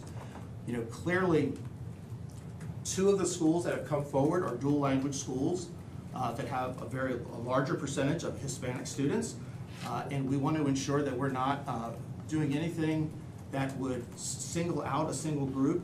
Our goal is obviously to take anything for our students is to put them into newer buildings. But we just need to be cognizant of the fact that there are large numbers of children of color that we just need to be aware of as we move through this process. So the bond plan options. I'm going to do my best to walk through these, and I've created some animations so that you can follow through, so that you're not just looking at a flow chart that you may have seen the last time. Got some great feedback from some of the community members on how to best share this. This is option one that was presented at the last meeting, so nothing has changed with this, aside from the fact that we've added some language at the bottom just to give clarification, but I want to walk through this. This is the plan where we ultimately convert the McDougall Elementary and Middle School campuses into a dual language campus. In doing so, you've got to build a new middle school next to Morris Grove, then ultimately move McDougall middle students out of that school and put them into a new school, which still leaves you students at McDougall Elementary. What this plan does is it would reassign those students from McDougall Elementary to schools that coincidentally have the greatest capacities within that area. Those are Morris Grove, Carborough, Northside, and even Scroggs to a degree. They all have ample seats that have adjacencies to that school community. What we're not suggesting is taking students from McDougall and moving them all the way over to Rashkis Elementary.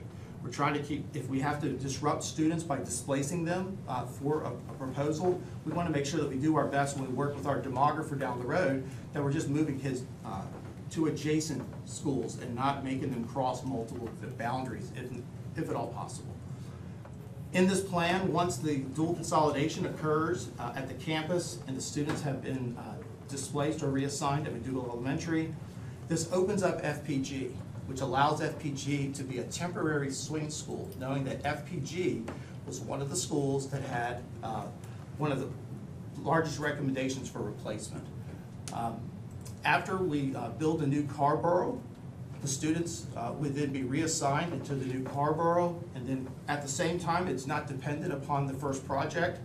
The original plan talks about replacing Culbreth, and then using FPG potentially as a swing school even for that site. And we know we can't put all the students into that school. We think we can build it adjacent to it, but we may need parking.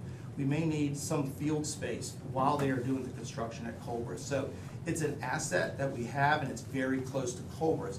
So we wouldn't want to take that facility offline until we knew that we were out of the thick of it with the replacement of Culbreth, given its proximity. In the end, ultimately, FPG would go offline. Again, that's a term that, not to mean any disrespect as far as our children, it's just taking it offline of our school inventory. That is a program school where the children would have been put into a brand new school. But with Estes Hills, I just want to give clarification that it's never been in our thoughts to ever close Estes Hills permanently. But knowing that we are about 1,000 seats underutilized at the elementary level, and that Estes Hills is a school that ultimately we've got to do something with, the initial thought is, knowing that there's not enough money to do all of the projects that were identified by Woolford, is to, at least minimally, toward the end of the bond plan, to take Estes Hills offline and reassign those students with the explicit intent that in the next referendum, at the time, Phillips and Estes Hills would be the top two projects that would be done. But it's the idea that we're operating a school that we're pouring money into, and we've got, at some point, we've got to try to find a way to minimize that investment. My biggest concern with FPG, Carborough, and Estes Hills is that in between whatever plan is decided, just hope we don't have a catastrophic failure with one of the systems in those schools. You know, we're going to continue to invest, but there's a point where you have to decide, do you replace that roof? Do you replace that full air conditioning system? Or are you able to still repair it, or do you have to reinvest? It's just a balance, and we just have to keep that. And our maintenance teams have played a big role in letting us know how much life they believe they can get out of our schools. All right, so here we go. I'll go through this very quickly, but for option one, you build a new middle school. You move the McDougall middle school students into the new middle school. You move the McDougall elementary students to other elementary schools with capacity, again, adjacencies. You unify all the elementary dual language Spanish programs to the McDougall campus. You then empty out FPG as a result. That allows Carborough to swing into the empty FPG for about 2 years or less, depending upon how quickly the project can be approved. You build a new school, and then once that school is built, all the students from FPG will then return to a brand new Carrboro Elementary. After which, you're able to begin replacing Culbreth Middle, the goal of keeping the students on site to the best of our ability. And then we build a new school at Culbreth, and those students return. At that point, you can move the students ultimately out of Estes Hills to newer schools, with ultimately the plan in the end, and we're talking about in the end would be 9 to 10 years from now, would be to take FPG off our inventory and then ultimately have a plan to replace Estes Hills with the next bond referendum. Now, we'll talk a little bit about there's dependencies with Estes Hills and Phillips, but obviously we think Estes Hills and Phillips are very similar in need, but Estes Hills, obviously from the consultant's perspective, has surfaced to have the greater need. So what's different here today is you're going to see an option number with the letter A, and I'm going to call that a wild card. It's an option of where we can reevaluate one of the schools in the renovation. So I'm going to go through these fairly quickly because in the option 1A, nothing changes until we get to Culbreth Middle School. So I'm going to jump. This is exactly what you just saw in option 1.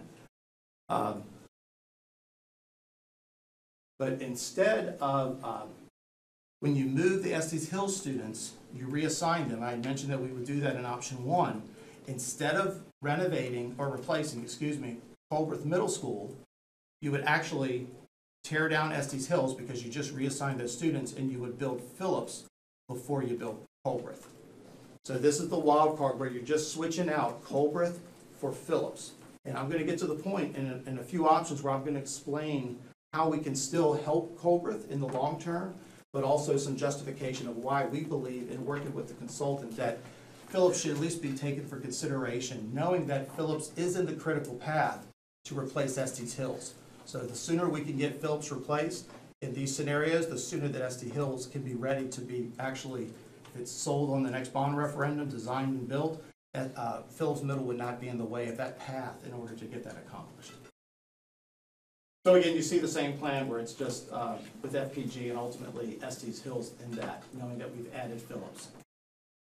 So I'm not going to go through all of these because this is something where I think you will see graphically, but obviously with option 1, the advantages we've talked about in the past with Spanish dual language all at one campus. You're able to put all of McDougall students into a brand new facility. You are reducing the age of your portfolio. Several of the McDougall students, knowing that if Carrboro Elementary was to consolidate, there's 300 seats, brand new seats, that would allow 300 students from McDougall Elementary to go to Carrboro Elementary. So 300 of the 500 McDougall students would ultimately go into a new school when that time comes forward. What you're going to see, though, what I want to share are just the disadvantages. The disadvantages here are that one, you're going to displace 500 students at McDougall Elementary. That's a disadvantage. That's a disruption. The new middle school, it is less walkable compared to McDougall Middle. The location of it right now is not, from a residential standpoint, is not infilled with a lot of residences within the area. The town of Carrboro has been making a lot of planning and a lot of strides for interconnectivity with its trails. So ultimately, they're planning to allow the Morris Grove school area to be very well connected with the existing and future trail systems. So you are decreasing the walkability. And then obviously students who used to be able to walk to McDougall would not be able to walk to the new middle school next to Morris Grove. So it's kind of a two-pronged approach when it comes to that as far as a challenge. The walkability of the new dual language school, that will also be limited. If McDougall Elementary Middle becomes the Spanish dual language, only the children that by choice and lottery that live within the walk zone of that building would be able to walk to that school. So it does have a tremendous impact on decrease in walkability. At the same time, bus transportation, when it comes to the number of routes, that would require a substantial number of routes, and we indicate that on the metric at the end. I will say out of this, option 1 is probably the greatest lift for our transportation department, because you are taking an elementary and a middle school and you are creating several more routes that are necessary because all the students that were originally walking would now have to be bused to the adjacent schools or to the new middle school. So from a walkability transportation standpoint, option one doesn't have passing college when it comes to those two primary criteria. Though it does help with efficiencies, it does help with putting our students in the newer buildings. It does not help when it comes to walkability and transportation. At the same time, with the 1A option that I shared, where we basically took Colbreth out, there would be no monies that could be reinvested into Colbreth with this plan here, with option 1 or 1A. You're going to see in the other plans that Colbreth, there is investment that we can make because if you build an elementary school next to Morris Grove or a dual language center next to Morris Grove, that costs less than a middle school. So there's about $20 million difference in cost, and that $20 million could be reinvested into Colbreth, and we'll get to that in just a few slides. All right, so option 2. This is the second of the dual language consolidation. There's only 2 before you tonight. These are the only 2 that I think potentially are viable solutions. Again, I'm not suggesting that they're the solutions we would recommend, but they're viable. The first is to, next to Morris Grove, knowing that you would convert Morris Grove into a dual language campus. That means the school, Morris Grove, would no longer be a comprehensive elementary, it would become a program school. In doing so, the dual language consolidation is every bit of 850 students. Morris Grove can only hold 500 students. So we would need to build an addition, a building on the land adjacent to Morris Grove Elementary that it minimally could accommodate the additional 350 dual language Spanish students at minimum. My recommendation would be we would build for a little more capacity than that when you look at efficiencies, but that's to be determined. This would require that the Morris Grove students would be assigned to adjacent schools with capacity. We would then have to relocate all of the dual language, and I failed to mention our small newcomer program at Northside that was mentioned previously, as well as FPG and Carborough. They would all combine to Morris Grove campus, where you would have an addition adjacent to Morris Grove, and then that's where the dual language. So it's basically doing what we suggested at McDougal Elementary and Middle, except you're just adding an addition to Morris Grove in order to accomplish the same idea. This then allows you then to continue by emptying out FPG. You can then use it as a swing space for Carborough. You can replace Colbreth on site. Again, use FPG as a swing site, and then in the end, taking FPG offline, and then ultimately reassigning Estes Hills and replacing that school in the next referendum. So again, I'm going to walk through that very quickly. Moving the Morris Grove students to adjacent schools, building a new addition next to Morris Grove, moving the dual language and newcomer programs to the Morris Grove Elementary dual language campus. At that point, you're emptied out FPG, which creates space for Carborough and Northside. Carborough Elementary students would swing into FPG, and then we go right through where we build a new school, return all the kids back to Carborough. We replace Colbreth. Again, option 2 is replacing Colbreth. You're going to see option 2A that we're going to swap it with Phillips. And then again, you build new Colbreth, come down, do the same thing we talked about, knowing that in the latter years of the plan, you would reassign the students knowing that another referendum would be coming and you would be able to put Estes Hills and ultimately in option 2, putting Phillips on the forefront. So in option 2A, again, I just want to share, when you look at this online, you don't see the animation, you just see the full flow chart, but it shows here where instead of going to Colbreth, you're now tearing down Estes Hills and building a new Phillips on the Estes Hills site. Now, knowing that we've taken the option of building a middle school at Morris Grove, here's where you get your roughly a $20 million savings. And we would recommend that you put some of that money into high priority projects and high impact projects, and I will name a few of those in some future slides at Colbreth. So 2A actually allows you, by taking Colbreth and not replacing it, you can still reinvest in that building and give it life to where that building could go another 15, 20 years. We have confidence. And again, we've spoken with Wolpert, who believes that it's possible as well. So why replacing Phillips Middle makes sense? You know, Phillips Middle, built in 1962, it is a critical path for future school replacements, meaning that though it's not part of this phase bond plan, But if we could tee up and get Phillips done sooner than later, it gives us the ability to then replace Estes Hills, which then allows us to start hitting the remaining schools that have needs, such as Sewell Elementary, Glenwood Elementary, Ephesus Elementary. It allows us to get to that in a future bond referendum. But Phillips is within a critical path, and it's a vital part of that community and revitalizing it, knowing that, as I've said before, I will say the Estes Hills community is in the epicenter of our school district, meaning it's in the center. It's a vibrant area that you would never fathom ever putting anything other than comprehensive schools at those locations. It'd be great to put a program there, but not on that site. But if there was another piece of land, which I'm not aware of, you'd want to put that in the middle if you could. It just doesn't exist. So you would not put a program there at the expense of a comprehensive school. At least that would not be my recommendation.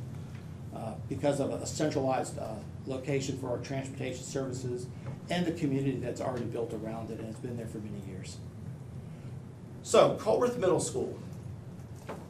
Actually, let me go back. There are about $8.9 million in high priority needs that Wolpert identified for Colworth. It's primarily HVAC, roofing, and electrical. By doing that work, you can reduce their FCI by 14%, takes it to below average. But at the same time, below average actually is operational for our school district. I mean, that's just where we are. It's when you get into poor, when you're at a point where you're not able to operate. And you go back and look at the slides that Wolpert created, you will see that.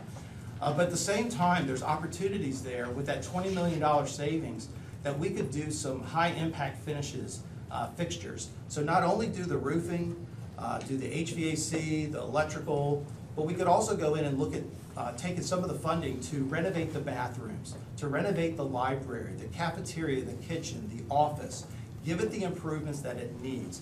I will challenge anybody, go to Phillips, walk through it, go to Colworth and walk through it. With not knowing anything about facilities, I will say, tell me what you think. You would think that Phillips is far worse. So, from an FCI standpoint, Colworth was higher than Phillips. This is where I say you can't put all your tools in one cart here. The difference is there's been money invested in Phillips over time. But those investments, we're going to disagree with Wolpert and say that ultimately the HVAC at Phillips, the roofing at Phillips, ultimately is going to need to be replaced. Structurally, I don't want to get too many details here, but the difference between Colworth and Phillips when it comes to HVAC work, Colworth has rooftop units. If a unit goes, you take it off the roof, you put another one on it. At Phillips, there is no clearance between the ceilings and the roof. So there's no way that you could replace it with a modern day HVAC system. There's no place for the ductwork. So we have outdoor units on that school. Right now, there are 3-ton units per classroom. You can no longer buy the 3-ton unit. This is where I'm getting to the weeds a little. You have to buy 2 1.5 tons, which means you pretty much, the decibel level's a lot higher, and you're eating into indoor classroom space because you have to have 2 units in the space of 1. It's a little thing, but that's a big thing when it comes to the instructional integrity of the classroom, but also from a maintenance standpoint. So that's just one little example, but the topography, Colworth is flat except for the gym. The topography has challenges at Phillips from flooding in previous years to just ADA accessibility. Though we have that accessibility, it is still a challenge. And if you've been to Phillips, you know the kids eat outside 365 days out of the year if they had school for that time. I mean, they're there in the cold and the winter, the summer. Anytime they can, if they're in the building, they're eating outside. So the campus and topography are challenges, as well as the access to the football field, soccer field. That is a tremendous challenge for any child with a disability to get down there, and they have to make alternate arrangements. And again, if you haven't been there, I encourage you to walk that school. Just compare the two. But they both have needs, so I don't want to dismiss Colworth, but I believe that we can accomplish something at Colworth and make this a consideration if we chose to accelerate Phillips ahead of Colworth when it comes to replacement. I think the critical path is necessary. At the same time, I'm going to put out there, and I said this to the consultant, I think they missed the mark with the Alice Gordon Science Wing. Just under a 15,000 square foot addition, built just under 10 years ago at about $4.7 million. That's an investment. That's an asset. And it's on the exterior of the building. It's not a separate building. So if you tear down the school, it's going to be very tough because you're going to have to, we have to occupy this building and build next to it. Kind of hard to salvage that addition. And that would be a shame, I think, with taxpaying resources. But the fact that When you look at Colbreth, I won't go back to the slide, but the educational adequacy at Colbreth was much better than Phillips. The rooms are sized better.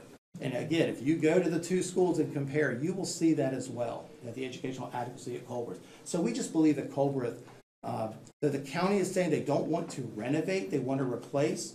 As long as we address the high priority needs that Wolpert has addressed, and they see the educational adequacy, which was, I will say, a huge cornerstone for our Board of Commissioners to say adequacy of the educational environment is very important, and that's one of the rules of engagement. It allows us to consider this, because if they had not said that, it would be very hard to consider it. So I think it's a plausible opportunity. Here are just some of the examples for the public to see. I've mentioned it already as far as the high priority needs, but then some consideration for high impact projects over the course of the next 10 years. We don't have to wait on some of these projects. You know, unlike we were talking about replacing it in latter years of the plan, you could begin doing these upgrades as funding allowed within the bond availability of funding. So it's not something you would wait all the way up until year 7 and then start doing this, because this is all very impactful for a school that's occupied. So you want to try to do this over time. All right. Option 2 considerations. These are the advantages and disadvantages that we have just talked about. I'm not going to belabor these. Option 3. This is the first option where there's no Spanish dual language consolidation. So we've left the consolidation arena. We're now jumping into just replacing the schools that have the greatest needs. And in option 3, we make the suggestion to build a replacement Frank Porter Graham dual language center on the land adjacent to Morris Grove. So we're not talking about putting a 350 student addition now like we talked about in the past. It's just replace the school. It's where we have available land. It is a program. It's a program that ultimately, though you would only put 500 students in it, it's 850 strong. We don't envision this program over the next 10 to 15 years. The enrollment may swing over time, but I can't imagine that it's going to drop to where you wouldn't be able to support a school. It's just that strong within our community and with the enrollment. So we would recommend doing that, which that would then allow you to vacate FPG. You would build that new school next to Morris Grove. It allows you to replace Carborough to continue to use FPG as a swing school. Again, here's the 3 version where you replace Colbreth, and then ultimately you're still doing the same with Estes Hills and FPG in the end. Walking through it, I'm just going to scroll through this because I think everyone's got the idea. Option 3 is where we throw in, instead of Colbreth, we go right to working with Phillips. And again, this is a plan where, because you're building a school that's $50 million versus $70 million middle school, that's the savings that you could use to put into high impact projects at Colbreth. So you're not, Colbreth's still getting what it needs to be a vibrant school, but again, it's trying to maximize the use of the resources given the assets and the conditions that exist at Colbreth. So with option 3, I will tell you that for 3 or 3A, it was tough for us to find disadvantages for both of those. I'm not saying that they don't exist, but just from our exercise, there were advantages because it allowed the replacement of Phillips to allow a quicker replacement of the phase 2 projects in post 10 years. It addresses educational adequacy at Phillips. You're not building a new middle school, which then allows you to capture that money to reinvest into Colbreth, so Colbreth is not left behind. You have less movement of students compared to the other plans. In essence, you're moving about 350 pre-K through 5 students at Estes Hills in comparison to some of the other schools that were at the 500 range. Not saying that I'm not minimizing the disruption here, but it is less students that you would have to physically displace. You're still reducing the average of the facility and the age. You're maintaining the walkability at the McDougall campus, ultimately versus taking that away permanently. And the goal, obviously, with Estes Hills and with Phillips would be to allow that walkability to continue, though the replacement would be staged over time. And it minimizes the use of additional bus routes. That's a big one because you're not busing students by displacing them at the level you were with the previous proposal. So it's better. Option 4 is build a new Frank Porter Graham elementary school next to Morris Grove. It's the same as before, except in this case, what we're doing is we are instead of replacing Carborough, we are moving Estes Hills students into the old FPG. So again, the funding only allows you to do 2 elementaries and a middle, 3 elementaries or 2 middle schools and an elementary. So you got to just look at the funding. In this plan here, there is no disruption to students because you're just building and then moving kids. But in this case, you're able to do Phillips instead of Colbreth and Carborough. So you're able to accelerate the Estes Hills Phillip campus, but it is at the expense of Carborough and Colbreth not being replaced. What I will say is I just talked to you about how Colbreth could have work done that would allow it to maintain. I think a challenge here would be leaving Carborough Elementary behind, because in doing so, school built in 1958, it's got similar challenges, high percentage of Hispanic students, it's got a program, but if we do this and we want to reuse FPG for the replacement of Carborough 10 plus years from now, we got to keep FPG operational as well.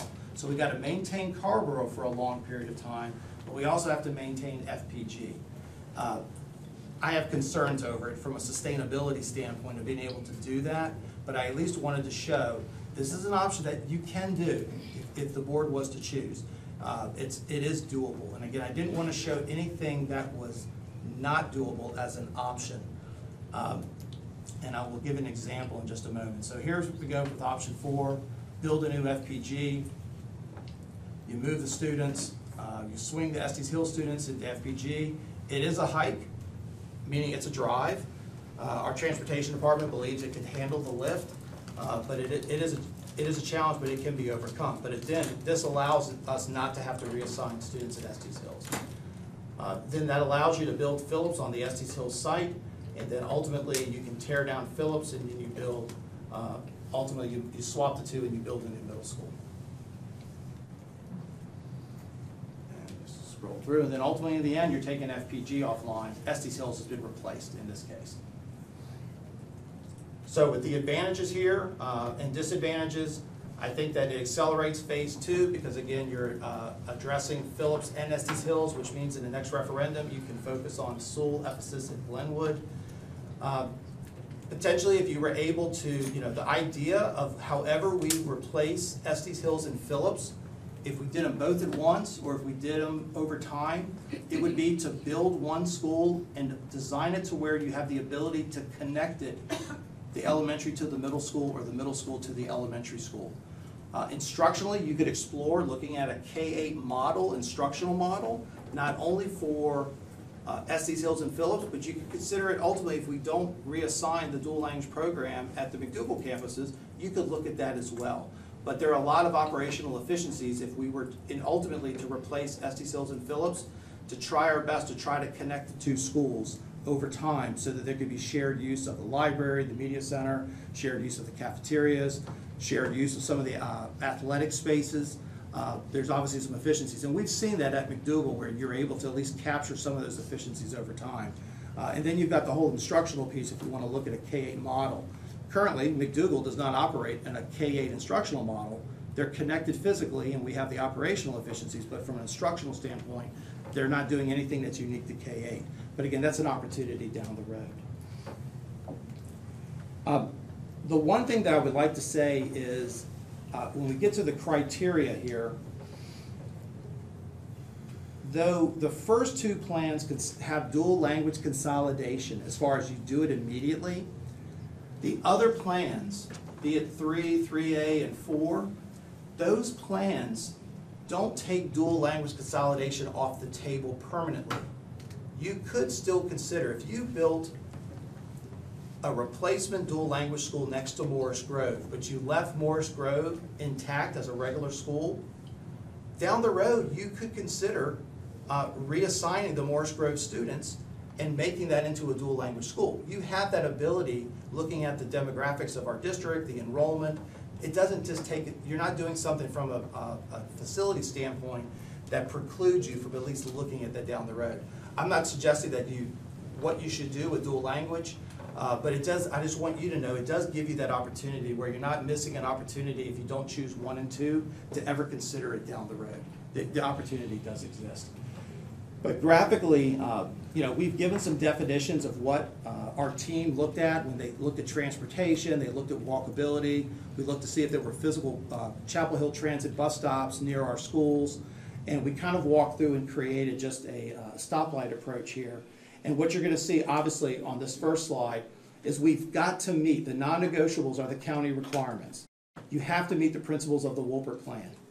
The SAFO compliance, SAFO is the process that our district uses, the county uses, where they hire NC State to come in and to look at all the plans of developments that both Orange and Chapel Hill Carborough that are in our communities for developers. They look at the yield, they do their projections for student enrollment. So they take all the information, we do CAPS reports that you see periodically where a new development is coming, and we project what we believe the student yield would be.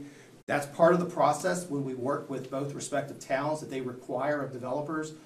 SAFO process looks at all of that because the county is charged with the building of new schools for capacity, so they manage our enrollment projection. Now, be it with Wolpert, we asked them to do the same thing, and I think I mentioned in the last presentation, Wolpert and the SAFO, both of their independent work really looked a lot alike to where it showed that the SAFO process was actually yielding what we were looking for. The only difference is Wolpert looked at educational adequacy a lot more in the SAFO than the SAFO process did. So the numbers they're warm, but they're not different in nature, as some of us thought that it might be when they did that. When you look at educational adequacy, that's where when you replace schools, you're resizing them appropriately, so you've got all greens. And then I'm just going to jump right over. So here's where dual language shows its ugly head. When it comes to the transportation impact, which was a lot of the feedback that we received from the community, that impact on buses, and I say bus routes, not drivers, because we have drivers that do multiple routes. So it's not a matter of having to add drivers, it's a matter of adding routes in many cases. And with a lot of these moves, there are efficiencies that are created, or there may have been kids that are not walking or walking today, and other kids may be walking as a result when it gets redistricted. So it's not just a one-way approach here. But when it comes to transportation impact, increasing student ride time, potentially, especially on the old 86 corridor going up towards Morris Grove, the traffic impact for having buses and cars, because we do have a high percentage of parents that drive their kids to school. So you're just adding that traffic to that. Public transportation access, we chose yellow because they all have bus stops that are near their facilities. Morris Grove actually has one on the site. McDougal does not have one in the front of the school, but if you go on Hillsborough Road and you go about a block, 2 blocks down, there is a bus stop. It's not ideal for someone because they still have to walk a 10th or a 20th of a mile to get to the school, but it's accessible. So we just put yellow there to say they're there, but in some cases they're not right in the front of the school. If there were parents that needed to attend an event for their child or meet with a teacher, and Chapel Hill Transit was the only means that they had. We wanted to show that because Chapel Hill Transit has done a pretty good job of providing bus stops at many of our schools. And though we don't have elementary students, very few ever using Chapel Hill Transit. At the middle of the high school level, we have a lot of students that utilize it, especially at the high school level. So we wanted to include that, knowing that that's valuable to us. The walkability, the school impact, obviously when you consolidate schools and you take walkable schools and you change them, you're going to impact that, and it does decrease the walkability. So that's where the optimization plan that Wolpert looked at really did not hit the mark. Of course, they were not asked to look at that. They were asked to look only at efficiencies. But again, this is what we see as we start looking at this more holistically. And then the last piece, this one, facilities optimization impact. Clearly, everything that we're doing, it's going to improve our operational efficiencies. If you take an old building, put new equipment into a brand new building, you're going to save on your utility costs right off the bat. You're going to reduce your portfolio age. You're going to increase or improve your FCI. The one where you maintain future middle school site, the first plan where we actually built a middle school next to Morris Grove, you take that away for future consideration if enrollment was to change in 15, 20 years. But all the other plans, if you just build a dual language center or an addition next to Morris Grove, you still have that land to the south that can be considered to be used. So I leave that there because I think we can't predict the future, but one thing we do know, land's is going to be even less available as we increase in time, is what I would suspect. So I think that's an important piece to keep in consideration. I also throw out there that in that area, you do have the green track that is going through design charrettes, community meetings as we speak. Potentially that could be a site for future school use consideration, but it would only be for at most an elementary school, because it is shared use with Rec and Parks and with the school district, the land that's available. So it's not a huge swath of land at all, but it's enough to where you could build a north side elementary type model on it. So I just keep that out there, but that's to come. And then obviously looking at addressing school capacity and enrollment distribution, option 4, where we're not reassigning Estes Hill students, no students are being reassigned in option 4. You're really not addressing any of the imbalance that exists in our elementary schools. Not to say that we could separate this out and say, let's not look at redistricting with the bond. Let's just look at projects with the bond. And let's look at program optimization or redistricting down the road. You don't have to rip that Band-Aid all at once. You can optimize that over time if you so choose. But with some of these, if you do what we're recommending, you would have to reassign students with some of these. But ultimately, we could try to do our best to minimize that and to stretch that out as long as possible. But option 3 and option 4 are the ones that have the least impact when it comes to disruption. And with all that being said, I've said a lot. I've probably missed some things. I'm sure I have. But I'm happy to answer any questions, because I know that you've had questions that you've been waiting to hear ask, and I'm going to answer those. And if you have transportation questions, my esteemed colleague, Dr. Stewart, has been gracious enough to talk about transportation as he's worked with the team, if you've got questions about that. The one thing I do want to add is there's been a lot of talk about us not collaborating with local agencies. And what I will say is we collaborate when it's necessary and at the right time. So when we look at transportation, we supported the grant for safe routes to schools that Chapel Hill, ultimately, who got a person, as well as Carrboro, that has been doing it for 10 plus years, safe routes to schools.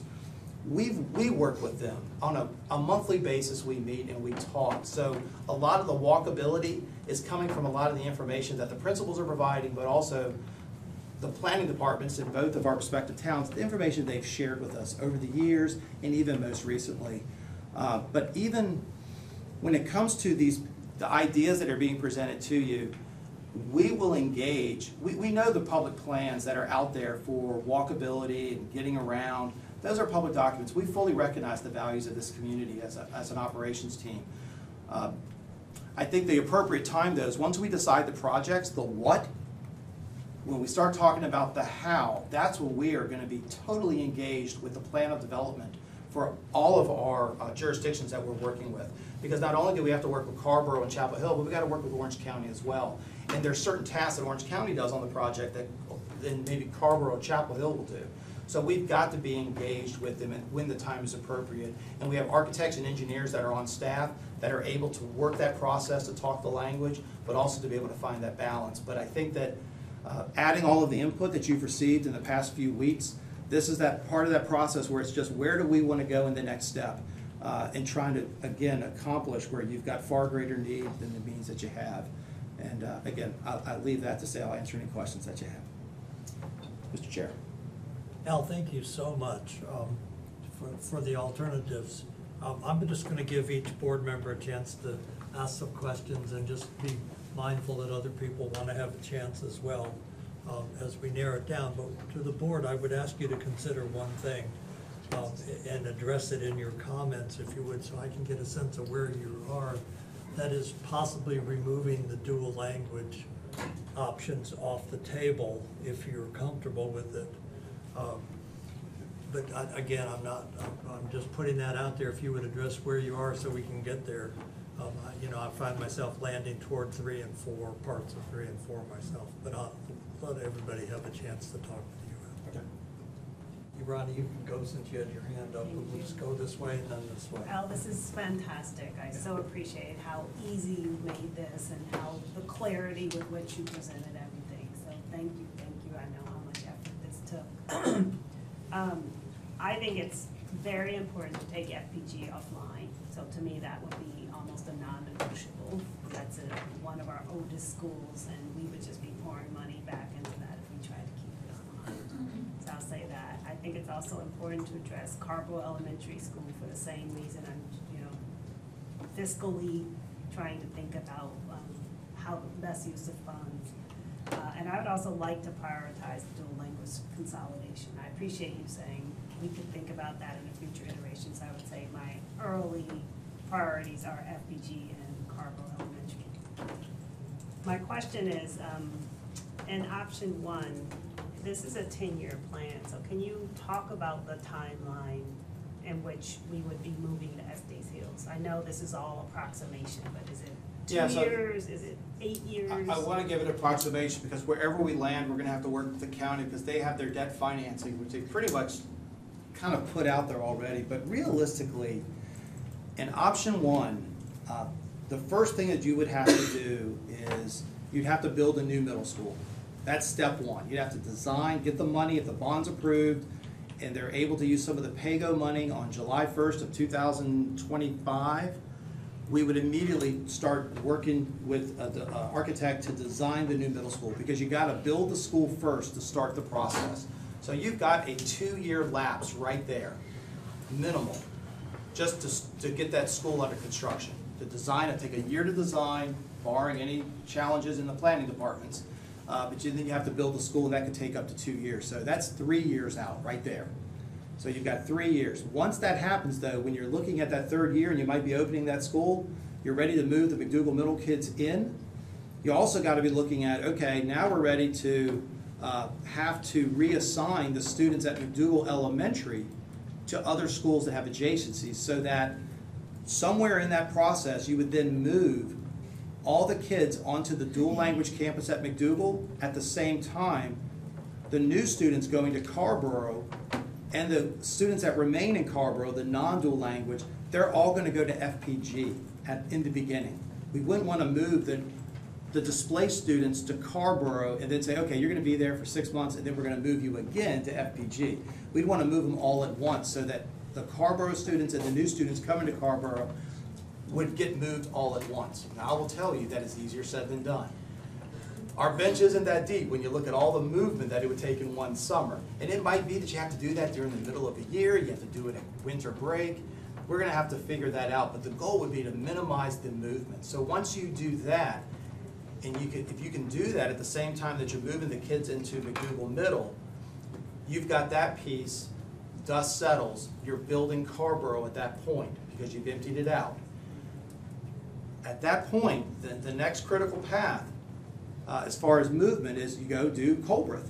But you don't have to finish Carborough to do Colbreth. It's not a dependent project. Colbreth is actually an independent project. It could stand on its own, and you could do it, and it's not going to bother anybody. The only difference is we really need FPG as a possibility for some flex space for parking, storage, or anything.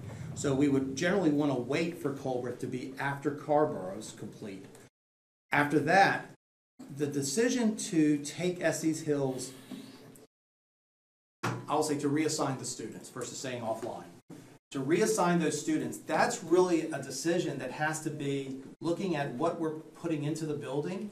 Is there a problem where that air is not going to last? We got to get the kids out, or we have to reinvest and put, $1 to $2 million into an HVAC system for a school that ultimately we're looking to replace. You got to look at that. But ideally, what we've always said to everyone is my goal would be to wait, because if we're going to reassign the students, I want to try to keep the kids in Estes Hills as long as I can, because the next bond referendum, you want to get the kids out the latest you can, so that if there's a bond referendum and the board at the time and the county puts Estes Hills as the top priority, then at that point, the lapse of where the children have been reassigned is maybe only 2 to 3 years at most, and then you get the kids back into a new building. So if you do it on the front end, I would say we do it because we have major maintenance issues at the school and we have no other alternative. My idea and what we told the community is it could be 6 to 10 years. And we would do everything we can to keep that, because we're not looking to disrupt students. But at the same time, we got a building that we know is just as bad as Carborough, just as bad as FPG, and it's a disservice when we know we have buildings that have better facility conditions, that have empty seats. And again, it's a balance, because don't get me wrong, the children and the staff at Estes Hills and many of our schools, they're dealing with the maintenance issues today, every day. So they're used to it. It's par for the course. And I think we would want to keep that community as a whole as long as we can, because that's the idea. Is if you get the kids out and then you have the next referendum, you're not delayed by a redistricting process that slows the process down. Because we want to get, again, this plan is setting the stage, I think, to hold people accountable that if we're going to do this in phase 1 and we're planning to do this in phase 2, that we're committing that we're going to do the phase 2. And we're saying it publicly and we're putting it on a document so that when that time comes, someone has to have a compelling reason not to follow the phase 2 plan. Maybe something else changes, right? But you have it there, and we've never done that in the past. And I'll use the example. Carrboro was considered in the last referendum, and it didn't get done. That's why I believe Carrboro, it needed to be done in the last referendum, and it wasn't. So Carrboro Elementary, excuse me. So it's a matter of, I just believe we have to make a commitment to our citizens that if we say we're going to do this, this is what we're going to stick to, and we're going to hold ourselves accountable by having it in a public document. So that when that time comes, they can reference it right online and pull it out and say, well, why are we not talking about this today? I agree. And then one last note I'll make is I would prefer to look at Phillips rather than Colbreth, because I think then we have a completely rebuilt Estes Hills Phillips campus once we get Estes Hills built. Barring any other scenarios or changes that we make, our team believes that doing what we've recommended as my option A, my wild card, that's the best thing to do as far as taking care of Colbreth but getting Phillips ahead, because that is the critical path that gets us to the next. And it really holds us accountable to say, all right, we did Phillips, now where's Estes Hills? It holds us accountable to it. And it gets us moving forward.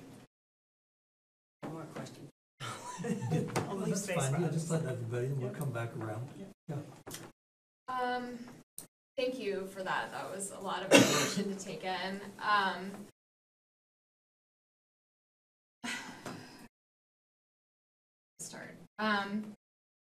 One thing I wanted to get a sense of, I just want to step back from the discussion of all the different options for a second, because I've heard a lot of conversations about like how many, the big quote unquote biggest walk zone communities. And it just struck me that, elementary schools like Scroggs and Rashkis also have big walk zones because they were built, as a part of a community when they were built.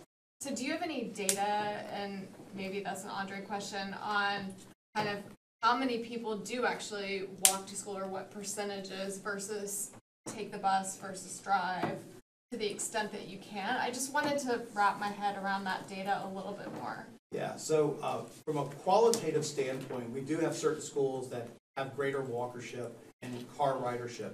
Our program schools have the greatest ridership by parents. Sewell, FPG, Carrboro Elementary. And then at the middle school level, it's basically where you have Colbreth with dual language middle school, and you have Phillips with dual language for Mandarin, and then you have McDougall Middle School with middle school. So you see the car ridership is far greater at those.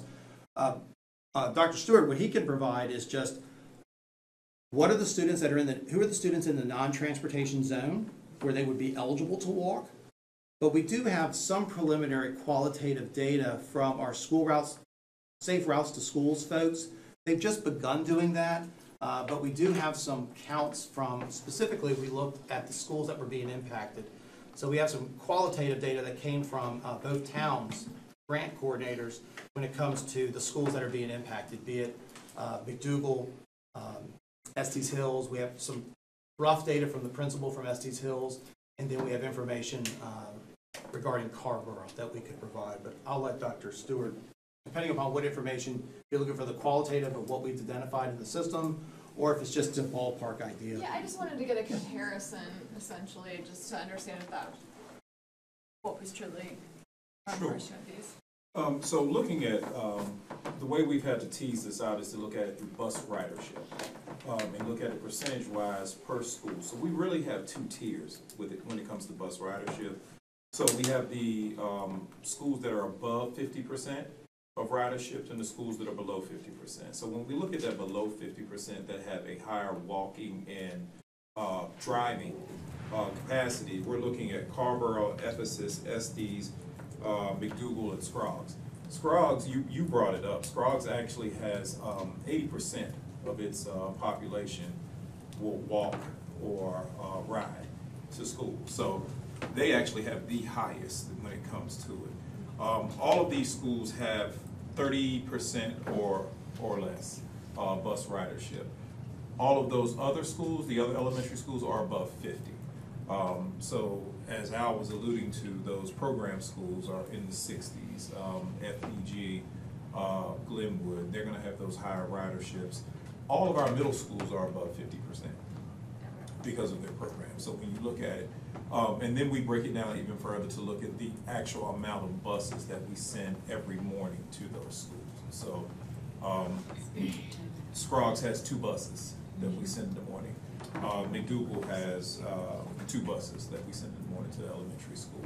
Middle school has 14 buses that we send in the morning. So we look at it from that perspective rather than breaking it down and trying to tease out how many actual cars we have versus how many walkers we have. That gives me an idea. Yes, Thank ma'am. you. And then I've seen a number of messages and had a number of conversations where Lincoln Center has been brought up. And so I just was wondering if you could briefly address that and kind of why Lincoln Center might not be a school site versus could be. I mean, I don't have a good sense of that. Yeah, absolutely. So several years ago, there was a plan where the district hired an architect to consider putting a pre-K program on this site in addition to having space for Lincoln Center administrative staff. This building that we're in currently by no means could ever accommodate any of our elementary schools, from the smallest to the largest. The building here, it doesn't have a cafeteria. It does not have any classrooms any longer. I mean, you would have to be totally retrofitted. But the plan calls for basically at the time, it was a 400 capacity, about 100 for staff, 300 for pre-K, that would be built in the front of the school as the first phase. The second phase would be to tear this building down to create parking and accessibility for vehicles, for people to park. What you've got here, though, is you've got the Lincoln Center, and there's acreage out here. There are setbacks that we would have to follow, building out here. We do have the Phoenix Academy, which is a building right over here, literally. And in order to do something here, you're going to have to replace the Phoenix Academy. So the plan that the architect developed several years ago was to do this. We have a very substantial warehouse and facilities department that's on the lower part of the hill down here. We would have to find a new location and replace that, because that's where the architect said the Phoenix Academy would have to go. You would move that down there. But you'd have to replace your warehouse. Now, in the plan, they never discussed where would you find land and where would you build a warehouse with a bunch of maintenance vehicles and trucks that potentially a community would even accept within their community, right? It's a challenge. In doing so, you would then have to put money into the admin here. Now, I've seen things where we could all telework, we could all go work in the schools, so I'm not going to say that that's the barrier. The barrier is that on top of that, there's just not enough land here to put a 500 student school. And the biggest challenge that I see, and it's the number of vehicles that would be coming here for 500 students. Because over at FPG, we're basically, this is identical to the other side on the other side of the bypass here. You're landlocked, you got everybody coming in one way, and the number of vehicles that are coming in, there's not enough internal stacking on the site, which causes the vehicles to all block on Smith Level Road twice a day. And it's pretty substantial if you've ever gone through it. There are multiple accidents, there are multiple people who are walking that have near misses. We are constantly working with the towns, the police, with our Safe Routes to Schools folks to try to improve it, because there's a signalized light there, there's a crosswalk. It's still challenging. Moving it over here and not being able to have the acreage to put the vehicles on the site, as I suggest, as if we built at Morris Grove, we would do that to prevent there from being additional congestion at Morris Grove, because we've got the acreage to add the vehicles.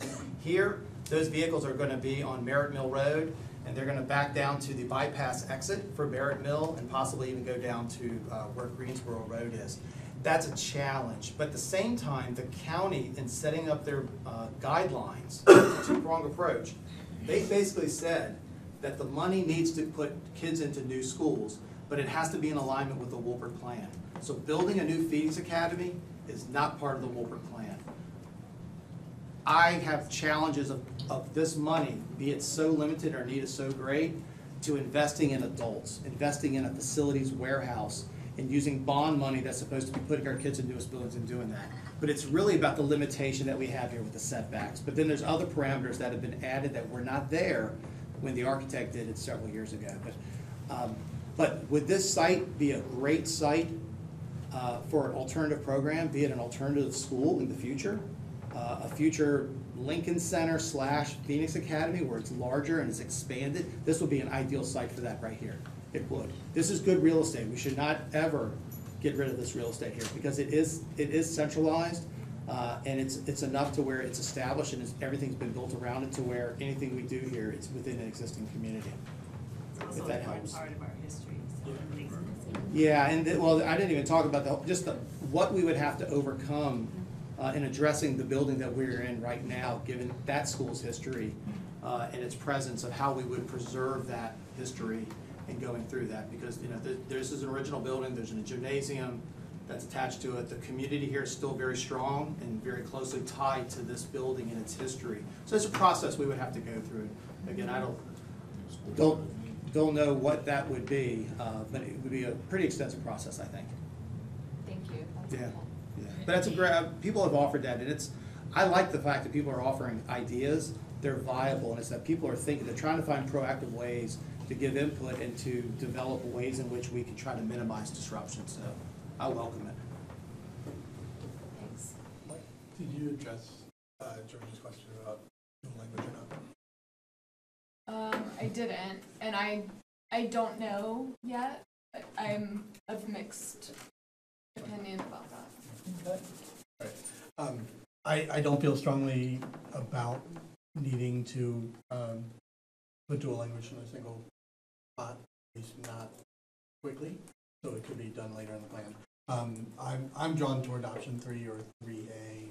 I don't like the problems with 4 with FPG being like kept online for so long. But yeah, so I'm leaning toward the 3s more than others. Also, an amazing amount of work that you guys did in the past 2 weeks. I can't say enough, and it's already been said, but wow, yes, that was very helpful. Just for clarification, for the option 4, it would be Carborough Elementary. I mean, yeah, sorry. That would not be Carborough bypassed. Right, Carborough would just get left out altogether, but FPG, we would have to keep running for a long time. Yes. Right, and that part I didn't like either. Yes. Yeah, thank you. Sorry. Lisa, go ahead. Yeah, I think one thing for me is the temporary transportation piece, Al, that I don't want us to underestimate that. So that was the one thing I hesitated on option 4, is that you would turn an entire school that probably has a significant, non-bus ridership into now one that could shift. You would be, in option 4 scenario, unless parents brought their kids, drove them down, we would be transporting all. And I just have to add, option 1 is the same challenge because in option 1, that's a heavy lift of increasing the routes, increasing the ride time, but at the same time, you're going to have to transport Carborough Elementary to FPG as well, and they have a very large number of walkers. So it's that's why I use the word, it's a heavy lift. And option 1, for us, as we look at all of our needs, is probably the least desirable from an operation standpoint because it's just such a heavy lift. But that is a challenge, and if we mitigate that piece on the front end, that heavy lift, if it's Carborough or even if it's Estes Hills, our transportation staff, they feel very confident that they can manage that, though it is enduring. It's a big ask. Yeah. And I'm not, maybe I need to sit with option 4 a little bit more, but I think some of the challenges, like Mike said, with Carborough sitting untouched, and we'd have to keep FPG viable for such a long time, that makes it really tricky, right? It's just, that's not great, right? And obviously keeping in mind, I mean, I didn't realize Carborough was part of the old bond plan, right? It was in line next as a school, so I don't want us to lose that either, right? Like, I don't want to keep kicking, plans down the road, because obviously there is some valid points with that.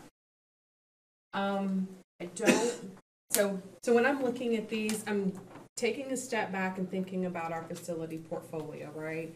And thinking beyond this year and looking out in 30 years, right? So what we end up with, do we have a portfolio that sets us up for whatever is to come? And that's why I don't necessarily love option 3, putting, for whatever reason, 2 full-size elementary schools beside each other, which made me start to consider option 2 a little bit differently, because it's just an expanded elementary school, right? And going back, I appreciate how you brought in the land map on slide 17, because for me, it creates an opportunity, because we'd have to build that road out for the extension, right? For the elementary or the middle? Elementary extension for Yes. option 2. For option 2, it would be minimal compared to if you built the middle school, you'd have to go much further down. But you would have to build. Yeah, it sets the table for if we decide to do something with the middle school, right? So then at least we have started doing the road work out there. And it's not like we have to do it all at one time, because that's expensive. So at least with the option 2, we start doing the road work, we break that up a little bit. We put an extension of an elementary school there. So that I think for that reason, I do like that option, and I like it. It is and isn't for me, George, dependent on dual language. It happens to in this case, but it's addressing elementary schools for me, right? It just so happens FPG is dual language. It just moves an elementary school population over there.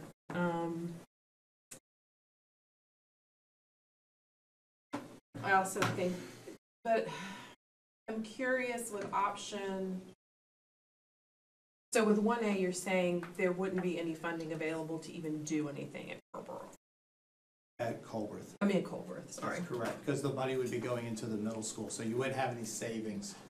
Nor could I recommend that you take some of the money that's been dedicated for high priority projects for the rest of the district and cutting into that, because that is just as essential, if not more so. Yeah. But then also with that one, the middle school on the land, we would build it on that lower portion. We'd still have that land site immediately adjacent to Morris Grove. Potentially, if we see population increases, we can add an extension and make a Morris Grove larger. Potentially. I think that would be part of the discussions between the town and the county. Right. And with the designers to see, if they may come back and say it's more cost effective to put something right next to the school versus to the south. But for my sake, I wanted to show that the acreage is there and that it does show that there's educational use of this to be rezoned. But it does leave that. But I will say this, from a developer standpoint, you always wait for someone to put the water in the sewer and then you build, right? You put the sewer, they will build. The sewer is there, the water is there, but the first in always pays for the road. So we would be putting, it would be a substantial investment, and that would erode into the cost of the middle school. The roads are not cheap to be engineered, and the process you have to go through once they're designed to be able to get those approved. It could slow the process down. I don't want to say it won't, but people all have the synergy and they're all motivated to get things done in the community. Things sometimes can move a little quicker, but it's a challenge. That's why I say option 1 is probably, from an optimization standpoint, it does hit the mark, but from a community value input, but even a developer standpoint, it's tough. I don't want to oversell something that's going to be where I have to underdeliver on it.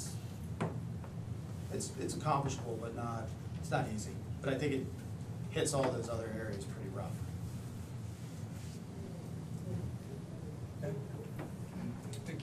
Thank you. I think for me, consolidating dual language is not a super high priority. I think I'd be concerned with what the population of a school that large with that particular program would look like in the community.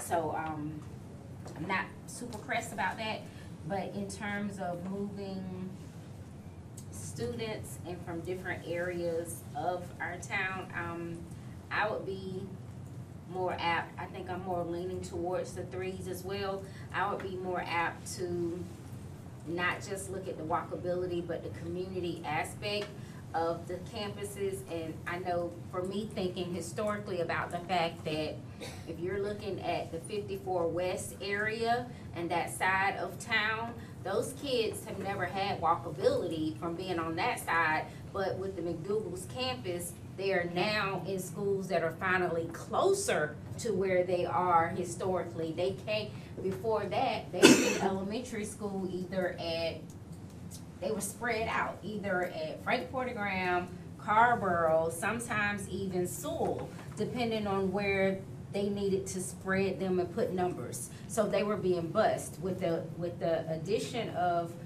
McDougal, you had kids who no longer had to go that far, and they didn't have to go to Cobra. So that brought them back even closer, and it's still a little ways for some because that area backs up to the next, the next school district, of course. But it still allows them to be in one location with a whole area of our district. And I think that's important and needs to be considered because that's a population that's been bussed around a lot.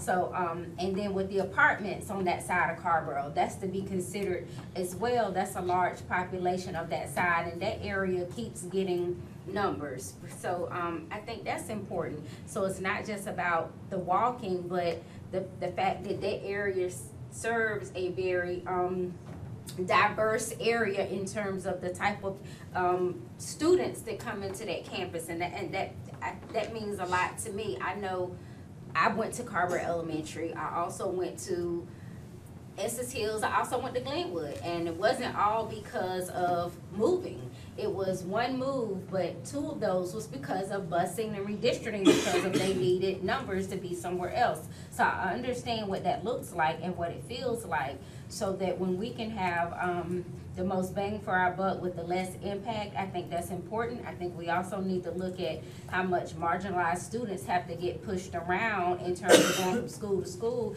historically in our district, and that has been done over and over again. And I also understand the aspect of you saying about when you said we have to have it on paper so that if we say we're going to do this project, we're going to do it and they can hold us accountable. Well, I can say historically speaking, Chapel Hill High was on paper for a long time.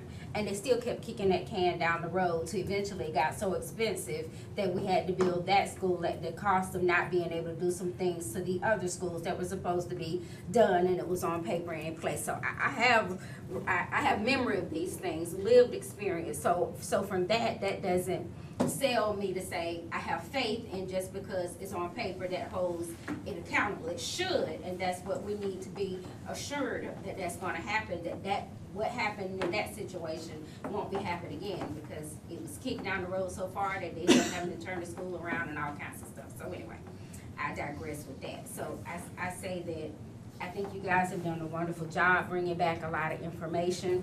Bottom line, I'm less pressed about consolidating. Like I said, the dual languages, I'm more concerned with being able to keep students together in certain areas as much as possible. I think Phillips and Estes Hills should be rebuilt. I know what Phillips feels like. I can understand how much of a problem it is to keep replacing HVACs there. The school wasn't built with air conditioning in the first place. So it wasn't built to have it. So, I mean, we used to get out of school early because there was no AC. Colbert was the better built school. I mean, it had AC, it had carpet. We understand what that looks like. So, yes, it is time. I mean, you had to hike up to get to the softball field at Phillips. I know that playing softball, you had to run down to get to the football field. So I understand that these things need to happen. So, and it didn't have for people who don't know, because they're always saying McDougal's the only school, middle school that doesn't have a auditorium. Phillips didn't have one. It didn't get one until the 80s. So, you know, so let's be clear. It wasn't there. It was a big deal when the money came to put it there. So, I think we have some good plans in place, and I think the 3 options would be best, in my opinion, to serve our community at large in a meaningful way. Thank you, Vicki. Al, let me ask a couple clarifying questions, and then I'll go back around with people. And also, just as a point of process here, we're not trying to make one decision tonight of any kind. We're just trying to narrow the field down to something. Maybe that's one option, maybe it's 2, maybe it's 3. And we'll continue this in July at the next board meeting.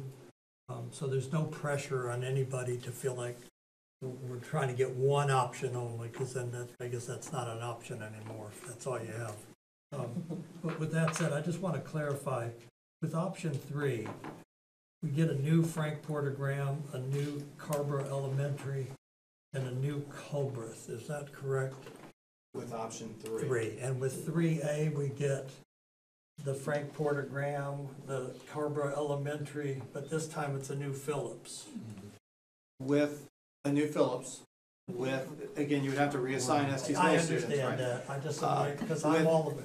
And I always have to say, I don't want to be remiss to say, with that option, there is money that you can continue to invest in Culbreth, knowing that you've swapped it out from replacing it to, I'll call it a high-impact renovation, to where you are contributing. So that option does allow that as well. Okay, thank you. Just trying to get clear. And on option 4, there's a new Frank Porter Graham, there's a new Phillips, there's a new Estes Hills.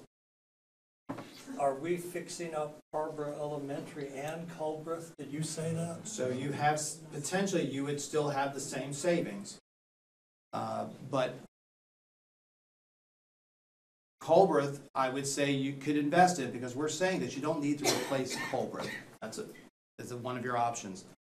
Carborough, you would have to put money into it, but it would be money just to sustain it, because your goal ultimately is going to be to replace the school. Understood. So, yeah. Thank you. Yep. Okay, we can go back around and just, people have more questions, please feel free. Doesn't have to.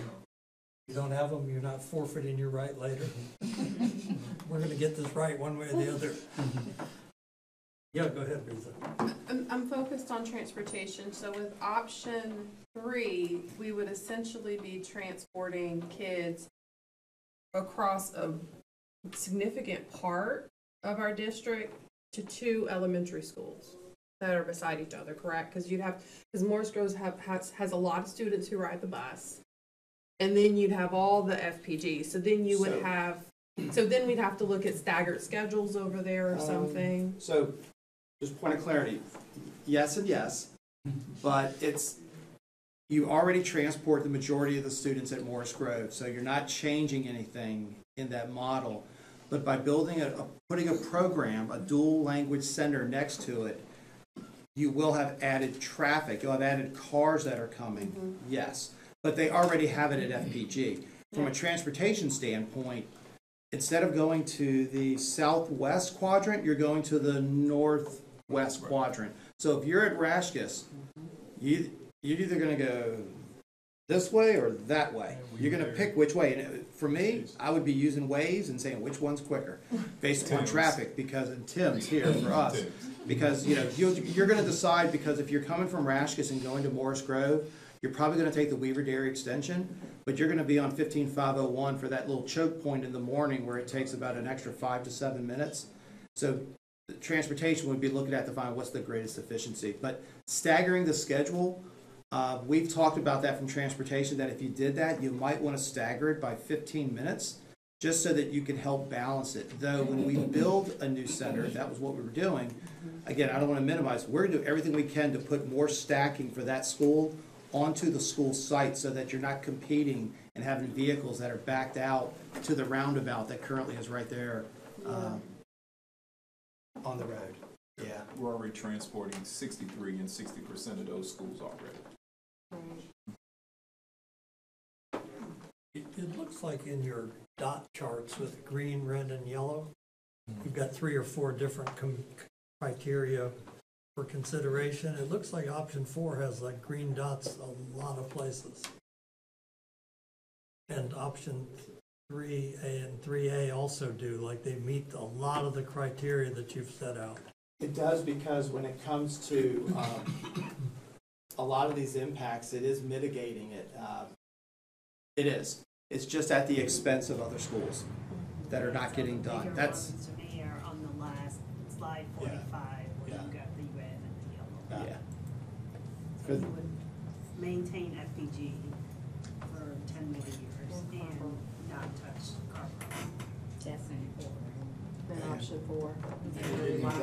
So we don't, we chose, again, we tried to be as objective as possible and not lead anyone to believe that we're trying to slant it one way or the other. But when it comes to, a category that ultimately we debated creating was ease of construction, some type of facility piece that you would add in. We just didn't want to compound it. But it is, option 4 is the path of least resistance, but there are some inherent challenges that will come with that. Aside from the fact that you got limited money, and I'll say it, all the love's going, a lot of the love is all going to one campus, and it's at the expense of other schools within our district. It's just trying to find that balance too. You just got to decide. But in saying that, I mean, we know that Phillips is the critical path to get to Estes today. And that's an important piece, and that's why we put Phillips in, because we recognize, and that's a commitment.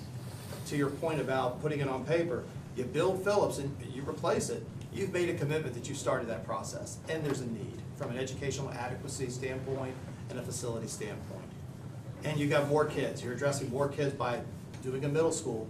You're impacting more children because there's more kids obviously in the middle school than in the elementary school. Is there board energy for like doing something like keeping options 3 and 3A and 4, or maybe 4 is out, I don't know, on the table, and let us come back and have some time to just read and think and learn and talk about those? I'm just trying to narrow this a little bit. I mean, it sounds like operationally 1 has the most complexity, and so maybe that's one that we start to deprioritize. You mean just push it off the discussion? 1 and 1A. Yeah, again, not pushing you to make a decision, but I think any clarity you can give as far as anything that you believe is just not palatable, that helps our team focus on what's important. And again, I've said I believe option 1, it doesn't meet the mark. When you incorporate all the values that are there, if you had to remove one, that would be the one that I would recommend based upon our assessment and where we see what's viable for our district and moving forward. Is that 1 and 1A? 1 and 1, I would remove both, because both would be the consolidation. It's moving the McDougal piece out, just taking that off the table. So one question to the board is, could we agree right now just to do that as a way of starting to get this narrowed down a little bit? I'm getting nods. Everybody's saying okay. I'm going to just use this sort of consensus model tonight, and let's just take 1 and 1A out of the discussion. So we're down to then 2, 2A, 3, 3A, and 4, or maybe somehow you come up with 5C or something. No, I will say that, we're not. I know, I'm trying to narrow it. I didn't mean tonight. I think if another viable solution comes with the team, I would at least like to have the ability to share that with you as we go through this process. I am not saying that this is the solve all here. And there could be others as we develop and we continue to do more diligence. There could be other options, and I would like to reserve that. But by giving some direction as far as an option, what I will say is for the public's sake and for your sake, whatever we do, we're gonna keep the numbers that are there, the letter and the combinations, so that they never change. Thank you. And if we add one, but if we take one away, there just won't be a 1 and 1A anymore. We're not gonna make this confusing for people. But yes. I have a quick question again with regards to dual language at FPG. Those kids are coming from all over the district already. So what percentage are bus riders compared to people that are taking their kids to school? 60% at FPG. Are bus riders? Yes. Okay. So if they were on the other side, that would probably be give or take about the same. Same. All right. Yes, ma'am. 200 parents dropping off, what you got in the program. Or 200 cars. Meredith? I'm looking at my Estes Hills people over here and sensing some, I don't know, it's some sadness or something. And I have a soft spot for Estes being a grad myself. Could you, if we went for an option where Estes down the road was a project that was sort of put on hold and those kids were redistributed to other schools temporarily, I mean, what could we do to ensure that they feel better about the situation, that we could make sure that you know, we have some sort of commitment? I know that we can't predict the future. I just said that in a meeting with some Estes folks the other day, that, you know, we don't know who's gonna be in office on the Board of County Commission. We don't know, you know, there's a lot of unknowables at this point for the next phase of a future bond. We don't know what the economy is gonna be like, but what can we do to show good faith that we're gonna rebuild that, you know, that community's school? So I think a powerful message, if it pans out to that direction, is the replacement of Phillips. It's starting the commitment versus us saying, the original plan said, hey, trust the bureaucrats, we're gonna replace your school, right? It's just there, but by actually doing it, it demonstrates that. But beyond putting it in a plan, I mean, no one can hold who's gonna be elected officials in years to come, but it's there. And I think that the county, they asked us to develop, both of us, both districts, to develop a short and a long-term plan. So they've got some accountability on their end. You know, what I will say to you tonight is, I'm not about disrupting the environment for a community either. Nothing good comes from redistricting. Nothing. That's where my gray hairs come from. I promise you. Nobody, I get it. I don't want my kids to move. It's a reality though. We used to get a piece of paper saying your kids are going here next year. It's a reality. So what I would say is, you know, we would make an effort to keep the children in Estes. If nothing else happens with Estes Hills and we don't have to reassign them because we're going to do a Phillips, we'll say nothing happens, we would want to keep them in that building as long as we can, as long as it is a safe, conducive environment for learning. And it is today. Children are thriving in Estes Hills, and they're pivoting and adapting, and the staff is when things happen.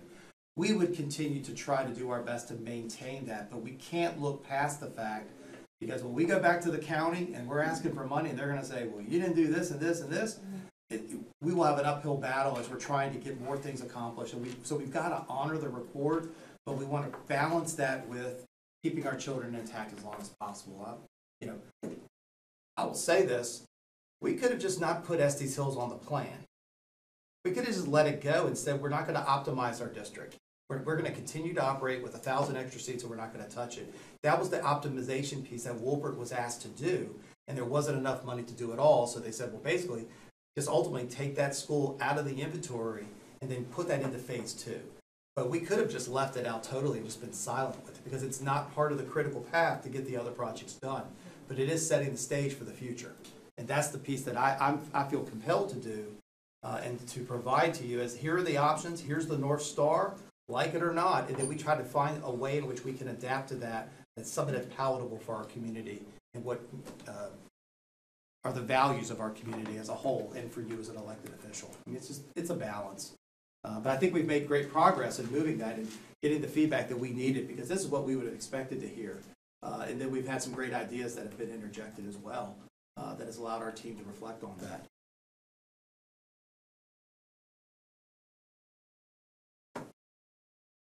Is there any sense that we want to deprioritize option 4, given our outside of school. Yeah.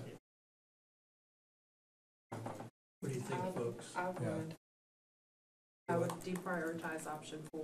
Does that mean like stop talking about it? I'm serious. Yeah, for me. We're taking it off the discussion. Well, that's Yeah. Okay. So Vicki, where are you on that? I'm okay with that. You guys are okay with that? I wish we could do every school. You know, I mean, I felt reluctant, but yeah. Right. Yeah, we all, yeah. So that brings us to just having options 2A, 3A sort of in play. Is what we're agreeing to. And what I would suggest is that we could stop there tonight with those and let everybody have a breather and start looking at these, and don't feel compelled to send us emails right away to the community, but you can. Well, I'm just joking. If that's where the group is tonight, we could stop there. And Al, is that agreeable with you at this point? You've done a lot of work. Absolutely, and again, I like to reserve the right to continue to work with our team and receive feedback to ultimately see if there's other palatable scenarios that, what would my goal be? Find a way that you could consider as an option, consider and replace Estes Hills without moving the children. Because Estes Hills needs to be replaced as well. It's just competing with all these other needs that are just as important. It's just, I wish we had an extra $30 million. Because we could do it if we had 30 million more, but it's just a matter of that. So again, this clarity helps our team immensely in focusing and fine tuning and beginning to talk with some of our other agencies and stakeholders to be able to say, now we're getting a little closer, let's talk a little more versus let's talk about 10 different things, let's talk about 3 or 4 different things. Okay. It gives us that ability. Okay, all right. so then, in terms of, I'm sorry. Oh, I was going to say, so what I could additionally use some clarification on, you've mentioned about coming back in July, we have a virtual meeting, having information to present at that point. I do want to say that as far as us progressing, moving forward with the county, who obviously has approved on the 18th, they approved the agenda in order to go to the state and to put on the ballot, everything. We've just got to work towards a target of, in the end, I would say by mid-August at the latest, a final decision that we can give the county that, not how we're going to do it, but these are the schools that we're going to focus on. Because I know that they'll be starting the education committee. People will start getting into, September is when the education committee really wants to go out and do presentations, start talking. So I think as a target, we've got July and as late as the first meeting in August, I think, to try to get something, because the county, anything that we amend, because they said we can come back to them, they would have to call a special meeting to be able to do an amendment so they can move forward. And I always say that because they do not meet in July and August. They come back in September. So if we get our piece done, we've got to work with them to get a meeting set so that they can amend it and we can at least begin moving forward with the what as finalized. And I've been in regular touch with Chairman Bedford, the commissioner chair, and she's actually would prefer that we wait till August to ask them to get another meeting in place so they can have all 7 of their commissioners present, and she's willing to do it. So what and I'm making the process up as we go, but what I propose is on July 18th, which is our next board meeting, that we continue to discuss these options with a goal of continuing to narrow it, perhaps even to 1. But we're not going to decide at July 18th, this is the final end of the road decision. We can do that the first August meeting and then still take it to the commissioners. And we can give the commissioners heads up on how to schedule their special August meeting plenty in advance. Does that sound feasible to you? It does, from the conversations that I've had with our counterparts. Okay. Yes. And to board members, does this sound feasible to you at this point? Let's do a plan and we're clear what we're saying tonight about this process, because that's been a little part of the problem up until recently, is our process hasn't been real clear, the board process. So I want to make sure we leave, everybody goes, I get it, we're going to talk about these. And if we can, our goal July 18th is to narrow it. It'd be great if we narrow it to 1, but even then we're not voting on it. Clear enough? Then that sounds great. Yes, go ahead. I just want to say again, thank you to you and Andre, and I cannot tell you how happy I am to be able to be even having this happy problem of what schools we get to fix. Yes. Right? Like I've been sitting in this seat since 2016, literally crying as I walk through these school buildings, thinking about the condition that not only our students but our staff go into every single day.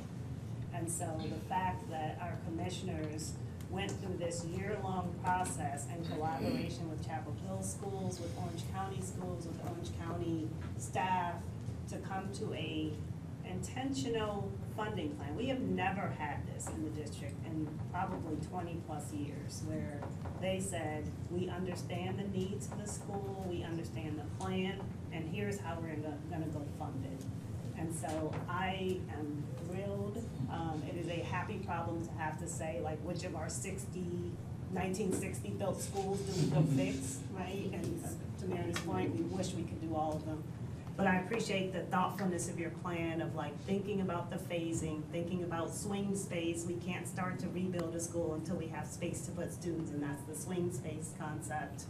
And being thoughtful about the timeline. And so I am just super, I want to shout out Commissioner Jean Hamilton, who led this entire idea of the Capital Needs Committee. We have been working together for probably a year and a half, again, county commissioners and Orange County schools, and she has just been so instrumental in developing a process where we can all align on the facility assessment condition, and then start the commissioners thinking about how to pay for this. We came up with $1 million worth of needs between the two districts.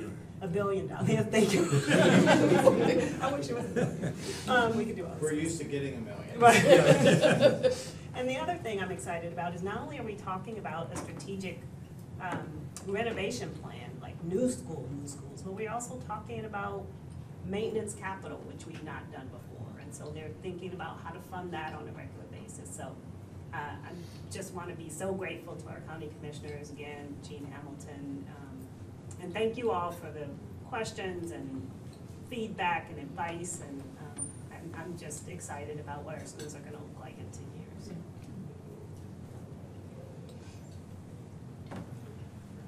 Thanks, Al. Thank you. We appreciate that immensely. Just very quickly, is there any committee reports or anything, Sharon, that anybody needs to get in? No, George. I can read the room. The meeting's adjourned. Congratulations, graduates. That's all I'm saying. Too late.